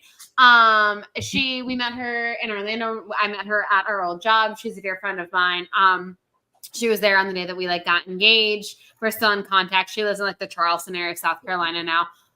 Anyways, we host podcasts together. Dear friend of mine for how many years I know her? 7 years? 7 years. Give or take. 8 years. And anyways, so obviously through the Schmodown, as we all know, you kind of start talking to different people and you end up being social media friends with them. So you're like, oh, add this person on Instagram. Oh, this person add me on Facebook, whatever. So anywho, Paige obviously, started making a name for herself in Schmodown. And then we kind of talked to her, privately on different streams and stuff. I think we invited her on with the show. So obviously she added us on Facebook and we have a mutual friend. And I'm like, oh, that's interesting. Our coworker from Orlando? My friend Michael Ann. And I'm like, oh, that makes sense. They're both from Boston. Yeah. Okay. So I messaged my friend Michael Ann and I'm like, hey, do you know this person? And she's like, oh yeah, I went to school with her. So that's really funny that you went to that school because I now know 3 people that went to the same Catholic school in Boston, Massachusetts. What are the odds? So you want to know a real crazy one? I know PLD knows this and Bethany knows this. We went to the last spectacular and at this point, the person mentioned we're mutual Facebook friends. We'd never done streams together, but just through the community wound up being together. And we realized, we had the same birth date. The exact same birth date. That I am literally 1 hour older John Hoey. And John Hoey, I am literally an hour older than him. So then when we realized that, we were at the party 2 nights before Spectacular. And I was like, oh, yeah, I know you and I are birthday buddies. And he's like, I'm like, what year are you? And he said, I'm like, oh, shit. And we figured it out. And it's John Hoey and I have been close as hell ever since then. It was a weird way to get connected, but, it was cool as shit because, all of you, I think you all know John. John's one of the nicest people you'll ever. Genuinely a great dude, man. We tailgated with him before Metallica. We did. Is your mic working now? No. Nope. Oh, geez. I mean, it may be working. It's just choosing not to actually project his voice. We finally got you. And He's got his finger up. Hello. Yay! You started fingering us and it happened. I love it. This is old school. This is my webcam. My webcam that I bought. The sound is funny, but we can't hear you. So I'm going to take that as a win. Y'all, it's really a small world after all. Truly. Wait, you can't hear me? I can hear you, Juice. Yeah. I bought You are listening to me through a webcam I purchased for what call to action show? Obviously, everybody knows. Against Andrew Jamalanta, right?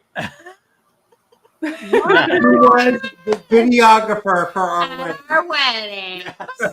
Again, talking about a weird small world. Stuff, yeah. I own a webcam because of Alex Shawshek. Nice. Who we saw sort of recently. We went and met up with the Shawsheks when we were in DC for a wedding. We saw them in April. Got to see the little nugget. She's Can I so say, beautiful. I know it's a different show, but I've been very reminiscent recently. I so miss chilled action with Danny. Oh my god! He was supposed to be here tonight. That was supposed to be our lead guest, and he had a family issue. She was supposed to be guest number 1.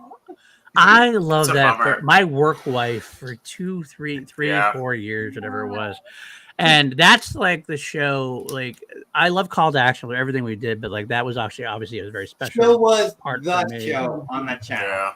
Like I think it did. I mean, I hope Nat would. Until It was like the first one we got the award for was because of what we did with Chilled Chill Action. was the show until No Chill. No Chill was the best part about it. Thank you for saying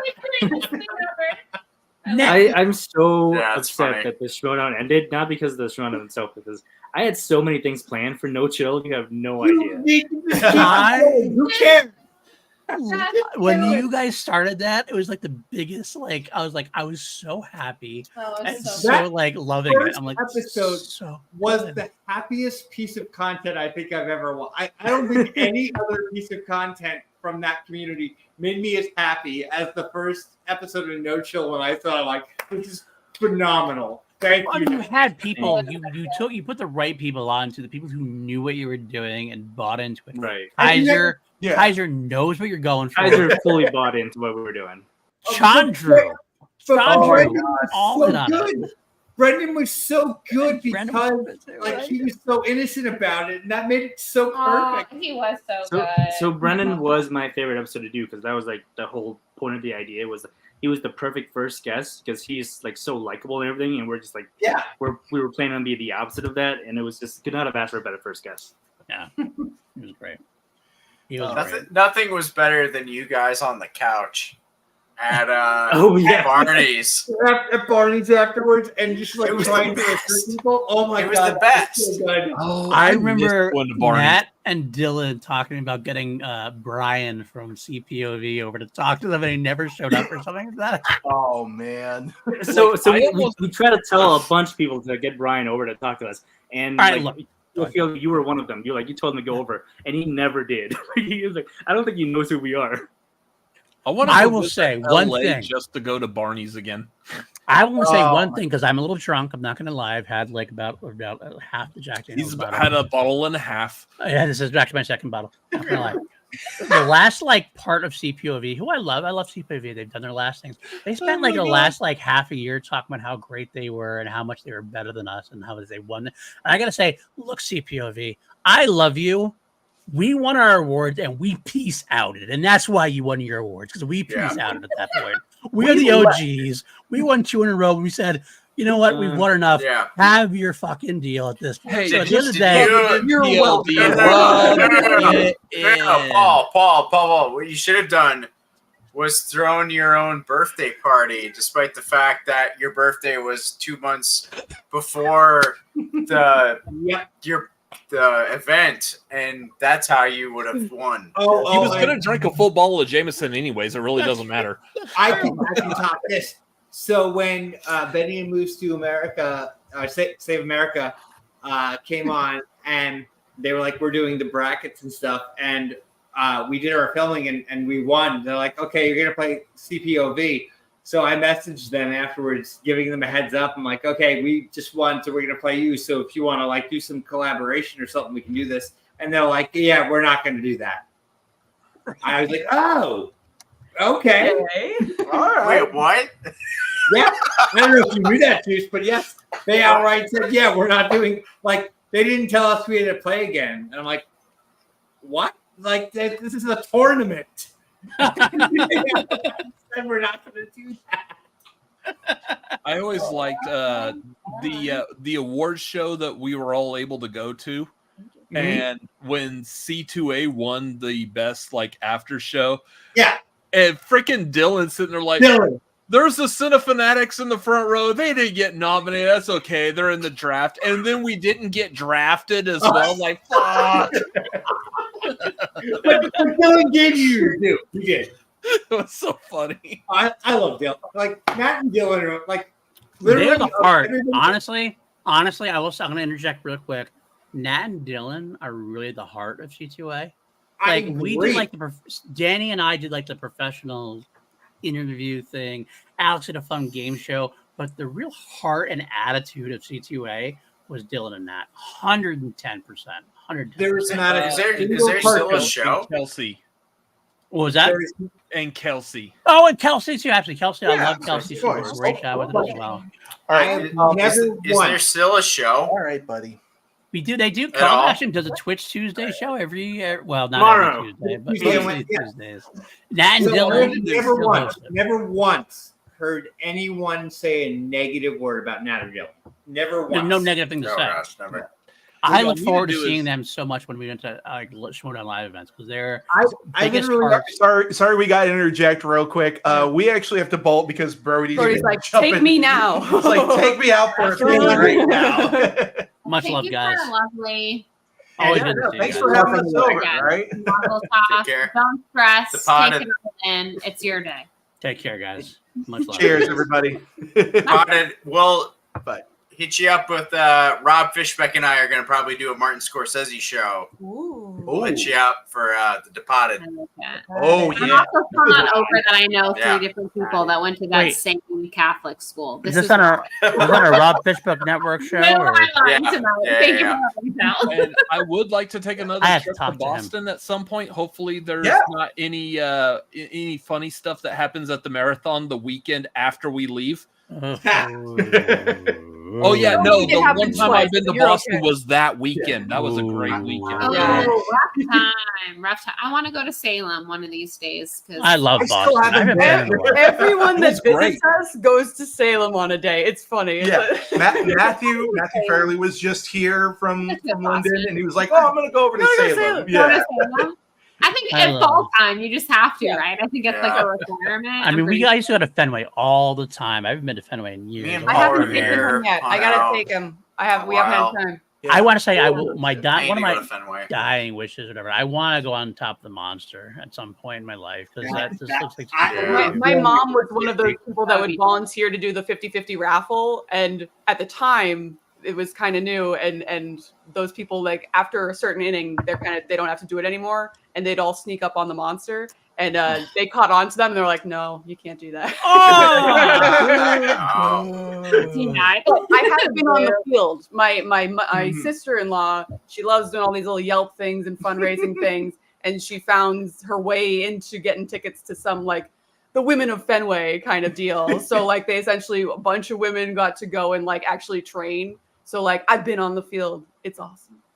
I got to go in the batting cages underneath. I got to sit in the dugout. We got to talk to Todd Gurley at the time. Like, it was awesome. The best thing I ever did with Fenway, I did take the tour. That is pretty fancy. I got The like tour's a close to front seat, right, almost like right behind home plate. I could just smell the grass from there, and I was like, "Oh, this is history." It was funny because at the time right we were sitting in the dugout when we first got there, and like a bunch of us was like, "Do you think they'd be mad if we reached over and touched the dirt and stuff?" And it's like, "Let's do it. We're all gonna do it." We're all gonna Do and it. then like a minute later, they're like, "Now come onto the field." We're like, "Oh!"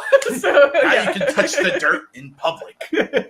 There's something about, I mean, not only Fenway. I love Fenway, but not only Fenway. There's like those old time stadiums that have been around. Yeah. I've seen like those guys. You're like, man, that you could just like feel the history like going through you. We're like, I'd man. have loved to go to Shea.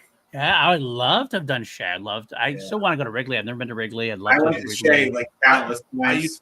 Yeah. Yankee Stadium's not the same at all. It's like a comparison. Oh, the new Yankee Stadium does not have the heart of the old one. No, not at all. I went to the new one once. I'm like, what the I want to fuck go is through this? the baseball field that was in Brewster's Millions that has the train that drives through the outfield like that. That's goodness.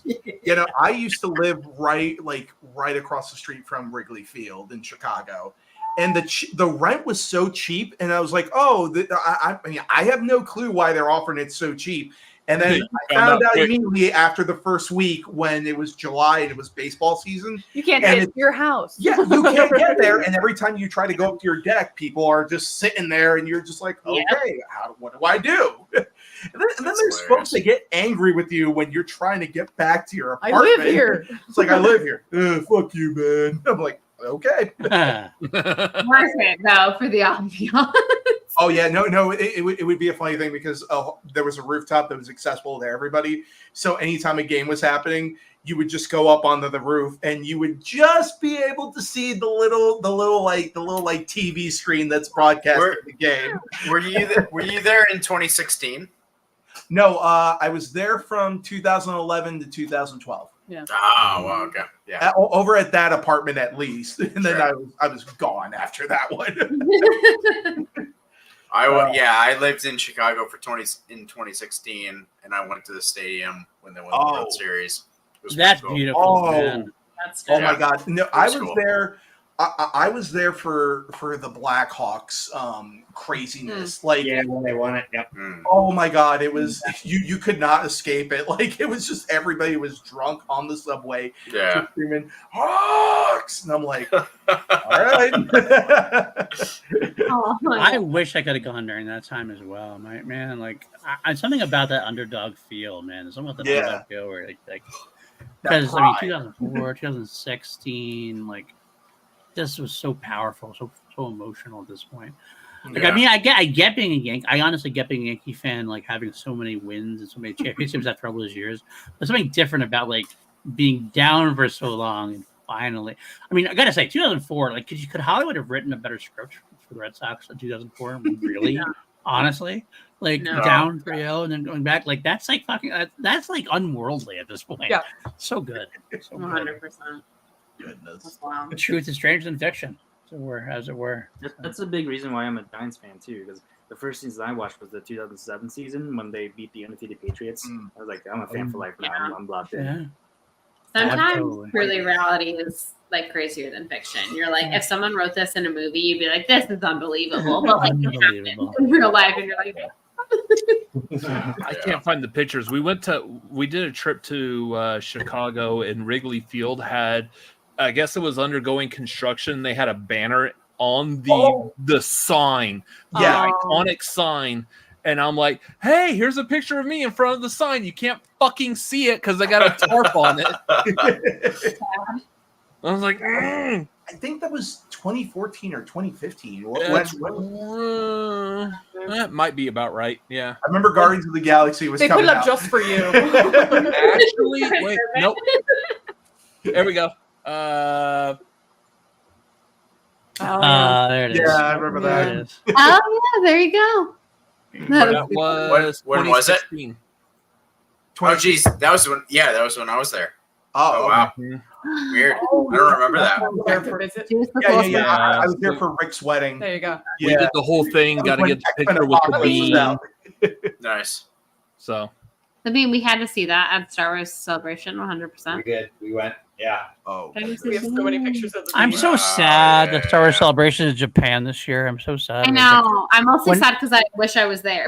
No, exactly. No, the thing was like when I was in London, I'm like, all right, I am definitely going next time. Absolutely. Let's see. Come on. And they announced like it's in Japan. I'm like, give me something feasible that I can go to again, please. Grosser. No, I will go to the next one. Correct me if I'm wrong, but what's called like, isn't Star Wars just kind of like relatively like not as popular in Japan though?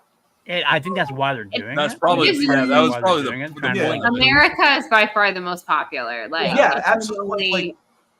Like you know, like America. And I'm all about spreading the love, but also like they might be trying to start something. That might be why. Except for unless you're famous game designer Hideo Kojima. He loves Star Wars to be there, and then that's like maybe they're gonna. I would be surprised if he's the one reason. Like he's right. Oh my and god! They did steal a lot from Japanese, you know. Because I went to Star Wars Celebration in 2017, which was Orlando, was Last Jedi era. And I went. That's the only time I've ever been. And like I didn't know anybody then, really. I kind of like was. I was there. Isn't Were you there? that so weird? I, So we didn't know Well, each we other. were. I was in Chicago. We were all Yeah, in we the didn't know same each other, room, yeah. and we didn't know We each were other. all in But the same now, Which is I mean, crazy. I would know so many people that are Oh, going, yeah. like, and Yeah. like, it's like, God, just bring it Y'all, next state anywhere in the pride continental celebration, US. we're meeting up, okay? We're calling it right now. Absolutely. Matty Gunner keeps trying to get me to go to Japan. I'll be there.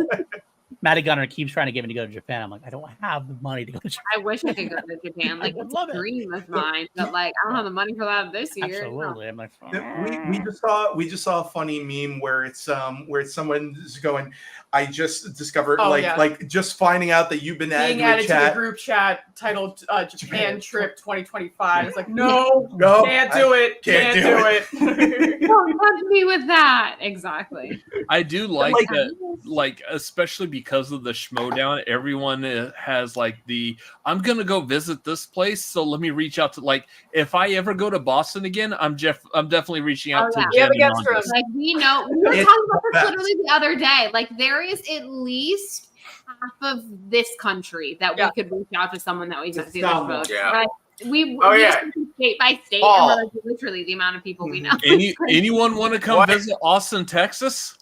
We know who to hit we up. were in Texas Exactly. last year. We tried. Texas is big. We were But in it's Houston. huge. Yeah. So big. It's ridiculous, honestly. What's the big air? Not LaGuardia. What's the other airport? JFK. Okay. How far away are you from JFK? Me? Yeah. Pretty far. Like about 3.5 hours, 4 hours. Ah, okay. Yeah. 3.5 hours. Never mind. All New York airports are on basically Long Island. So from where PLD is, it's a little bit of a hike. hours. Yeah, which I blame the movie. The movies make it look like the airports are like Right within there, like right there. downtown Manhattan, and I'm like, Yeah, wait, that's no, not no. possible. I had a friend of mine who about like They're both in 7 Queens. or 8 years ago. I had a friend of mine who about 7 or 8 years ago was coming over from London. He's like, yeah, we're landing over in New York, and you're living all the way over in LA, so we're gonna take a trip. We're gonna go over to New York, Chicago, and then we're gonna head over to Vegas and LA. And I'm like, do you know how far Chicago away? to Las Vegas. Yeah. Such a long way. No, and they just thought it was like maybe a 4 or 5 hour drive, and I'm like, That's- no, it's about That's 16. Europeans with the Yeah, train that's what they're system. used to. Yeah, You gotta get on their level. yeah. Oh my god, but that was the funniest thing. They're like, this Amtrak thing is telling me I'm going to get there in like a day and a half, Like, and that's mhm. nonstop. It's like Boston to DC. Yeah. It is far. You going to JFK, Juice? I might. I am probably going to Europe in April 2025. Ooh, where we March. going? Potentially, Anyway. Ireland, Scotland, Huh? and then I have a concert in Denmark. So maybe Sweden. I or, love Denmark. Are you going to Norway. Copenhagen? maybe. All right. Oh my god, I Let love me- Denmark. Can I ask? But- I want to ask. All right, guys. We actually We have had to to ball. go, Oh, yeah. The Yeah. dog is currently urinating in the middle We'll of the see you guys street. later. Bye. Love you guys. Okay. Love you guys. Love you too. Later. Love all you. Can I ask? I got to ask a question. All right. So I was supposed to go to Mexico last year as part of a journey, like a thing we paid for, and didn't happen for various reasons. So now I have this credit, and I have a choice. I can either go to Mexico Mm-hmm. in like February era and and do nothing and relax and beach and margarita and Where whatever. in Mexico? I don't know where my wife had to plan. That to be is honest with very you. key information that you will want to know. Okay, it's a good. Let me tell you, like the guy I'm dealing with is like a travel agent dude, like who like, knows his shit, and he always goes everywhere. Like I trust that's a good place where he's going because he does everything You travel want wise. to double check and make sure you're not going to end up in an Eli Roth movie. No. All I know is like I trust like this dude does travel like for a living and like he's going on the trip, so I know it's a good thing. So it's either Mexico where I do nothing and relax and drink, or I go to Ireland and do a lot of like Ireland. working, Ireland. sightseeing. Say no more Ireland. Unless you're going to some place that you obviously know in Mexico, like Cancun No straight to or Mexico, whatever. but Ireland. I think it is Cancun. I think it's Cancun. I want to say. Oh, then go to Cancun. Yeah, obviously. May I also just say, for someone like Juice, this doesn't apply to you so much, PLD, because you're already kind of in the Northeast, of which you would go to Europe. But for someone like Juice who lives in the middle of the country, whatever you do, pro tip when flying to Europe, book your trip to New York and your trip from New York to Europe. I am. I literally am. That That's is always the why. best way That's to do why it. I asked my friend right up here, "What are you doing in New York?" Because book a trip to New York, book a trip from New York to Europe. I potentially have so the way that if I book it the way it does, I have to talk to work and all that. Yeah. But I have basically like an afternoon in New York. If I could get down. That's where I was Juice, like, let me know when can there's a change chance I could get for- down there. But I mean, it depends and everything. Right. For right, Mexico, right. for me, for Ireland, Mexico and Ireland, it depends on me. Like I mean, I'm a vacationer who loves to do nothing. Like I want to go to vacation and sit and drink. But I mean, Kim is living it up to me. Are gonna want to do things. I will say. Ireland is all about, because she told me, she's point blank, Ireland is all about visiting this place, visiting this, doing this. Yeah, you're gonna Although do a she lot of did, things. she did dangle the carrot that we could visit London and do all the Queen tour of all the places I know from Queen. Yeah. But at the same time, like Mexico, I get to lay at a beach, drink tequila, and read or whatever. I'm kind of like, But Ireland is so good. but do I? Yeah, and again, I go back and forth. But part of me is like, I want to go to a vacation where when I come home, I don't have to have a vacation for my Need a vacation afterwards. Yeah, Right. I feel that. So That's don't- why I I went didn't- to Scandinavia for like whatever that was. Yeah, I don't know. I was like, I need another vacation. I'm so tired from my vacation. I mean, I'd love to see Ireland. I mean, I would love to see it, and I'd love to see I that think- thing, but like, Gorge. I think the chill and drink like vibe would translate well in Ireland too. There's a lot of Obviously, pubs. You can like, you know. but I guess I could just have her go off and do her thing, and like, you go do the thing, and I'm going to sit at the pub. I right? could do that because Kim and I are very, very, Make very yourself chill. an Irish I feel pub. like You guys I know will me and come Kim. and I can entertain Kim. I feel That's like brilliant right there. There you go. I feel like if you go to Mexico, it's just like Americanized, Yeah. sitting there doing nothing. How much time do drinking, you have? which you in could New do, York? which you could do in your own Yeah. room. It's about a week, But Ireland, you getting some crazy stuff. I could see all have the some Queen fun. cool stuff, which I mean, obviously I love Queen. Yeah, so that getting would to see all obviously London be stuff amazing is for you. cool, but Do you love Queen? I didn't know that about you. I hadn't heard. I don't have a That would podcast. be iconic. I still haven't made it to England, and I would love to go to Liverpool one day for all the like Beatles stuff. You know, and that is a good point. I could probably talk to Maddie and like make sure Maddie's there at the time and really get cranked with Maddie. I love my friend Maddie Gunner. Maddie Gunner, by the way, I'm gonna throw it out there. He'll never see this, so you know I mean it. Dude is one of the greatest people I've ever met in my life. Such a good Such egg. a We never sweet had him guy. on the show. We should have him. You should absolutely have Maddie Gunner. on the Really show. a legend. We sat at the table with him. Love in it. LA. Like, Yeah. With so Appletini. good. Appletini. And I'm gonna tell you right now, I'm drunk, so I can say this. He like is like not like he's down on himself, but he always like thinks he has this like flair reputation. I'm like, dude, people love you. Oh, we Like, love shut that. the hell up. You were We, loved. we can speak to this at Spectacular, the last live Spectacular. We actually did not have the highest level thing. We had like the one that let us get downstairs into the meet and greet and stuff like that. Maddie had nothing, and Maddie somehow got himself down there. And then, Well, Because he's a G. yeah. So People Bethany love and him. well, Bethany and I had said from the get-go, we are not going to the front row. We are going to sit in the last row of the main floor, where we're near the bathroom / bar. And Matty Gunner, like we said to him, and he's like, "I am staying with you all day." He did.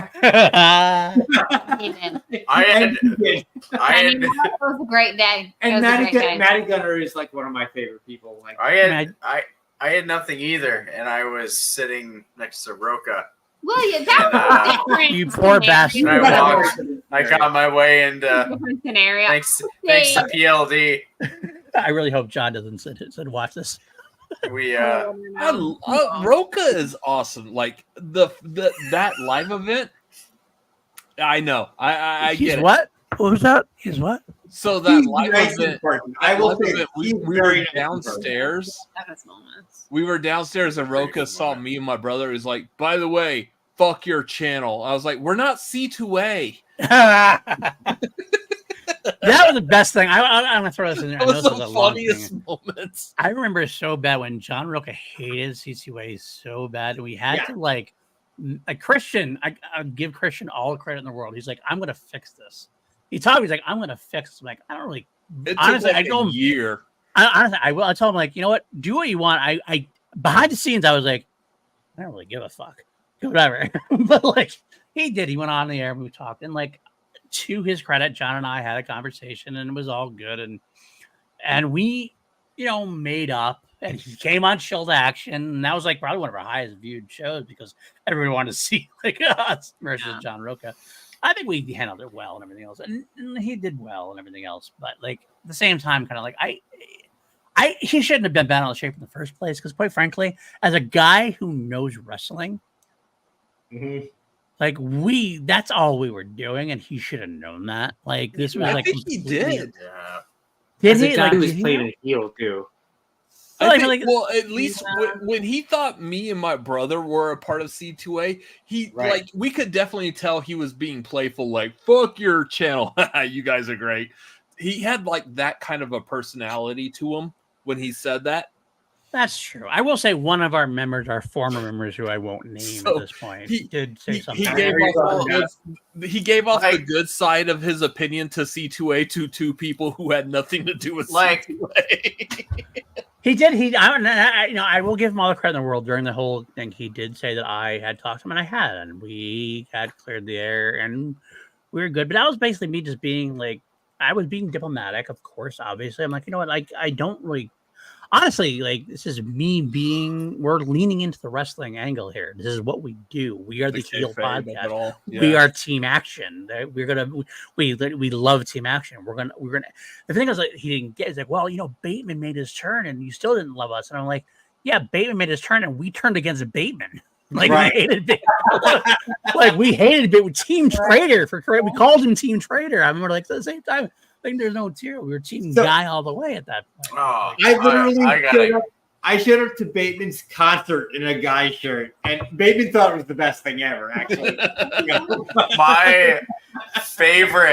my favorite story from all of the Schmodown was the fact that obviously I was originally with the Usual Suspects with Jacob Wood David and Paige Fabretti and all those cats, whatever, and then Frankie Alvarez or whatever the freaking Frankie is. Frankie, yeah. I love Frankie. Before you say anything, Frankie is a but he didn't get it. He didn't get it. Did not get it. Mike knows it.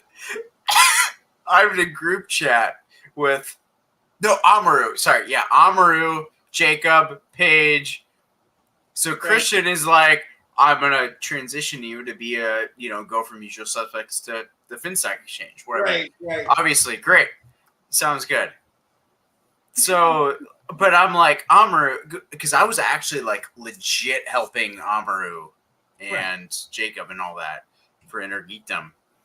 And I said to Amaru, I'm like, hey, just because he transitioned me doesn't mean I'm not still like gonna help you guys. Like I'll still be a supporter. And so he's like, oh, great, cool, whatever. But I'm in a group chat with Frankie, Paige, Amaru, Jacob. And Frankie is like, that traitor is in this chat. Leaves. And I just like texted Amaru like, all right, I'm done. You don't know what's going on. You don't like, it's over. You don't get it. Yeah. Yeah, I get it. I remember so much. I remember love talking to Bateman about it all the time. I would show up. I mean, I worked for Action Industries. I was working with Ben and Joe all the time, and I'd always show up going, "I'm fucking Team Guy. Fuck you, Bateman." And the whole time he got it and loved it. That was funny as I was like, I remember like that was actually one of my favorite chill to actions.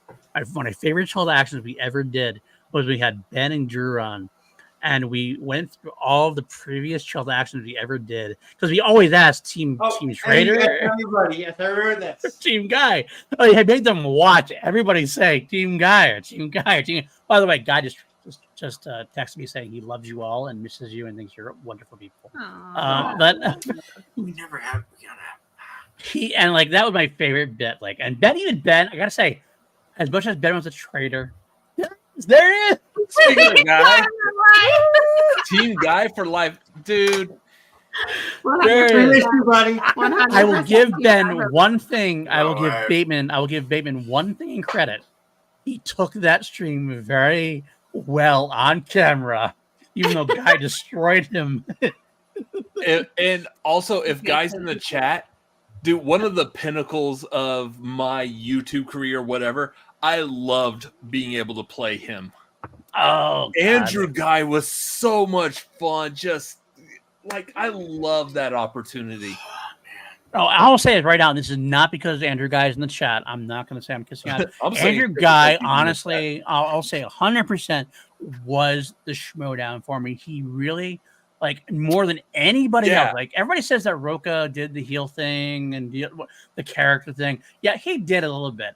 Andrew Guy, Andrew Guy took it and ran with it and understood this better than anybody else in the fucking showdown. Like he had the character and his trivia was good enough to be there with everybody else. And like him versus Merle, my favorite match of all time. The best. I literally remember. Going back to that legendary chirp we had a year ago with me, Kim, PLD, and AJ. The first night we literally watched Guy versus Merle together, because we've never done that before. And like, y'all remember we were sitting behind Dan Merle's mom? In Atlanta, we were sitting behind Merle's mom when he was playing Ben, and we're what was that like? Houston, we were sitting like a couple of feet away from Mara. Oh my god! I remember my favorite bit. She seemed lovely. My favorite bit from that whole match will always be watching how uncomfortable Christian got throughout the entire thing. Cringing. He's like, he goes,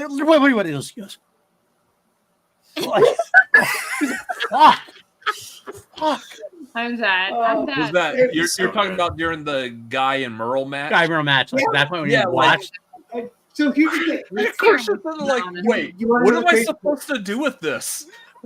So Bethany was a full-blown Merle person at this point, and I jumped. This is before I went full-on team action. I was Schmodown, like what drew me in. I watched a couple matches and I was not in, and then I got to an action match. I'm like, I love these guys, and she's like, oh, damn, I had not watched it before. When we first started dating, I did not know about Dan Merle. So she's like, Dan Merle's come back, and then the free for all, and it's Guy, and then that match comes on, and then that happens. At this point, it was when he came out to his music. Yeah, at the free for all, yeah. I was so mad. I was shooting. By the time that Guy plays Merle, I'm fully team action at this point. So I'm then very much into Guy coming on afterly. It was the best. It was the best moment. I have to admit, I worked for Action Industries. I was the third leg of Action Industries for a long time, as it was. But when I loved Schmodown since like pretty close to the beginning, and like, but I watched the matches basically for the trivia. Like I was like, oh, Roka's cool. Roka's trying to do something character-wise. I got that. That's cool. And when Action first came out, I don't even know if Guy knows this. If you're still in the chat, I didn't get Team Action their first match. I'm like, I don't know if I get it. But then it was like their second match, and I kind of was like, these guys are pretty funny. And then then they went on. I was like, oh my god, these guys get it more than Gosh. anybody the match else. when they came out, the Andre and the picture from Fuddruckers Which was again the first I saw. is what we did. Yeah, At our wedding, yeah. at our wedding, we did that. And I walked in playing Still Dre with a bottle of. I- We did not Andre, but we had Corbel instead. But still, campaign. So and then no, basically smash it. I did not know wrestling the way that you guys did, but I definitely got action. And I Right. remember being in a concert. I've told this story before. I remember being there. He is. I remember being in a live music, my old Moody Bible Institute symphonic band, watching Action Guys versus Night Sisters or whatever, Night Watch or whatever, and just I like the concert was going on, and I was like under the rafters, like watching the show, being like new Schmodown strapped, and Ben Bateman and Andrew Guy are just destroying the Night Watch, and I was like, this is the greatest thing ever. What sold me, I'll admit it, what They sold are me the like best. 100% sold me and finished me off, take me team action, was when they faced Mance and Manson, what's his name? Team Trek, team Illinois, not Illinois. Inman. Yeah, Jason Inman. The guy just Jason Illinois. Yeah. Oh my god, Oh, that was great. They are That was great, pissing too. him. Like I saw Jason Inman be legitimately pissed. Inman was legitimately upset, and they're like, "Yeah, baby." So good, so good.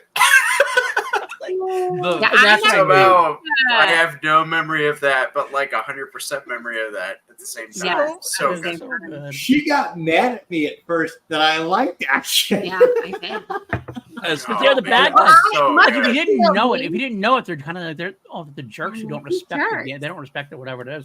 Well, When you much- realize what they're doing, you're like, oh I totally get Much what like they're doing. PLD, when I first started watching, I skipped over like the talking heads portion. I skipped over like the world building of the show. And I was like, just let me get to the trivia. I don't understand what the hell they're doing because I wasn't a wrestling fan growing up. And Right. so when I was trying to get him into it, because I got into it first with the trivia, and then I started getting into the whole shtick of it. I was like, let me show him like we both like Star Wars. Let me show him like a Star Wars celebration match because that had just That was the happened. first match I Like watched. he'll be so impressed by this trivia, and he's like, I don't really get this. And I was like, are you not amazed by the knowledge that these people have? Like that's crazy. And then like obviously the story's been told like tales all this time now. Like he watched Team Action one time, and it's like this I get, and I was like, dude. That was actually exactly the same with my brother. I stumbled upon the Schmodown just because I wanted to come home from work, crack open some whiskey, and like play along with some movie trivia on YouTube. And so I found the Schmodown. I eventually showed it to my brother. I only cared about the trivia, the actual questions itself. I showed it to my brother, and he started watching the whole thing. He's like, dude, like neither of us are like huge wrestling fans. And he was like, dude, you need to watch the story, the whole thing. And that's how we fully got into it. I have to say, like, the only regret, and it's a minor regret, the only regret I have about that final season, like, I so fucking love when Guy came back. We had that final team action match against Midnight Mass, Benny and the Rager. Benny and Gratis. I will admit, like, on I don't know if I talked about this or not. I will admit that Christian like told me about that before. He's like, I got to talk to you about something. I'm like, what? What do you got? I need a refill. He's like, come here, and like he goes, he threw that out to me. I'm like, I love you, Christian. I love you so much, Christian. The only problem I had, the only regret I had was that if we had known at that point that was going to be the final season, we would have absolutely saved that for Spectacular. And how cool would that final Spectacular have been if it was 1,000%, Spectacular / live event. Having Guy like come off the desk at that point to do his dastardly thing. And that was still my favorite part. When Ben, like, I knew it was going to happen, even though I knew the storyline. I was a line judge that night, I think, at that point. And like, I even like yelled at someone, like, no, that's right. I was supposed to the Tom Cruise question. I'm like, that's right.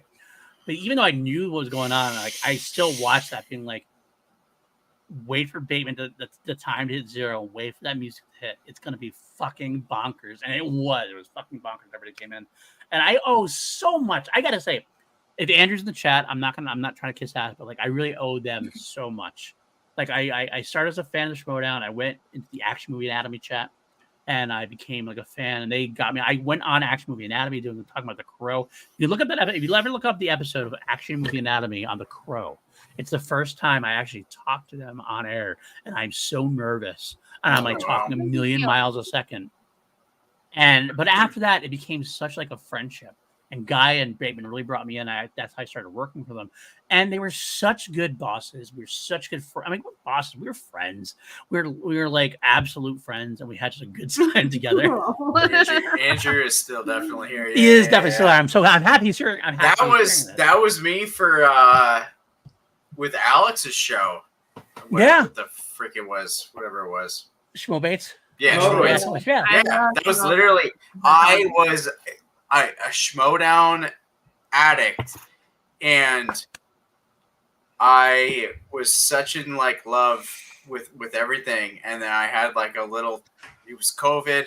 It was not doing too much, and so I was like, "Oh man, like it would be so great to like be on that show one day." Right, yeah. And then like I saw her post on Twitter, "Hey, looking for Schmodown or Schmobates competitors," and I was like, "I will do it." And she was like, "Yes, great, would love to have you." And I'm like,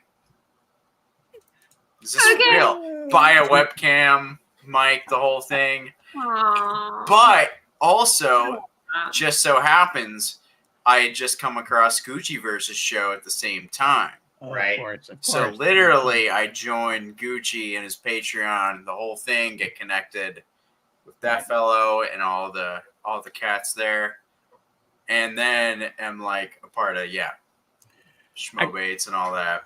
I will say my favorite bit of Action Movie Anatomy, like before I became actually officially involved in working for them, I knew I'd actually had conversations with them both, but if you ever look up the episode for The Gray, that's what it was, Liam Neeson's movie, The Gray, Action Movie Anatomy on The Gray. That's so important for us. I will mention that in a minute. Ben Bateman was was pulled over by the cops on a traffic stop, and he missed the beginning of the show. So Guy started the show by himself. And he's like, anybody if anyone wants to call in, I was like, fuck yeah, and I called. And so I actually got to call in. It was me and Guy at the phone, like hosting until Bateman got there. And it was like such a great moment. And Guy was like, he was such a professional host. And he's carrying my ass, honestly. I'll be honest with you. But then it was after that. That's when like we really, really became friends. And when we started Action Industries as just like we started this like kind of volunteer thing. And then like he's like, no, we're gonna get you involved definitely. And then like I just started working with them, like working their Patreon. And I gotta tell you, they were the best bosses. They were bosses in a way, like, but they were friends. Sure. They were true blue friends, and they brought me through everything. They respected everything I did. They loved everything I did, and like I gave them the same respect in the world. And then I was never more honored than when they brought me onto their shows. Like it was definitely during the pandemic when it started being a stream type thing instead of being all in the studio. Obviously, I got to like produce some of their shows. I did some Schmodown shows with them, and we got to become great friends. And Kim got to know them, and they are truly, really, genuinely sweet people. Like despite like what sometimes people say, like I mean, they have their like Bateman had their stuff like where he got pissed off at somebody just throw down. Guy was a hothead, as Mark Ellis would tell you every once in a while, and they love him still anyway. But I have met with them several times, many times over the course of the years, and they are genuinely sweet, loving, caring people, and I wish them all well. And I know I want to say because he's in the chat, Drew has some stuff going on. I really wish him well, and he knows what I mean. I love him forever, and I hope we wish him the best success in the world. It's so good to know him, and that was the best part of it for me. I mean, I worked with Schmodown with Christian afterwards, and Christian's been a good boss to me. I'm not gonna lie, Christian's been a great boss to me. I was still produced for him today, but it's all because of what I got to do first with Drew and Ben as Team Action, and what they let me be involved in their channel and their show and their brand, even calling me the third leg of the Action Industries. So yeah, it's kind of a joke. It's kind of like I'm their dick, I'm their penis. I get it. It's a funny fucking joke. But I thought that was a great. I totally respected that and loved it. So I'm like, you know what? I'm still with them, and I felt like I remember one of my favorite bits, and I don't know if this ever was told on air, but they sent me this like banner that was on the screen. It was him, it was Ben, Drew, and me, and I was like, Wow. That's really fucking cool. For someone who just sits at home and watches the show and like was just in the chats, now I'm there with them and doing it. I love the little community that, I mean, truly, I feel like the community that I think we can definitely thank. I want to, like, if I can interject. Go ahead. If I don't know if Guy's still in the chat. I mean, I hope so. Yeah, he is. Okay, he is. cool. Yeah. Answer that fucking question. Like, Right this is getting out of control now. So, before everyone continues, this there is was- literally a world record stream for me. I've never been on a stream for 4.5 hours. I love you all so dearly. I love the community that we built, but I also woke up very early today. Robert, I love you. I'm gonna tell you real quick before we kill. But I love before we kill everything. Then it's all yours. Literally, the gray stream is important to me because right before that was our anniversary, and I had mentioned to yes, that's a big stream. I had mentioned to Drew and Ben that it was our anniversary, and they all of a sudden out of nowhere I get a video message from Andrew, and he's sending us anniversary Which is gifts. why Guy will always be my favorite, because his message came in first. On top of that, in addition to that, I could be wrong. I remember talking to Drew about that, going, "It's Yeah. So Drew then- got his message in first. Ben was competing, but that's not an excuse. Drew still got it in first. we got a message from Ben 2 days later, which was backstage at the Brooklyn Live event when he was supposed to be the surprise ending, which he was. And Ben was like messaging us, like super apologetic in that. I'm like, I'm so sorry that Drew beat me to the punch. But Bethany and I were at our second year anniversary dinner when I got the message from Andrew, and we literally were sitting down at the restaurant we were at, and we got the message from Andrew Guy, and it was one of the nicest moments we had. And it's like, Andrew sent us a video message just wishing us all the best, and it was one of the nicest things ever. And you know, I was always Team Guy to begin with, but that solidified it. We always love the bad guy here. We're not going to love the good guy. We're going to love the bad guy. Of course. Yes, love to everyone. Seriously, this was a great We stream. will see y'all later. This was awesome. Much love. Much love. Good night. Oh, how do I leave? Wow. Can y'all hear me right now? I can hear you. I can hear you. I just had to rejoin. Yeah. So, Nice. like for me, it was the weekend that Spider-Man No Way Home came out. We got invited to Popcorn Talk to join the Action Movie Anatomy, and that was with Guy and Coy. Getting to nerd out and talk about Spider-Man with Coy or whatnot, that was great. And I appreciate the invite from Guy. But it was like a couple of days later was where we were at Collider Studios, and that was where I got to be on the Schmodown to play against Guy. The number one thing I will always compliment, always, is, and this stuck with me, even today, this has stuck with me. After that round one and how nervous I was in that match, when we went to switch seats for round two, where we were back with, like, I was with Only Stupid Answers and he was with the family. As Guy and I were crossing, Guy leaned in. He's like, "Good job, man." And like the fact that like I'm okay with the fact that kayfabe is dropped here like 5 years later. But the fact that Guy did that, he was able to switch on and switch off his character. That was amazing. And that stuck with me. Like, Guy was someone who I looked up to as far as being able to nail how this show works. And seeing him do that in real time while I am on it for the first time, it was so great. I love that moment. Oh man, I remember that I I came out for I've got something spectacular, some kind of live event, and we went to our thing, whatever. We had our Schmodown thing, and we had actually the best part. I think it's the same weekend. I think it was. We had Action Movie Anatomy at the Action Army House. Yeah. And like they were there, everybody had the championship belts and everything else.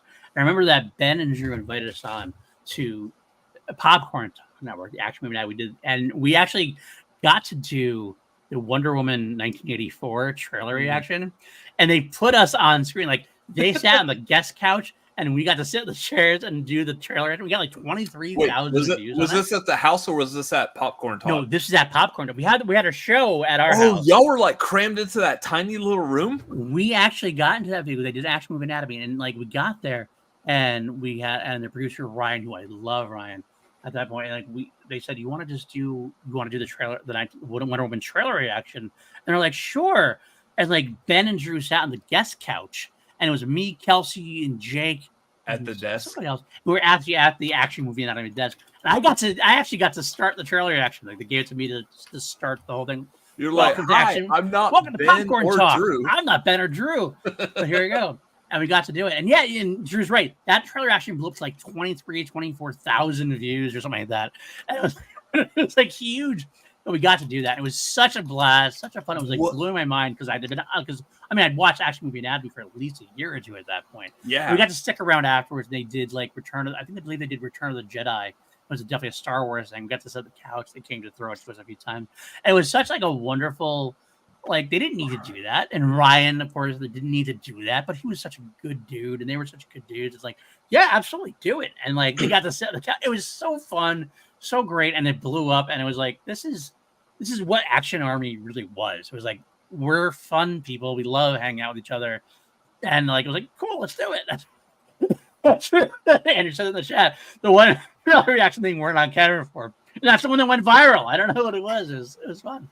Well, that's what it was. What I like about that is that Popcorn Talk, that studio is so fucking tiny. Yes. That room, like what you are seeing right now of my bedroom behind me, this is literally the size of that Popcorn Talk room. Yeah, you don't see it. Like when you watch Action Movie Anatomy or those shows, you're like, you don't see how small it is. It's funny. Guys are like, oh my god, this is a small ass stage, isn't it? Yeah, it is tiny, and I think that's what kind of helped me, and like for our channel, that helped our perspective as how, like the set that we have as our main set, which is our living room in this apartment. I designed that idea for how that set looks based off of how it was when we were at Popcorn Talk. When I was like, the fact that we could do such big things in a tiny little space, given what your camera is capable of doing,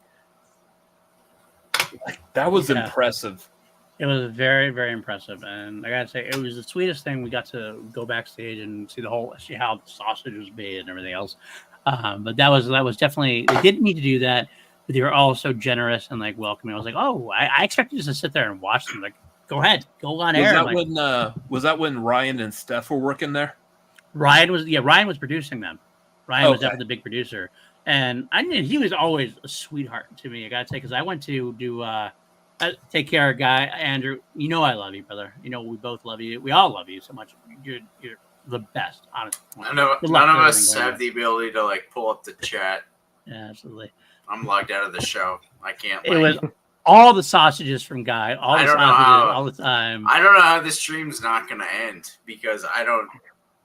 It's going to. Nobody has the power. I don't have power. I don't have perpetuity. None of us have power. So you should probably let them know. Real quick, I do have to go soon, but I just want to tell my Action Army origin story first. I found the Schmodown because I'm a big Kind of Funny fan. So I started following when Nick Scarpino made his debut. And I've never really, Nick Scarpino, and I've never really cared about movie trivia, but I have been a lifelong wrestling fan. So when Action Army made their debut, I was like, oh, I love these guys. These guys fucking. That's get it. what's interesting about the Schmodown is it pulled in people who didn't even like movie trivia. Yeah. Yeah. I wasn't even a big movie person, so it was like 2019. So that was the year of Movie Pass, and that's when I really got into movies. But I just didn't care about the movie aspect at all. I just cared about the wrestling aspect. So I was like, these guys totally get their like awesome heels. So I went on Facebook and I found the Action Army like fan page, and they were like so interactive and everything that made me want to stick around and be a fan, and that led me to meet some people that I would consider my friends for life, like you included PLD. So that's like, they've truly changed my life in like a really indirect way. So yeah, that's my Schmodown origin story. Nat, I gotta say, like I wasn't with C2A at first. I started out like just a Schmodown fan. I kind of was in the Action Movie Anatomy chat. And I remember getting the invite to C2A. I was like, okay, sure. I never podcasted really before C2A. I had a YouTube channel, but nothing. I didn't think I did anything. I don't think I did anything on it, to be honest with you. And like I I think the first time I like talked to you was because of the fantasy league, right? Yeah. Yeah, I guess it was fantasy. That's exactly what it was. It was fantasy stuff. And then like we got on. One of my favorite experiences with C2A is not as well known as some of our other stories. We did our C2A podcast for years. They were doing all sorts of C2A podcasts for like 40 episodes. And we were doing one, and the one time we accidentally went live. Like we usually recorded it and put it up afterwards. And I think on that, I want to blame you. I think you had put us live. That was all me. It was all you. Yeah, that was and me. all of a sudden, we're like live to everybody. We had no idea we were live. And I had been working with Ben and Drew a little bit, and I was like kind of talking about all this stuff. All of a sudden, I got like texts from Ben and Drew, Ben and Drew like check the chat, dude. Check the chat. And I'm like, what are you fucking talking about? Wait, what chat? Like, what do you mean? And I went, oh fuck, we're live, aren't we? That's right, because they were in the chat listening to us talking about them and other people in the Schmodown at that point. I'm like, and I think we went live after that, like exclusively, pretty much. We just decided, like, that was the start of it, because I made the stream, but I clicked live accidentally instead of pre-record. It was me, Jarvie. I think it might have been Danny, and then you showed up as Dark Shadow. That was Dark Shadow. Dark Shadow. Because I didn't have, I was not a podcaster. I had no setup at all. I went to my car, and I think it was I want to say it was on my phone. And I was on my phone in the car, like, and I had like no, and all of a sudden the car light went out because like it had been open for whatever it was. And all of a sudden I was like, this is really this Dark Shadow, and they started calling me Dark Shadow, and it became this like running bit for a long time. It was so fucking funny. No, it's great. But yeah, absolutely. Started there. That's what it is. Ben and Drew were in that chat when we went live. That's how it showed how supportive they were about it. And they were 100% supportive of us doing C2A. And like we got them on a few times. Like, yeah, I will do absolutely. They would mention it on Action Movie Anatomy. Like, yeah, watch Call to Action, do this stuff. It was a great like cohesive effort. Action Army really a family. Like from everything involved, and it started from top down. Like if you were involved, if you kind of came into a chat, that's all you had to do. You came into a chat, you were Army, you were fans, you were friends, and like, yeah, let's go talk to you. Absolutely, let's go talk. Let's hang out. Let's get drunk together on the stream. Absolutely. And we tried to make that. I wasn't there until like Gucciverse. Right. Because obviously, like Ben joins Finstock Exchange and the whole thing, and like suddenly. Oh my gosh, you and Jake, like all you guys were just. I came out of nowhere and was like, I'm jumping in. It was like 4 or 5, 6 months into COVID or whatever, and it was like you guys were already doing your thing, and I'm like jumping in, like. Well, because that's what we wanted. Like, I mean, I'll give it to Jake and to me. Like, that's what we wanted to do. We're like, you know what? Like, we all love the Schmodown. This is what we started for it, absolutely, and like action stuff and everything else. Like, if you come into the chat. You like the Sioux, so you're family. We're gonna treat you like family, and as long as you're not a dick, you get to hang with us. Like you just came in, we're like, we love you, Juice. Come hang out with us. Absolutely, you're a good dude. And you got like your guys' names were so like I knew you guys because Christian would talk about you guys like, oh, the Atlanta trip. Jake Iacovetta fell on Robert Parker. Like, I was a diehard Christian guy for a while. Right. I never really talked to him at the Schmodown live in LA, really. But yeah, I was pretty diehard Christian for everything, and then Well, Christian was smart. Christian wasn't. Christian was no dummy. He saw that this was kind of an organic thing. He definitely was like, "Yeah, I'll push them because they're pushing my show." I mean, hell, if you look at that one spectacular that was in LA, not the last spectacular, but the one before, he even said before Rundown, he was like, "Listen to that call to action." Talking about he knew what we were like an organic thing, and he understood that like that kind of word of mouth could be something. And I got to remember, like, my favorite bits of Christian, because Christian sometimes it's a bad rap, I think sometimes, but like honestly, when he was all in on it, he loved it like nobody else, and he was like a little kid. Because he would write these storylines, and like I remember, like honestly, you'd have these like spoiler storylines, and we'd be at live events. It'd be me, maybe Jake, and Billy Belford, and you're like remember like what was it? The Bomb? Was it that was it called? What was it called? I can't remember what it was called. It was like it would end up being like the everything changed, the corruption thing, where everybody changed everything else. I think it was called. I think if I'm wrong, I'm sorry, but it was called The Bomb or something secret that's going to come out. Basically, everybody, all the teams. Oh changed. no, I remember that. Yeah, I remember that. I don't everyone was building up. Everyone was so hyped for this to be dropped, and then nothing really came of it. The nuke. That was it. That was the nuke. The nuke. That was and I remember it was the live event before, and Christian was out in the corner after the event. He calls me, Billy, and Jake over. He goes, "You want another nuke?" We're like, "Fuck yeah!" That was right. That's where they spontaneously redid all the teams. All the teams. And he was like, and the reason why he did it, he was so excited, and he was such a little kid. Yeah, and it was just about that's what it was. He was so excited about it, and he couldn't like keep it in because he was just a kid. He was like, "You like want another nuke?" I'm like, "Well, yeah." Like, okay, I'll tell you, but if it leaks out, I'll know it was you. And he told us about the nuke before, and we're like, "Oh, that's fucking cool." And that lasted. I got to be honest, that lasted throughout, even before I became like professionally involved. Like when I got hired as a writer. There was times where he would like be like, "Hey, PLD, do you want to see a scene?" I'm like, nice. Yeah. And he would like, I would get a StreamYard link. I would join it. And he showed me like the bed and guy, like scene right from COVID, or everyone guy was like going like about to the like his baby's wardrobe and stuff. And the like when he's, and he would just show me the stuff. He's like, "What do you think?" I'm like, "It's fucking funny. It's fucking funny." He's like, "All right, good. He was like, we were like basically a test audience. It was like me. I want to say it was like Jake Berlin was there too, but he used like a bunch of us, like a few of us as like a test audience. And it was so much fun. We're like, yeah, absolutely, go with it. And what was for the nuke? Was that the thing leading into like Chance Ellison? Yeah, am I remembering that right? Chance came from it. So Anarchy was where they split up all the teams, and that was where, like specifically for that one, where Mike Kalinowski was being teamed with Chance Ellison, and everyone was like, "Who the fuck is?" Yeah. That's what I remember. Right, because I'm like, what the Chance Ellison. Ooh, what?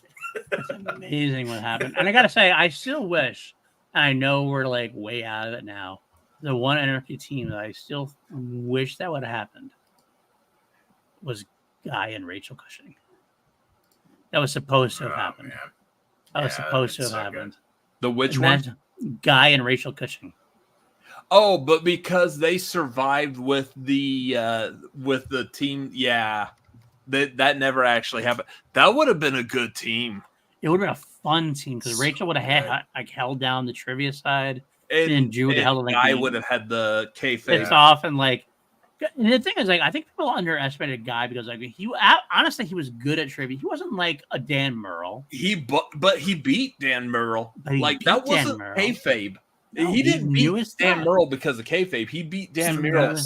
But then beyond that, because of his kayfabe, he would throw people off their game. Mm-hmm. People would like react like they didn't expect it, and like he would just make you just kind of like just enough to throw you off, and he would I cash think in. That's what sustained Schmodown. Like, yes, you got people like me who started watching Schmodown because I like movie trivia. I have a stupid encyclopedic mind for movie trivia, but I wanted to see the drama of it. And I think that's what really sucked me and a lot of other people in. Yeah. Right. Because any other person, you could ask them like, hey, what 1994 movie starred Tom Hanks as someone with a mental Forrest Gump? We all understand that, but it was the personality behind giving that answer. It wasn't just the fact you could give that answer. It was how you gave that answer. And I think that's what really cemented Schmodown as a show that could last had the pandemic not happened. Yeah, and I will say, like, it's kind of funny you talk about the pandemic. Like, Christian always decried the pandemic, saying that's what killed the Schmodown. And I will say that the digital era kind of like extended the Schmodown a lot more, and I loved it for that. Yeah. I understood. Obviously, it's not the same. It's obviously not the same. But I really do love what we did in the digital era because I think we did a hell of a job trying to keep it going in a way. But yeah, of course, it's not the same as seeing these people in like live action compared to each other. Watching Ben Bateman rip Kalinowski a new one and then watching them back like in person was such a different story. Although watching it in person was actually I don't think digital killed it. It was introduced. It was just making all of the fans part of it. What killed it for me. I think for me, when it wasn't like the same personality, because I gotta say, and you say that best, Juice. I gotta say, I love you for it. I love you admitting that because like introducing some of the fans to the group, and I don't. They are great people. A lot of them are great competitors. Like they knew their stuff, but there was a difference between like say someone like a Josh McCouga level. Like even though they didn't know the trivia, but their entertainment value was up there, right? And like Guy, like, it had the entertainment value, which was much more important than the trivia angle. You like, had such a diverse amount of people that could fit in either category in different variations of either category, whether you are entertaining or you know movie trivia or any version, like you could put it anywhere within that. What I liked about it, especially where it was going as it ended with the like FCL and whatnot, is you are bringing in people that are capable of either one of those two things. Christian really was looking for either you're good at movie trivia or you're really good at kayfabe. But if you could be somewhere in between, that's where we want you. Right. And watching that grow from behind the scenes type of thing, like for us, we really just started a channel to talk about movies. And it was our love for the Schmodown that got us to doing reactions. And then that got us to where we were with, like, say, the FCL. Yeah. I mean, I will always. If the Schmodown was to continue, we would have seen more. I think the Schmodown was a really good way to drive movie YouTubers potentially into. Oh yeah, we speak Ryan Nielsen's name, and here he is. Oh, no way. There it is, Ryan. The great and powerful Ryan Nielsen. Great Ryan Nielsen, who produced SDN for a bit. And I guess the funniest thing, I'll interject real quick. I know you're talking. Sorry, Robert. I will give Ryan a lot of credit, not only just for Action Movie Anatomy, just for the fact that he let like us, fans do the reaction. He produced for SCN for a bit, and I got to produce for SCN for a little bit. Yeah. When RB3 was leaving, Christian was like, I didn't know what I was doing at all. Like, I never even had OBS. I'm like, my computer is shit. And I started a stream I was doing Coming Up Next, which was the show with Brad Gilmore and Jen Sturger. But I love that show, by the way. I think people slept on it. I think it was actually one of the better Schmodown shows there was. It was a really fun show. The first time I did it, it didn't work. I don't know what happened. I don't remember what happened, but like it wasn't going. I was like, oh my fucking God. I'm texting Ryan Nielsen, like, oh shit, help me. No, I don't know what's going on. You are texting the Ryan Nielsen. The Ryan on. I'm like, oh my God. Yeah. And he came on and was like, all right, calm down, dude. Let's see what's going on. Let's do this. And he came back to me and he was always the sweetest dude. And he helped me out without even like questions asked. He stopped what he was doing. He was like, all right, try this. We'll try this. We'll that. We'll got it. And he got it working. And it's because of him. And he was such a lovely, lovely gentleman. And I love him so much. And I'm going to tell him, he's watching me now. The funniest thing was, I'm a little drunk to say this. I remember the first time he was in Action Movie Anatomy. I love his defense to everything. This is the first. Yeah. I'm gonna He's probably never heard this before. The first time he was in Action Movie Anatomy, I kind of was like, "Who the fuck is this guy?" I like it was David and Guy and like Steve Ryan. I'm like, I don't know about this dude, and like I don't know what it was about. I was like, I don't know about this dude at all. But then like I got to meet him, and I'm like, I was fucking wrong. This guy is a sweetheart, a gentleman, and he's honestly one of the best producers I've ever even had like interactions with. Such a sweet guy. I'm gonna be honest. When we were at Popcorn Talk, I remember Ryan being there. I don't remember Steph being there. My brother told me that the woman that we were talking to was Steph. And then as we went to FCL, like, okay, cool. Apparently we've already interacted with you. I remember talking to a woman. I don't remember it being Steph.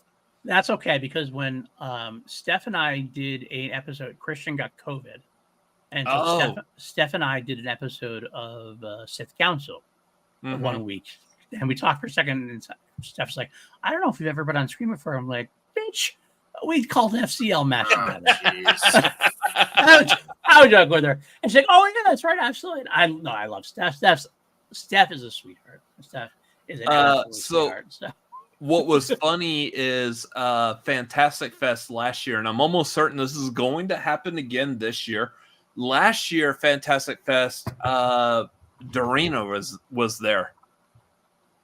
So I was like, hey, Dorina, I know I haven't interacted with you. I've interacted with Roxy and Steph before. You're the one like world girl that I've never actually interacted with.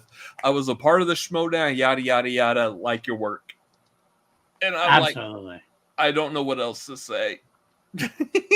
I turned into like little nerdy fanboy, like, hey, like your work. I want to highlight Ryan again real quick before we forget. Yeah, absolutely. Go ahead. Because, absolutely. Man, I stopped. I don't even remember like the whole history of SEN when it turned to the big thing. And the Ryan Nielsen. Shebang. But the Ryan Nielsen, I remember. You're right back. He obviously doesn't know who I am from Adam, but like, I remember, RB3 left, the whole thing, and the show wasn't doing that great, but I just have a memory of just Ryan being the sudden producer, and it's like, all right, who's this Ryan guy? And he's just so great, so funny, so nice, such a good character bringing into the whole thing. Who is this man? Yeah, exactly. Perfect. But perfect. It works so well. I don't even remember what iteration of the show. This is so long ago. Yeah. I think. But yeah, I remember being on that okay, I might stop watching, and then Ryan was like that rejuvenation of all right, there are good characters that are still keeping the show alive. I don't even remember. So long. It's funny. I will say it's funny thing about one of the funniest trivia. If you ever want trivia about SEN, I was a producer of SEN Live for about 6 seconds. Right before SEN Live was canceled and everything got moved over and everything went to the big thing. Christian was like, you know what? Here we go.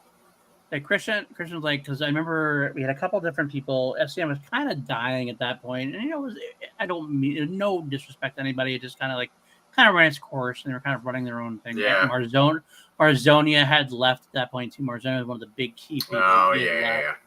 And oh god, I'm drunk, so I'm sorry, I can't remember the name. I remember there's the name of the producer. I can't remember his name right now. He's producing it, and Christian came to me. He's like, you know what?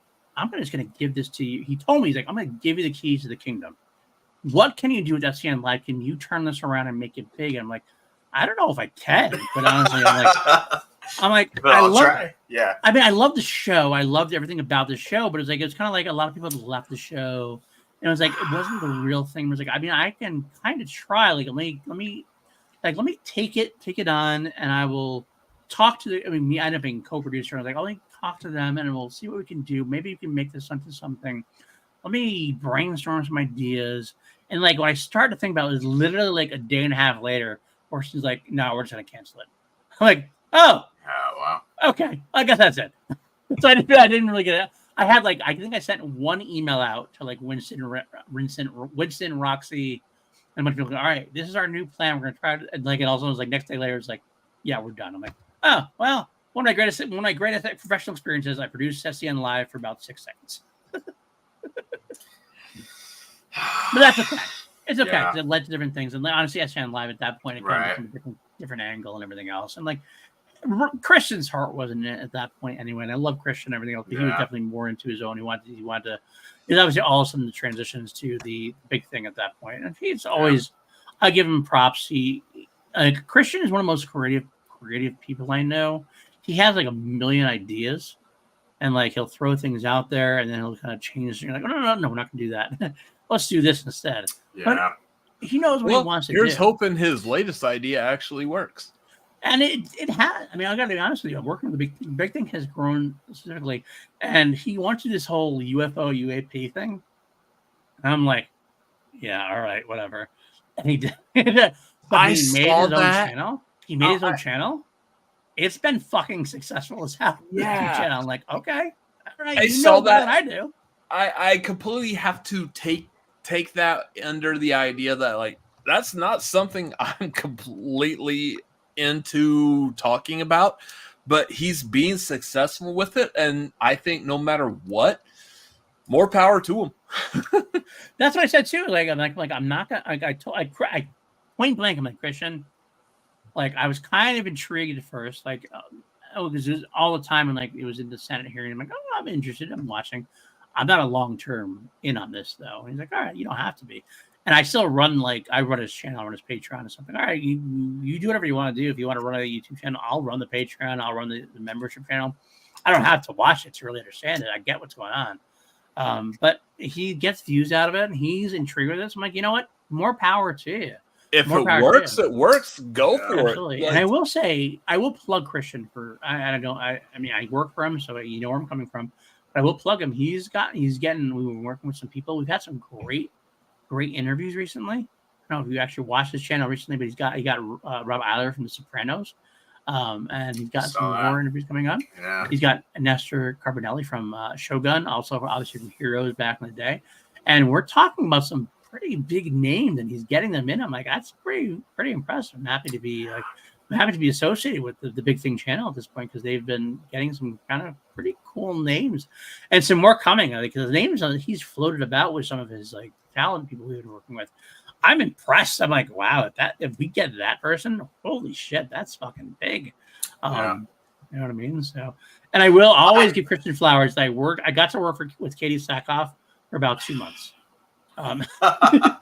Like when she started her podcast, she worked with us for a bit and she did her video thing, and then she went on her own and she kind of cut costs and she ended up basically firing me and Christian, not like in a bad way, just she kind of did want to do different things. But I got Kitty Sackhoff on my phone texting me, and that I can't replace. That's ridiculous. I got Kitty Sackhoff's number. I'm like, she's texting me, she's saying thank you to me. I'm like, hey, that's worth anything I got to do with this place. I love these. I mean, I told Christian, I'm like, Katie Sackhoff, that checks off like all my boxes. She's in Star Wars. She was in a Halloween film. She was in like Riddick and like the Prince Black movies. She was in Battlestar fucking Galactica. Absolutely. And she was a sweetheart. I mean, I had many conversations with her. She was always brilliant sweetheart. I can't say anything. I can't say anything bad about her. She was such a lovely person. So, absolutely. I kind of, so I never really talked with Christian. Christian's always been my favorite, like, Schmodown personality going into the Schmodown.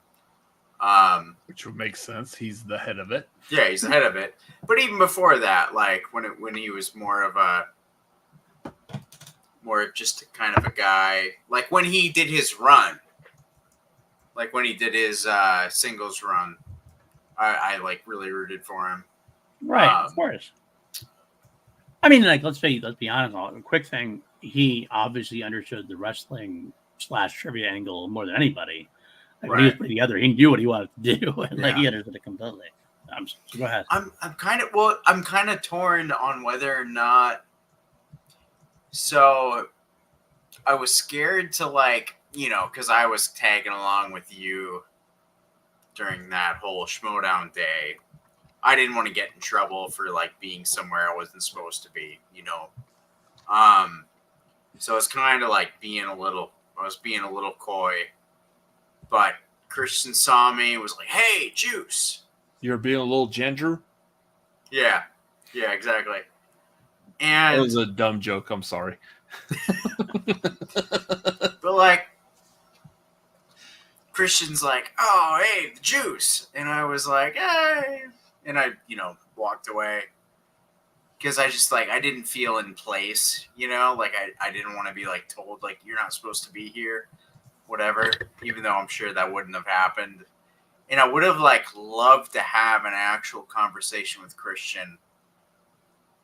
I looked up to him for so many years, whatever.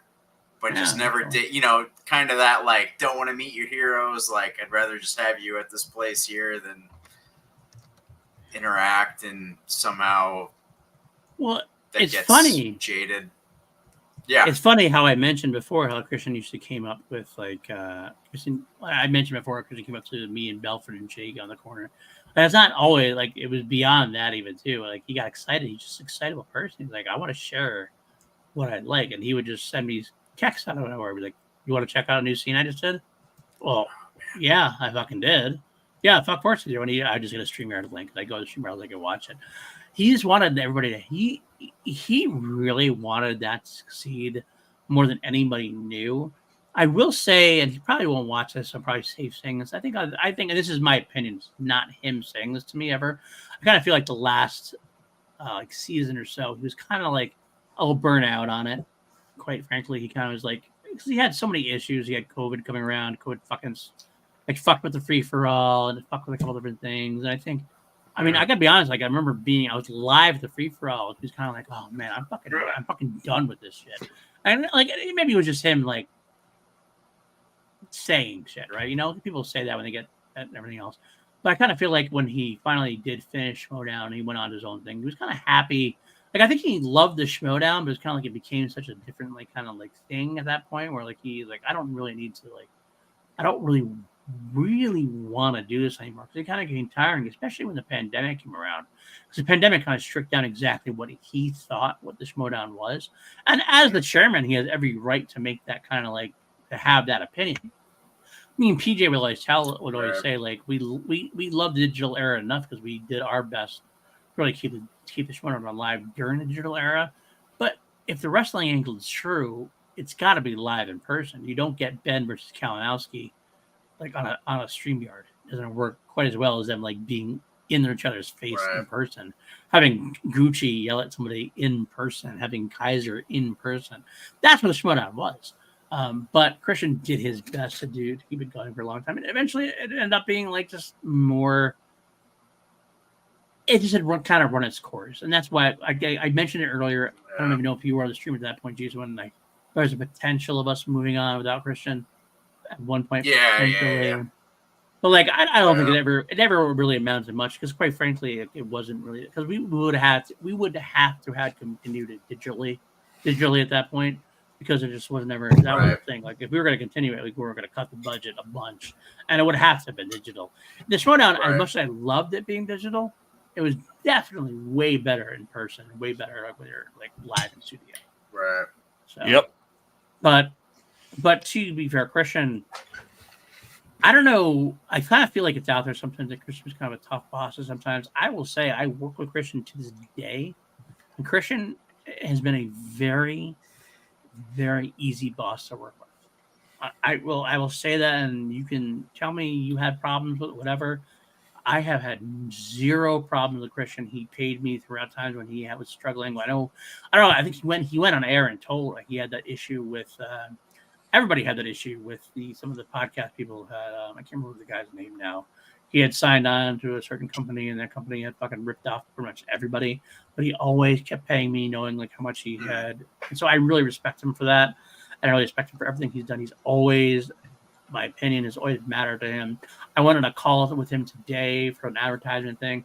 I didn't say a damn word, but I was happy to be there, just kind of like taking in what was going on.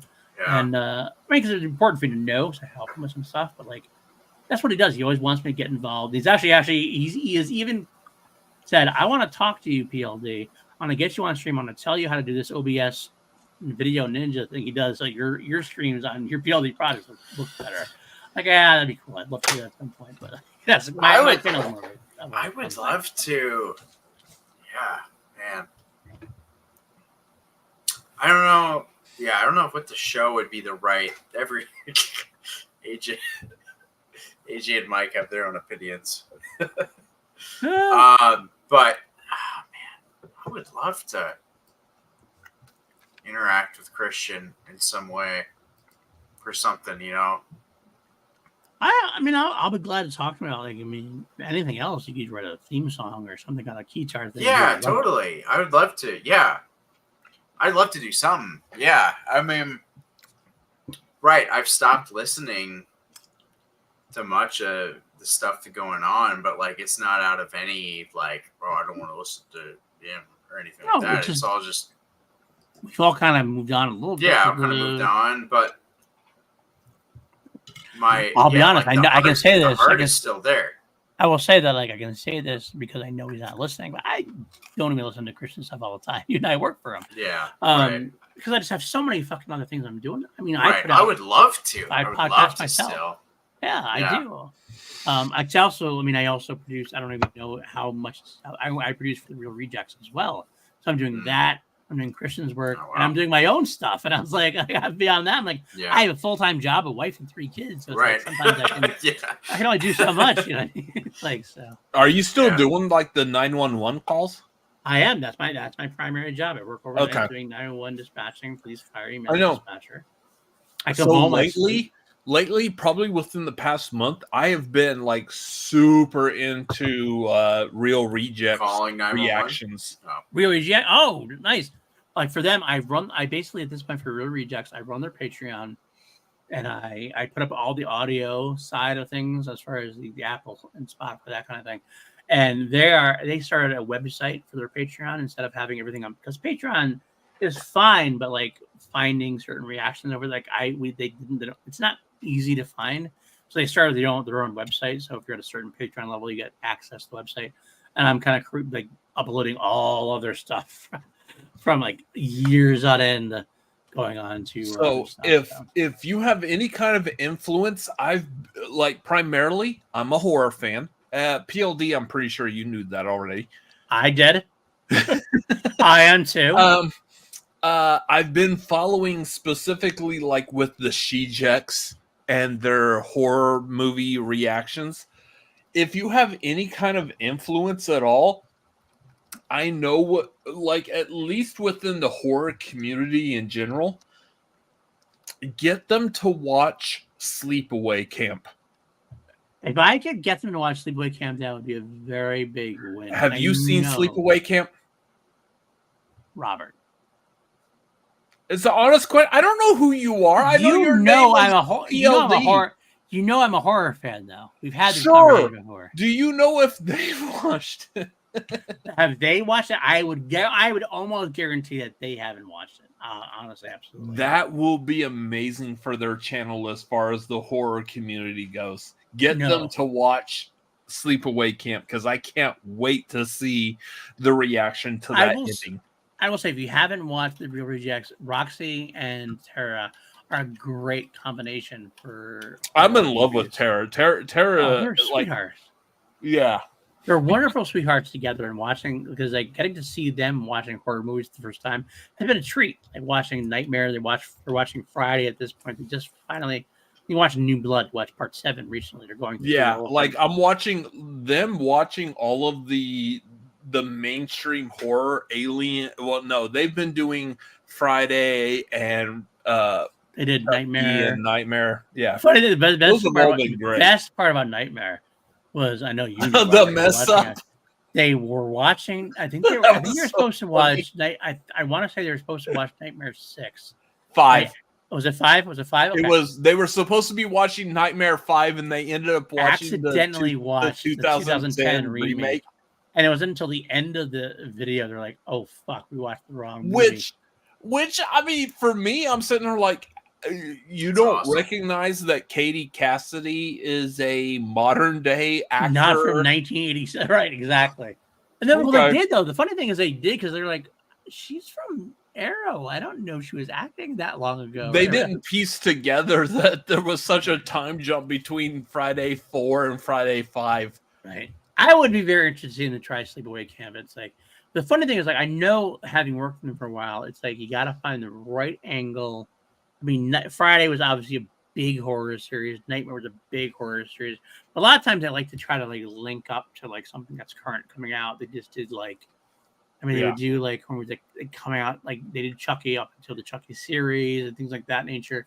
So Sleepaway Camp is such a random one-off horror. If I can get them to watch it, I would.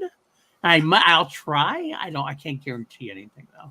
So the way I would present it is, if you had the opportunity to watch someone, like for our channel, one of the biggest things that we would love to see, that I would love to put into production constantly, is people's reaction to the end of The Usual Suspects.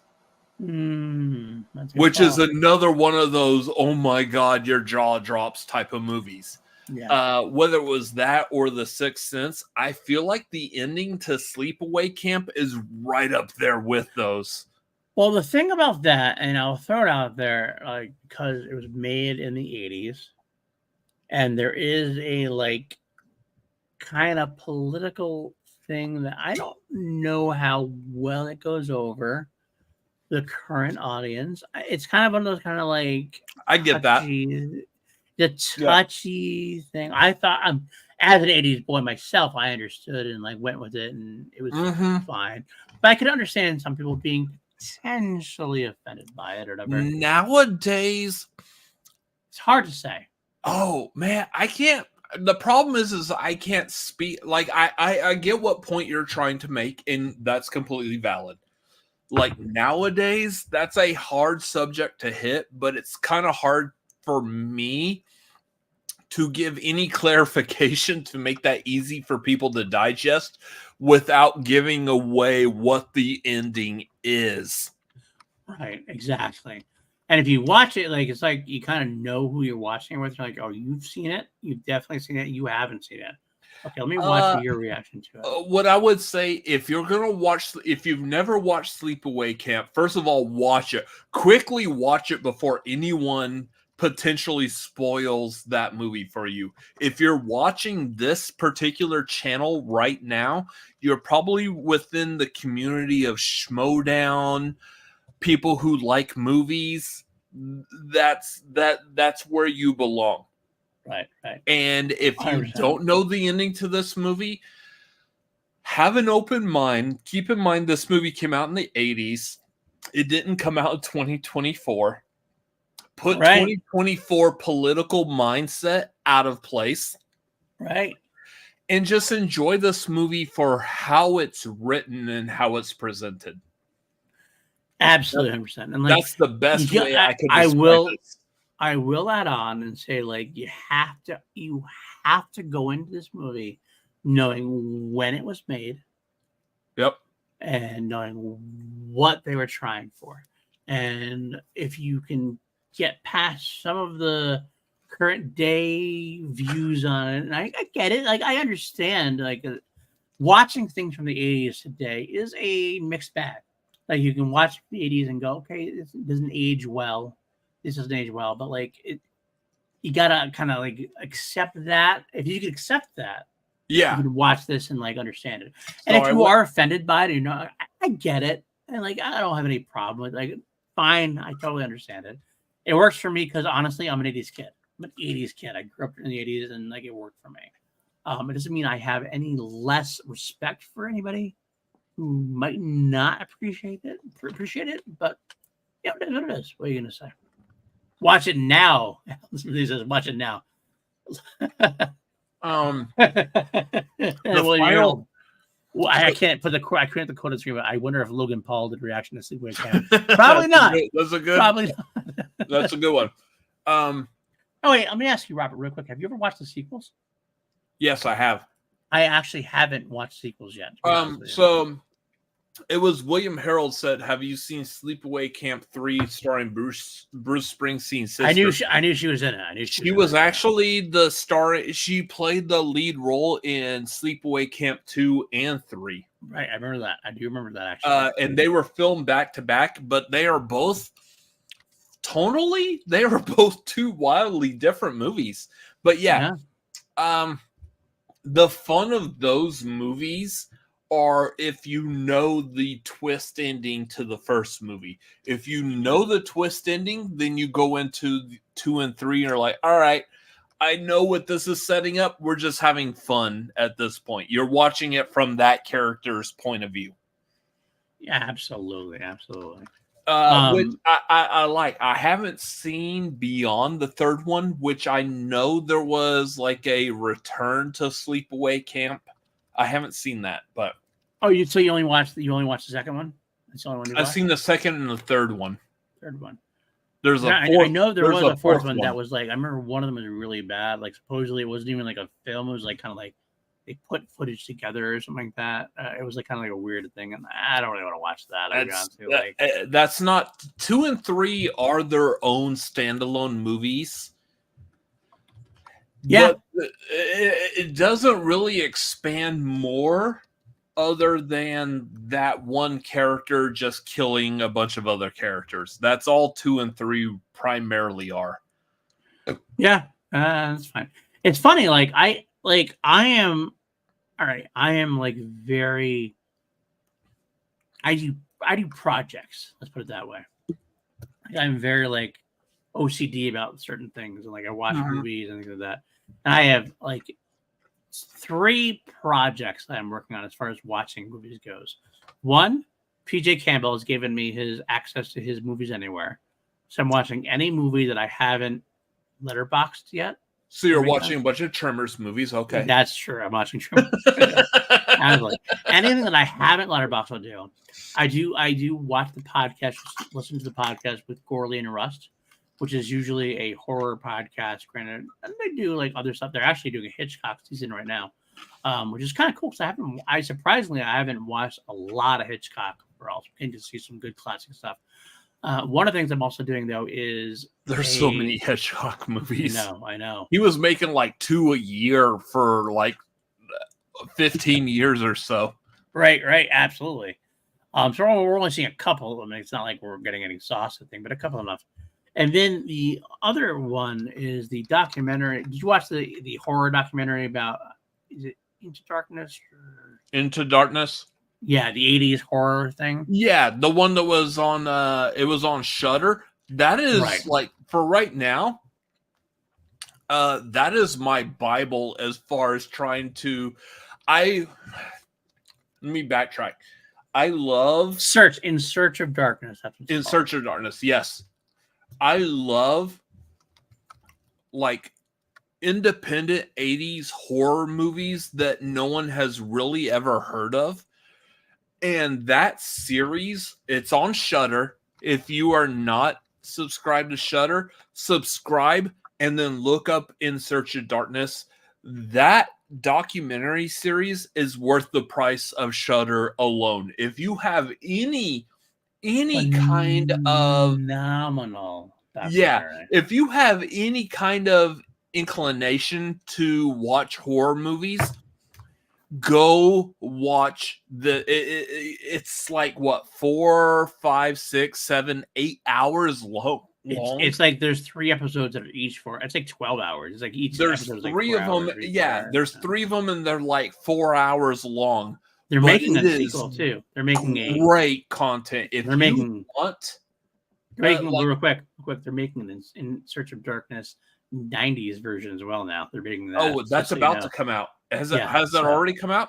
No, not as far as I know. It hasn't. As far as I know. I am counting hope down not. the days till that comes out. Yeah. If you are a horror movie fan of any sort and you understand the appreciation for 80s horror, this is the series you need to watch. I grew up on like Bravo's like 100 movie moments, scary movie moments that you need to see, and that was my Bible as far as what horror movies I need to watch for a while until this series came out. And I am actively right now as I speak working my way through watching all of the movies that series was talking about. If you would like, if you are interested in following this, I know PLD, you're familiar with this person, Lego. We do a review together. We talk about the 1980 sci-fi franchise V. Yeah, Legoland 13. Find her on Letterboxd. She has categorized all of the movies that are talked about in the In Search of Darkness series. So if you want to know what movies that you need to watch and you don't want to watch a 4-hour long video, that's where you go. Absolutely. I will say, yeah, they're working on In Search of Darkness in 1990, 1994. But going back to what I was talking about, that's my other project. I've been watching every movie that was attached to In Search of Darkness, the 1980s version. I'm in volume 2 right now, volume 2 of 3, and going through all of it. And there's plenty of movies. I consider myself a horror guy. I love horror movies. It's one of my favorite genres. I've seen you on Letterboxd. You have an impressive view count there. Yeah, and I keep going through like all these, and I'm finding like I have never seen this movie. I have never watched this movie. Sweet, and I'm finding so many movies I've gotten to watch, and are some of them not worth it? Yeah, some of them are kind of like watch. I'm like, well, that wasn't even worth it. But I'm finding these kind of gems, and even if I can find like a mediocre, like 2.5 star, 3-star film, it's still usually worth a watch. And so I'm like, oh, cool! I get to see something that they created back in 1981, 1982, and I love this. I watch like. I've always wanted to watch Saturday the 14th. I've never watched it before. I tried watching it once and I had to turn it off. I will give it another shot, but it's fun. I never watched it before, but I always knew the title. I was like, okay, watch it. I watched it recently, I watched it. I'm like, I get why people would hate this, but it's a fun time. It's fun as hell. That's great. It's a comedy. If you watch it as a comedy, it's hilarious as hell. But that's what this In Search of Darkness gives me, because I got to watch this documentary. I watched it all the way through, all 12 hours or whatever it was, and I kind of going back now watching everything that they talked about. I'm like, oh, that's fucking great. And so I kind of go through all these things. If you're a horror fan, watch it. Like, watch the documentary, check out some of these movies that they talk about, because I guarantee you there's stuff that you have never watched before that you're missing out on. Like one of the films I had never seen. Let me look it up real quick. I can't remember. Changeling. That's what it was. Changeling. With George C. Scott. With George C. Scott, the ball dropping down the stairs. Yeah. Never had even heard about it until I watched In Search of Darkness. I'm like, but how many times has that movie been referenced in other horror movies? Like, it is the pinnacle. Absolutely. And that's what you find. Like all these other movies that I like are like, they're kind of like B horror movies, or they're like cheap, low budget, but you watch them and like, oh, I've seen this before. I've seen them referenced in other horror films. Like, oh, some of the horror films I love have referenced these movies, and it's worth watching. Absolutely. So I am a big fan. I can't wait for. I don't know when 1990 comes out. 1990, 1994. That's the next one. Hopefully, let's see. Yeah, I'm on the website now. I'm going to see if I can find it. I can't. Search of Darkness for the 90s. The funny thing is, you and I are on the stream. We have no power over the stream whatsoever. We can't like share screens. We can't do anything. I think can I present it? No. Oh, I can. You say I can share a screen. I don't know if somebody gave me the power. See if it comes up. I mean, I see present down there. Oh, I guess. Yeah, I can, but I can't put it on screen. That's what it is. I can't put it on screen. Yeah. Oh well, I was looking to see when it comes out. Let me see if it has release date. the point that I always want to get across when I'm talking about this, which is not very often, so I'm going to take advantage of this. I feel like the 80s was really a great turning point for horror movies. Obviously, anyone who's familiar with the 80s horror, you may be aware of the UK's decision to classify movies Video nasty. The video nasty. Like, what I find is great about that is they created this list of video nasties, as in these are movies that you should be staying away from. And I'm the type of person, I'm like, oh, these are the movies I need to watch. Absolutely. And I did the same thing. Oh, by the way, speaking of horror, can I interject really quickly? Y'all need to keep this video nasty list going, because all you're doing is giving me recommendations. I saw this on Twitter, and I want to give props. Rest in peace to Charles Cyphers. Of course, you know, Sheriff Brackett from the Halloween franchise. Sheriff Brackett passed away at the age of 1985. And Halloween is one of my favorite films of all time. It's in my top 4, top 5. Was that recent? Yeah, it just came out today, like 42 minutes ago. That's when really? That's when One Take put it out as news. Yeah, I mean, he was in died August 4th. Yeah, died today or died yesterday or whatever, or recently rather. I mean, he was obviously in Halloween Kills. He was in the recent. He was he was the hospital sheriff, security guard or whatever. Sheriff Brackett, yeah. Sheriff Brackett, what a great character actor. Loved him as Brackett. He was such a great, down to earth. Like, you believed him. He wasn't dumb. Like some horror movies make cops dumb. He wasn't dumb. But he was very straightforward. He understood everything he did made sense in a way. Even if like you knew Michael Myers was coming, but like if you look into it at a certain angle, you knew that everything he was doing was correct, and you understood what he was going with. Such a great, wonderful actor. And one of my other favorite actors. I talked about this movie earlier, and not a horror movie. He was also in Major League as the general manager of the Cleveland Indians in Major League. And I loved him in that as well. So Charles Cyphers, I love Halloween. Thank you so much for your contributions to the franchise. And I know maybe Robert, you don't agree with me. We had this discussion before. I love Halloween Kills. So give me, I love Charles Cyphers in that as well. I will. So here's the thing I will add to this. Charles Cyphers, as far as the Halloween franchise, he is the one that is responsible for the phrase, everyone is deserved one good scare for Halloween. Yeah. He was the sheriff in the original that scared off the kids who were trying to play pranks. Yep.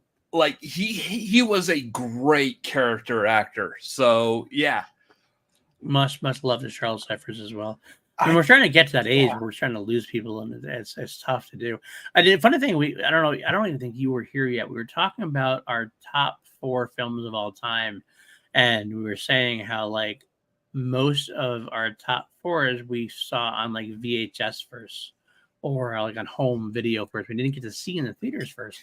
And I will say, like, I was actually rare. It was rare for me because I have seen, like, out of my top 5 or 6, I've seen all of them in the theater first, except for Halloween. Halloween was not. I did not see it in the theater first. I saw that on VHS first before it came out. But I did get to see it once on the big screen when it came out on one of the holiday or anniversary selections.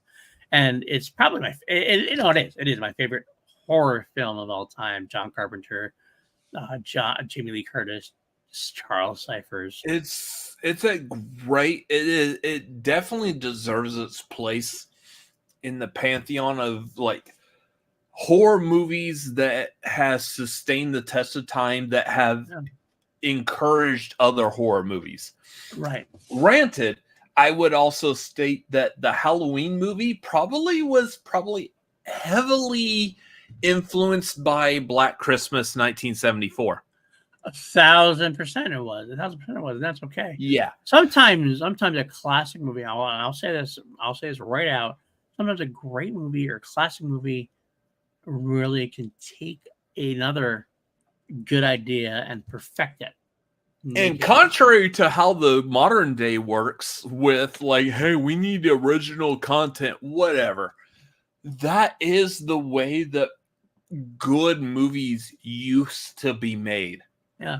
Well, I think part of it. I have nothing against the original Halloween movie. I think it is very much a staple of the slasher genre. It's what really helped. Like Black Christmas, yes, was also a slasher movie. There were, I believe, I can't remember specifics. There were other movies that fed into slasher before Halloween. Halloween was the one that really put it front and center. That's what created Friday and Nightmare. No, Halloween was the linchpin, absolutely. And I love My Bloody Valentine. I love Black Christmas. I love My Bloody Valentine. I love all those films. But Halloween is the one that touched everybody in a way that other ones didn't. It reached certain people, other ones didn't. And yeah, of course, it had its own everything. Every movie you've ever watched has influences. Yeah, absolutely. But it's what you can take from influences, and you can reach a certain level of people when you view it. Black Christmas didn't get quite the views. Halloween is known for doing what it did. And Halloween took what Black Christmas laid down and made it into honestly, it's probably a perfect horror movie. And it became a franchise more than anybody else. Like Black Christmas never became a franchise. Other movies didn't become a franchise. Halloween became a franchise that was known, well, and loved. And I'm not saying all the movies are great. No, not all the movies are not great. But honestly, they were consistently solid movies. Halloween, beautiful, perfect masterpiece. Halloween 2 was fun enough.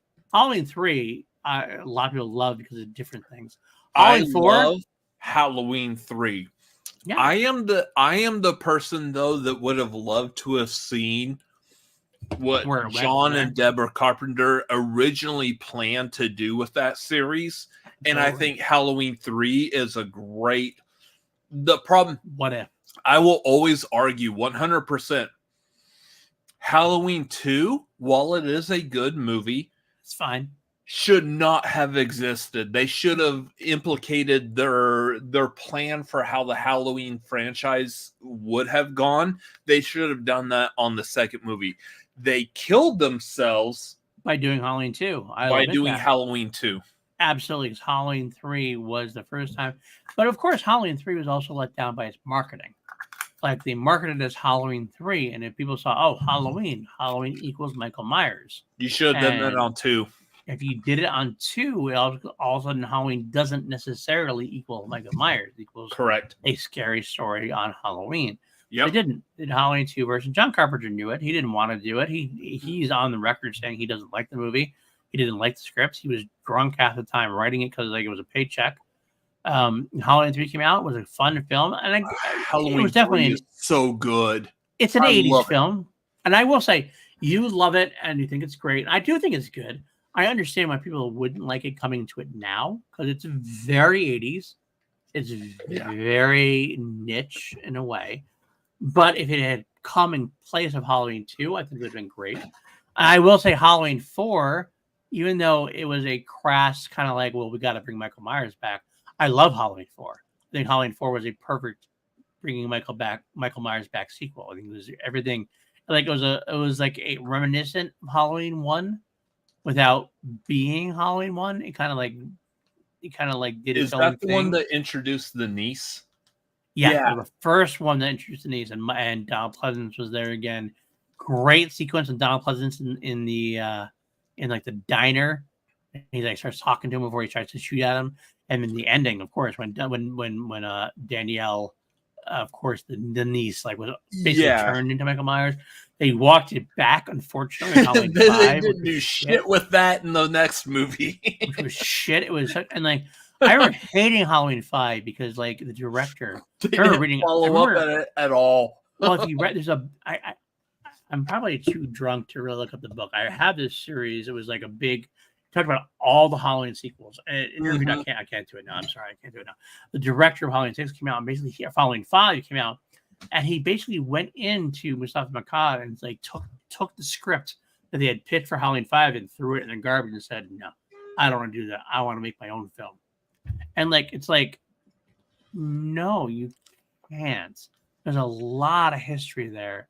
And he instead turned into like this Keystone Cop thing, tried to add so many other angles, and it just didn't work on any level. Halloween 5 was one of my biggest disappointments, even more so than Halloween 6, because Halloween 6 might be bad. Halloween 6 is like, but Halloween 6 took a weird swing. But I appreciated the effort into the Halloween film instead of like Sure.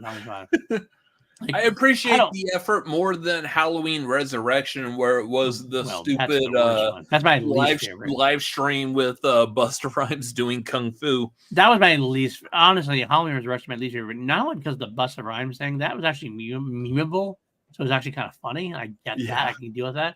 But it was like the way they treated Jamie Lee Curtis, the way they treated. They offed her like in the first 5 minutes. Yeah, like, that was weird. What are you doing? Halloween H2O was a good sequel. It's dated. It's definitely of its time. It's definitely of the 1990s, but it's still a fun slasher. It's still a fun horror film. But it's also like Halloween H2O is a product of its time. It would not be anywhere near as good had it not been for Scream being so meta. Because Halloween H2O leaned into that meta with the example of Scream's in the they watch Scream in the film. Oh yeah. Just like Scream watches Halloween, they turn and watch Scream in the film. But there was it Janet Leigh was in H2O. Yep. Who is Jamie Lee Curtis's mom in real life. And of course from Psycho. Yep. And from Psycho. And then there was the part where she was saying bye to Miss Tate. And got into her car and they're playing like the Psycho theme. I was like, all right, at this point, we are dropping what the premise of a Halloween movie is, and we're leaning into the idea of what Scream set up. Look, I would love H2O. The only problem I have with H2O is the fucking mask, which looked god awful. It looked god awful. What was the one where the mask was like pink and blonde hair? Was that the fourth? No, the fourth one was actually okay. It was a little fake looking compared to the first. There was one of those for a split second. It wasn't the entire movie. Right. But for a split second, the mask was really weird looking. It was off-putting and it had blonde hair and it was more pink. I want to say it was 5, but I could be wrong. Yeah, it was either 4 or 5. I mean, I will fully admit, and like, heart in my hand kind of thing. I watched 4 was the first one I saw in theaters, and I was a kid, so I definitely had a little nostalgia effect to it. But I thought 4 really kind of like 4 really repeated 1 without being a complete repeat. If you know what I mean, like it kind of like it took some of the beats of 1 and made it a watchable movie. It had its own thing. Whereas 5 fucked that completely. And 6, obviously, 6 went in a completely batshit crazy direction. H2O I liked, but the mask looked so fake. It was hard to watch because of it. But if you can get past that, the story of H2O was good. Like the alcoholic Jamie Lee Curtis. Yeah, I liked that. Her relationship with the other teacher was really good. Her son was really good. It still felt within the realm of what Scream was trying to do. Absolutely. It was like Scream came out and a bunch of horror movies. We got I Know What You Did Last Summer, Urban Legend, Valentine. All of those were because Scream existed. Absolutely. And I like H2O kind of felt like that as well. Yep.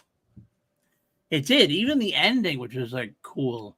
But then Resurrection kind of walked back the ending, and it was like H2O was the ending with her cutting off the paramedic's head. Right. And which was kind of cool if that was the end. Yeah.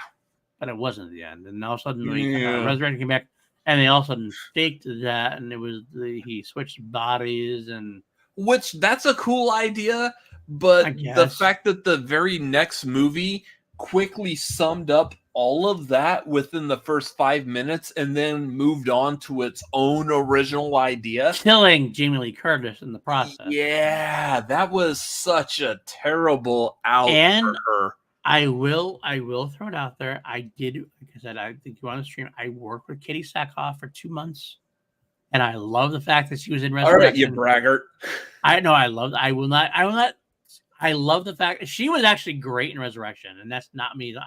She was great. Oh, she was in Resurrection. That's right. I forgot about that. Fun. She was fun in Resurrection. It was not on her. It was a story that was kind of shit. And it was the fact that Busta Rhymes, it became a meme. And is it a fun meme? Yeah, it's a fun meme. Trick or Treat Motherfucker is fun. But it's like almost like a separate movie at that point. And it's like, I don't know about that. But. So, in conclusion, what this whole entire TED Talk is about is, yes, the 80s horror mainstream movies that you may be familiar with, the Jason, the Freddys, the Michaels, the Chuckies, they're good. They're definitely good. There's a reason why they're the pinnacle of the 80s. I would recommend reaching out and looking beyond what was mainstream. Like I'm gonna, if I can plug something that is not my own creation, I go watch Dead Meat. If you are familiar with the channel, the YouTube channel Dead Meat and their kill counts, they do a phenomenal job of recapping the movie in a fun way, while obviously they're counting the kills of the movie.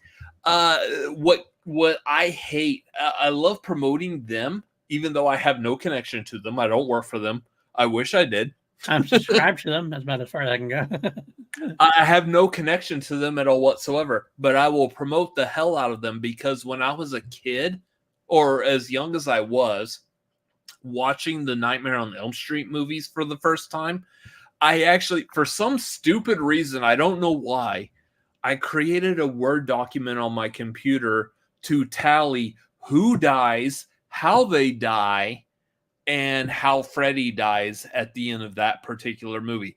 For all intents and purposes, I could be running a kill count channel on my own with my love of horror. Yeah, and James A. Janice just beat me to it. No, Dead Meat is a great channel. I will absolutely. If you are a horror movie lover, go watch that channel.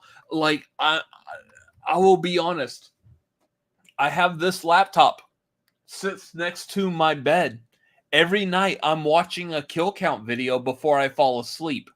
I fall asleep watching kill counts. Guarantee, and I will throw it out there, and this is shamelessly self-plugging. Myself and PG Campbell on PLD projects. We do a show called Two Mediocre Way Too Done Film. I mean, lean horror. We don't always do horror. We have done the Friday the 13th series. We have done the Halloween series. And we will be doing Nightmares soon. We're going to do John Wick starting next Tuesday. We're going to do 4 John Wick films. After that, we're going to go on to the Nightmare on Elm Street films. And I can't wait. When you do Nightmare, can you make it 3 white people talking about it? Because I would love to join. I could talk about all of the Nightmare on Elm Street movies all day. It's interesting.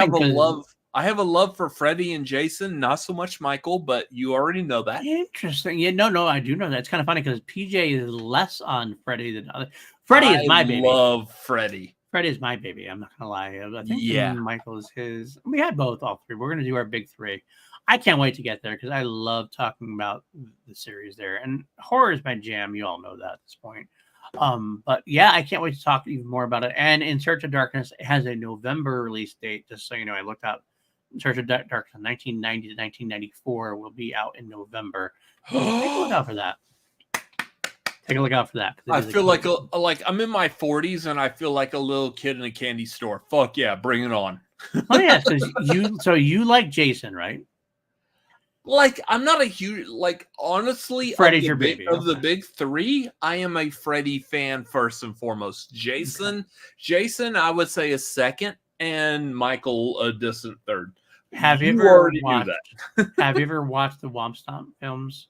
Yes. Fan films? Oh, they're pretty Yeah. fucking good. Yeah. Hiking was it hiking Never, the woods? never hike or- alone. Never hike alone. Yeah, never hike Those alone. two. Yes, I am familiar with those. We actually, PJ and I decided that when we did Friday the 13th, we actually added those on the end because we liked them so much. As you should. And we had an interview with the director. We actually on PLD Projects channel, we actually had an interview with the director of the Never Hike Alone, and it was a great conversation. He is such a horror junkie, and he loves what he does. And it was such a great conversation with him. And because I don't know if you even because you watched Never Hike Alone, he actually got some of the actors to come back from some of their first. Tom Matthews, yeah, he brought back Tom Matthews and the deputy as Tommy Jarvis. Yep, and the deputy from Six, it was in there as well. You know, Yabang is in there. Great, and of course, obviously, I feel bad as I'm drunk. Excuse me. The Friday the 13th, the actor Shelley, who played Shelley in Friday the 13th Part 3, who is a lawyer now, and is actually obviously updating us all on Twitter. He was one of the masks that was always playing pranks. Yeah, pranks, and he gave gave Jason the mask in the first place. He's actually a lawyer in real life now. And he actually has been keeping us all up to date on the Friday the 13th legal saga that's been going on. And he actually makes an appearance as well. That's ridiculous, right? That Friday the 13th legal saga. Oh my God, people, get your shit together because you are like throwing away cash. You could make a cheap Friday the 13th film and it will make you money. But they're all tied up in shit. I don't understand it. We have like a TV series maybe they're going to do with Brian Fuller. That's thrown to the wayside now. I don't even know. As far as I know, that is all completed. Brian Fuller is not involved anymore. That's right. Yeah, that it doesn't go through Cunningham.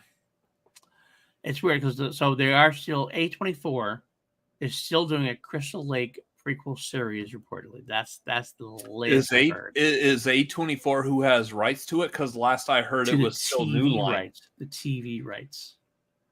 A24 has a TV rights. They could do a series. Who has movie rights? That's a great question, and that's what's kind of like we're not getting a Friday the 13th film anytime soon because of that, and that's the problem. But that's why they worked it out so that A24 could do a prequel series. Like originally, we're going to do it with Brian Fuller from Hannibal, but then something happened. I guess there were some issues, perhaps I don't want to say Me Too, but like some negative things with Brian Fuller that I didn't really get a whole lot. I can't really speak of because I don't know. Some kind of harassment issues or something. If that was what I recall, Brian Fuller was also in a part of Glee. Yeah, maybe. There was some issues coming off of Glee. I can't remember exactly the details, but I don't really know much about it. I know that if you look at Brian Fuller accusations, and again, I don't. At this point, I can't say either way because I am not there. I will take every opportunity that I'm on camera live in front of people to easily state, hey, if you're going to be in the public eye, don't do shit that's going to get you out of the public eye. Like, what's his face that played Kang? Yeah, Jonathan Majors, absolutely. Jonathan Majors. Great actor. I loved him as Kang. I loved him in Creed 3. I can't remember what all he actually was found guilty of, but don't do that shit. Right. If you're going to be a public person, stop it. I want to be a public person. I don't do anything like that in my personal life. October 5th, 2023 was I'm going to give it all here. The Hollywood Reporter, producer and showrunner Brian Fuller, known for creating Hannibal and American Gods, has been sued for alleged sexual assault and harassment in a lawsuit that accuses AMC Networks, Shudder, and Steakhouse Productions of ignoring and facilitating a hostile work environment on the set of Queer for Fear. We live in a day and age that even if you think about being, I'm going to call it weird because it's not normal. Okay. If you're going to be weird like that, you're going to lose your career. Stop it. Now, Brian Fuller was known for being very successful with Hannibal. That was the series that was very successful. That was Mad Brian Fuller and what's his face from Chucky. Right. But Brian Fuller was then tasked with Friday the 13th. And then, unfortunately, I think because like it was kind of random, like this kind of came out in October of 2023. And all of a sudden, like after a little bit of time, May of 2024, Brian Fuller exited the prequel series.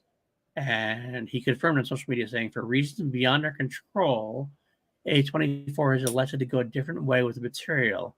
We hope the final product will be something Friday the 13th fans all over the world will enjoy. And he kind of said that on his own. He said, adapting classic horror is something I have some experience with. These shows require a vision that elevates and transforms as well as delivers what audiences have come to expect, which is an ambitious and risky endeavor. It requires people to take the leap with me. When it works, as with Hannibal, the results can be powerful for the storytellers and the audience. I couldn't be more proud of the work my co-showrunner Jim Danger Gray and I were able to accomplish with our brilliant writing staff despite the challenges we faced. For reasons beyond our control, i.e. accusations, A24 has elected to go a different way with the material. We hope the final product will be something Friday the 13th fans all over the world will enjoy. So he was kicked out. He was kicked out. Yeah. But supposedly, from what I remember, is that in the end, the A24 still holds the rights and that it was still trying to move on. So, in summation, horror movies are great. Please watch them, especially the older ones, because like it really, honestly, there's not too much more in horror other than what develops in a current modern day. Say like with Megan. And right now we're about to hit a plethora of horror movies that are AI driven. I know of at least 2 that are about to come out. One is called Afraid with was it Jonathan Cho? Yeah. There's another one that's about to come out and I forgot what it's called. It is also leaning on AI, but like the trailer, it's doing the same thing where it's playing onto the AI being in the name of the title, but it doesn't actually have an A. It has a V and it flips it over as far as AI. Whatever. I don't know. All right. Keep an eye out for this because that's what it's doing. But like we're in a weird time for horror. We're on a like right now, I feel like horror is generally up in the air and there's no real solid foundation for any given horror movie every year. Like when Scream came out, that opened the floodgates for meta slashers. So again, kind of like what I was saying, because of Scream, we got I Know What You Did Last Summer, Urban Legends, Valentine. There's a ton of movies that came out because of Scream. But before Scream, the early 90s horror movies were very up in the air. Mid 2000s, we hit the torture porn with Saw and Hostel. Now we're like in elevated horror, but it is really wild. There's not like a major franchise that is cementing this time period right now currently, other than got Smile, which kind of adding a sequel. Smile, Terrifier, maybe. Yeah, I'm gonna be honest. Scream is still there. Oh, but with the current controversy over Melissa Barrera, I don't know how well it's gonna work. I feel that's more like movie Twitter people, like inner circle kind of movie people, kind of like us, kind of like thing, versus film like Twitter. Film Twitter versus like the grand audience itself. And that's I agree. I agree with that. I'm kind of curious to see how this plays out because as of right now, for me, I'm not interested really in the next Scream movie if it doesn't include Melissa Barrera and like Jenna Ortega's character. That being said, I am of the opinion that I feel like I'm okay with the ending of their character stories in the last Scream movie. They did a good last job shot- ending it. Yeah, that last shot with them dropping what's his face's ghost face mask Right. and them walking off. I feel like that actually is a good conclusion to the two of them. I don't know of anything else that needs to be explored unless in the next Scream movie they were to introduce one last thing that we need to follow them on. Yeah, Otherwise, I feel like their story is complete within 2 movies. Yeah, I don't real honestly. Here's the thing. I know there is the. All right, Melissa Barrera had her issues with her social media and with Palestine, and I get all that, and I get that it was definitely a flashpoint for sure. But if I take that aside, I was never a huge fan of Melissa Barrera in Scream. Like, she was fine, but like, yeah, I could have give or taken with like if someone like, going back to Sydney, I'm like, okay, I'm okay with that. Like, I agree. What's wrong with that? I'm more of like in her favor because of the controversy rather than it is absolutely her character. Like, right. If like this, if without the controversy, I'm kind of like, okay, if they wanted to end that and go back to Sydney, fine. Yeah, I'm fine with that. I would like to see her continue, but it is all right at this point. So what does that mean going forward? We know there's a Scream 7 coming. We know that it's Dev Campbell. And I think with enough time, people will get behind it. I do think that. Like, I don't like love the idea of coming back to Nev Campbell. I really don't. But like, I don't care. It could be a couple of years. If you get me a Scream trailer, it's a horror movie coming out, Scream 7, and it's Nev Campbell, and she's like having, and like it looks fun, I'm gonna go see it. I probably will still go in the mid-90s. Okay. Yeah, I mean, and then I might go see it, but I'm not going to be a huge fan. I get that. I totally get that, but the problem is like there's a lot of us like that.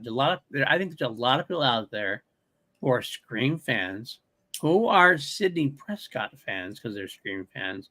We're gonna go, yeah, I don't really like how the studio did Melissa Barrera, but it's Scream, it's Nev.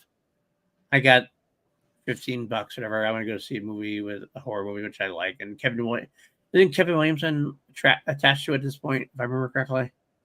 Yeah, as far as I remember, he's writer and director. Yeah, and if Kevin Williamson is the man involved with it, it's kind of like, well, that kind of brings us an idea. Like, that helps, but for me personally, I don't. And this is one of the things I'm profoundly against. Because Spyglass is still producing it, I'm not super eager to go see it. I am against, for the most part, I'm against boycotts of any one particular company because I like to look at it on a grander scale. For example, I used to work for Best Buy. I was let go from Best Buy for a BS reason. I should be, by all intents and purposes, boycotting ever shopping at Best Buy. Right. That makes sense. Just so you know, Robert, I have lost you. You're frozen. So there we go. There we go. Okay, we're back. Okay.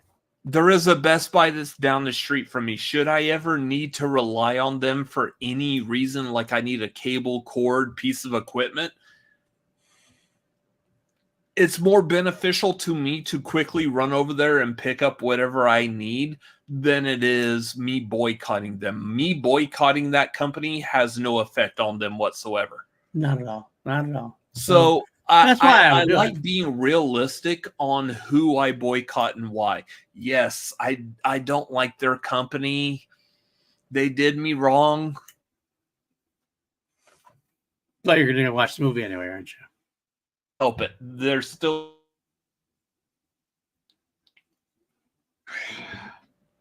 So apparently, my internet doesn't want to continue working. So seems like a good time to go to bed. It does. I will throw one more thing your way before I was going to go bed myself. Talk about Friday. I looked it up. Brian Fuller exited in May 8th of 2024. Sean Cunningham in May 21st of 2024 did say that a Friday the 13th movie isn't happening anytime soon, that they were working on it. It's basically the idea is Cunningham is stating that the legal side isn't an issue. It's more the matter of a studio giving Friday the 13th enough of a budget to continue. And to me, that just sounds fucking stupid. Because I don't know how much Cunningham actually has any say on Friday the 13th anymore. But even let's say he has the rights, and they're telling me that a studio won't put forth the money for.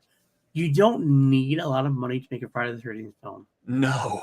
and you'll make gangbusters on it.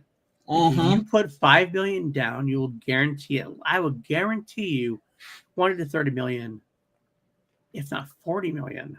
Do you have access to a hockey mask and a machete? You're good.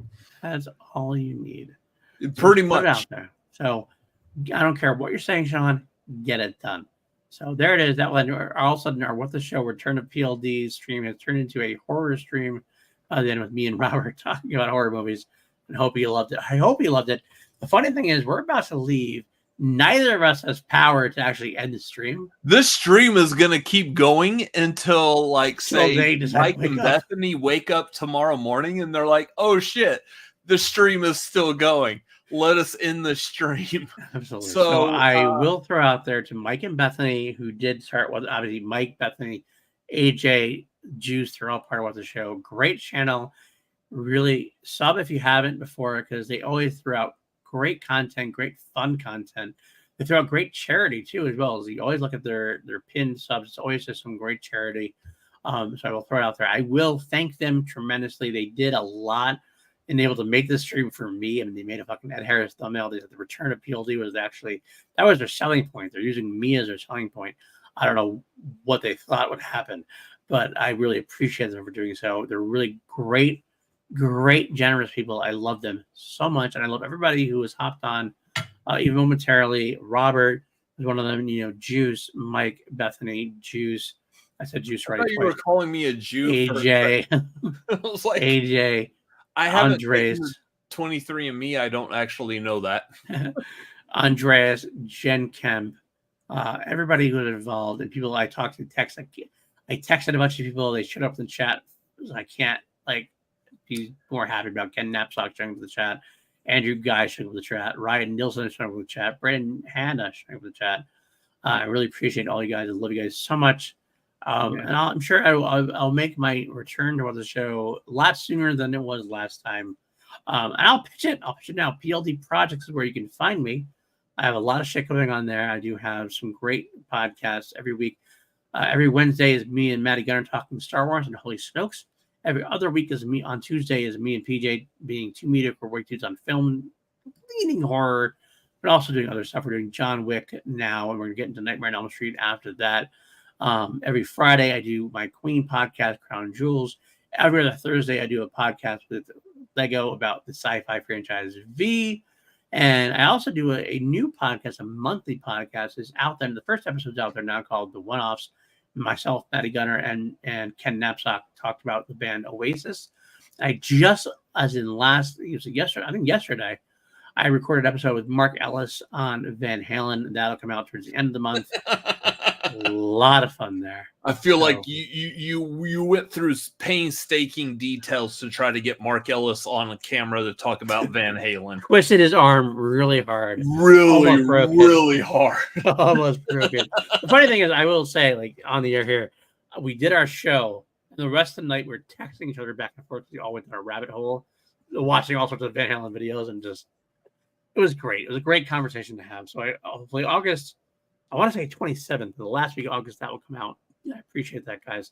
So like and subscribe here, like and subscribe there. Robert, what do you have going on? You can find me as a part of the Cinefanatics over on youtube.com/Cinefanatics. contrary to popular belief, we are still making content over there as much as possible. As soon as my brother has his health conditions renewed, and I thought CCUA bought you out. No, yeah, Oh, y'all no. didn't buy us out. You can't ask for enough money. You could ask for enough money. Sure. But yeah, we're still going. Between my brother's health conditions and my depression issues, we're still trying to crank out content. Was it come September? I'm going back to Fantastic Fest this year, which I absolutely love. Went to it last year. Apparently, I saw a bunch of movies that will never get released, like the Toxic Avenger remake. Saw that. No one else has. And at this point, no one else ever will. So go figure. Anyways, we're doing more stuff like that. I have a couple ideas and plans in place to help ramp up our channel again. We've taken a hit because of medical stuff, depression. It sucks. I hate it, but trying to push through and make something successful after all. Come follow us on social media. We are at The Cinefanatics on Twitter, Instagram, TikTok, and you can follow me personally at RCA Reacts, where I'm going to release a video here pretty soon about my depression issues. So hopefully that helps everyone else out. But yeah, it's going to be at youtube.com/@RCA Reacts. You can follow me on Twitter, Instagram, TikTok, and Letterboxd at RCA Reacts, where surprisingly I'm still keeping up with at least the movies I'm watching on Letterboxd. So I don't know if I necessarily recommend Trap, but apparently according to public perception, it's up to you. That movie has fun. It has like a 50% on Rotten Tomatoes. I could see why people like it. I could see why people don't like it. I'm in the camp of I'm just not a huge fan because of that third act. You saw it, right? I did. And I will say, quite frankly, I mentioned this earlier before you went on stream. All right. So the logic does not hold out. I'm not going to lie. No. But here it is. The logic, the answer to every question you have is because it's a movie. And if you go that far, and if you can like accept that as your Jesus Christ, you'll like the film. Because Josh Hartnett delivers a hell of a film. It does a fantastic job given what the movie is asking of him. Absolutely. The best example for what you're saying, without actually giving a spoiler, is an M. Night Shyamalan movie. First and foremost, everyone should understand if it's an M. Night Shyamalan movie, M. Night Shyamalan is going to be in his movie somewhere. Yeah. For this movie specifically, what you were just saying is his part. His cameo in this movie is probably my focal point of the most far-fetched, stupid, over-the-top, just contrived plot device ever. I'm not going to argue with that. Absolutely. I had fun with that anyway. Absolutely. One last thing I will say before I go, if you're watching this, and I don't know why you're watching this 6 hours later, we're in a 6-hour stream. I'm Star still awake. Wars. Someone else got to be awake. Holy Snopes on PLD Project. We're a positive Star Wars podcast. We are still excited about Skeleton coming out. We're excited about every Star Wars project that comes out. We want to say we are a positive Star Wars podcast. So if you like positive Star Wars, come see us because we got you. We got you. I don't care what other people say. And I don't care if you don't like it, that's fine. I don't really care if you don't like Star Wars. Like I appreciate it. There's other people I do care about who are very disingenuous. Like or not like, we're positive. I'm happy to go through Skeleton with you guys. Please come join us. I love it. And that's frankly it. And if I can be a shill, contrary to PLD's friends here, go check out John Roca's reactions, because me and my brother have been editing all of his reaction videos since the past couple of months. If you're going to do that, I should probably push the fact that go watch The Big Thing on Christian Harloff's channel, because I do produce for him. There you go. And go watch The Real Rejects, because I also produce for them. Yes, I produce for both of them, and they're both very, honestly, great bosses. So I'll give them all their flowers that they need. So Yeah. Well, if you're going to do that, then go watch America's Got Talent, where I have absolutely nothing to do with that show whatsoever. Absolutely. And hopefully end this one-upmanship that we have going on here. Yeah, we'll stop there. I mean, honestly, funny thing is, I don't know how to end this stream because we don't have power. So I messaged Mike and said, like, hey, you might want to hop on here. I guess we just leave the studio and that's it on the count of 3. So I'll give you the old sounds good to me. Salute. Much love, you guys. Thank you so much for this podcast and for the stream. It's 3:17 in the morning over in New York. I'm drunk as hell. I'm going to bed. Much love, you guys. 2:17 here in Texas. I'm actually pretty good. I'll be fine. You know, DM me at Paul_News on Twitter. I might answer. I might not. Who cares? You could DM me at whatever he said. Yeah, and you'll send me all kinds of pictures, send me all kinds of things. I'll answer whatever. I don't really care. You know, whatever it is. If you guys love it, great. Thank you so much for everybody involved. I'm just going to hit leave studio, Rob. So I don't know if you're going to do it, Robert. Yep. Leave studio. On the count of 3. Yep. 1, 2, 3. Good night, everybody. Bye now.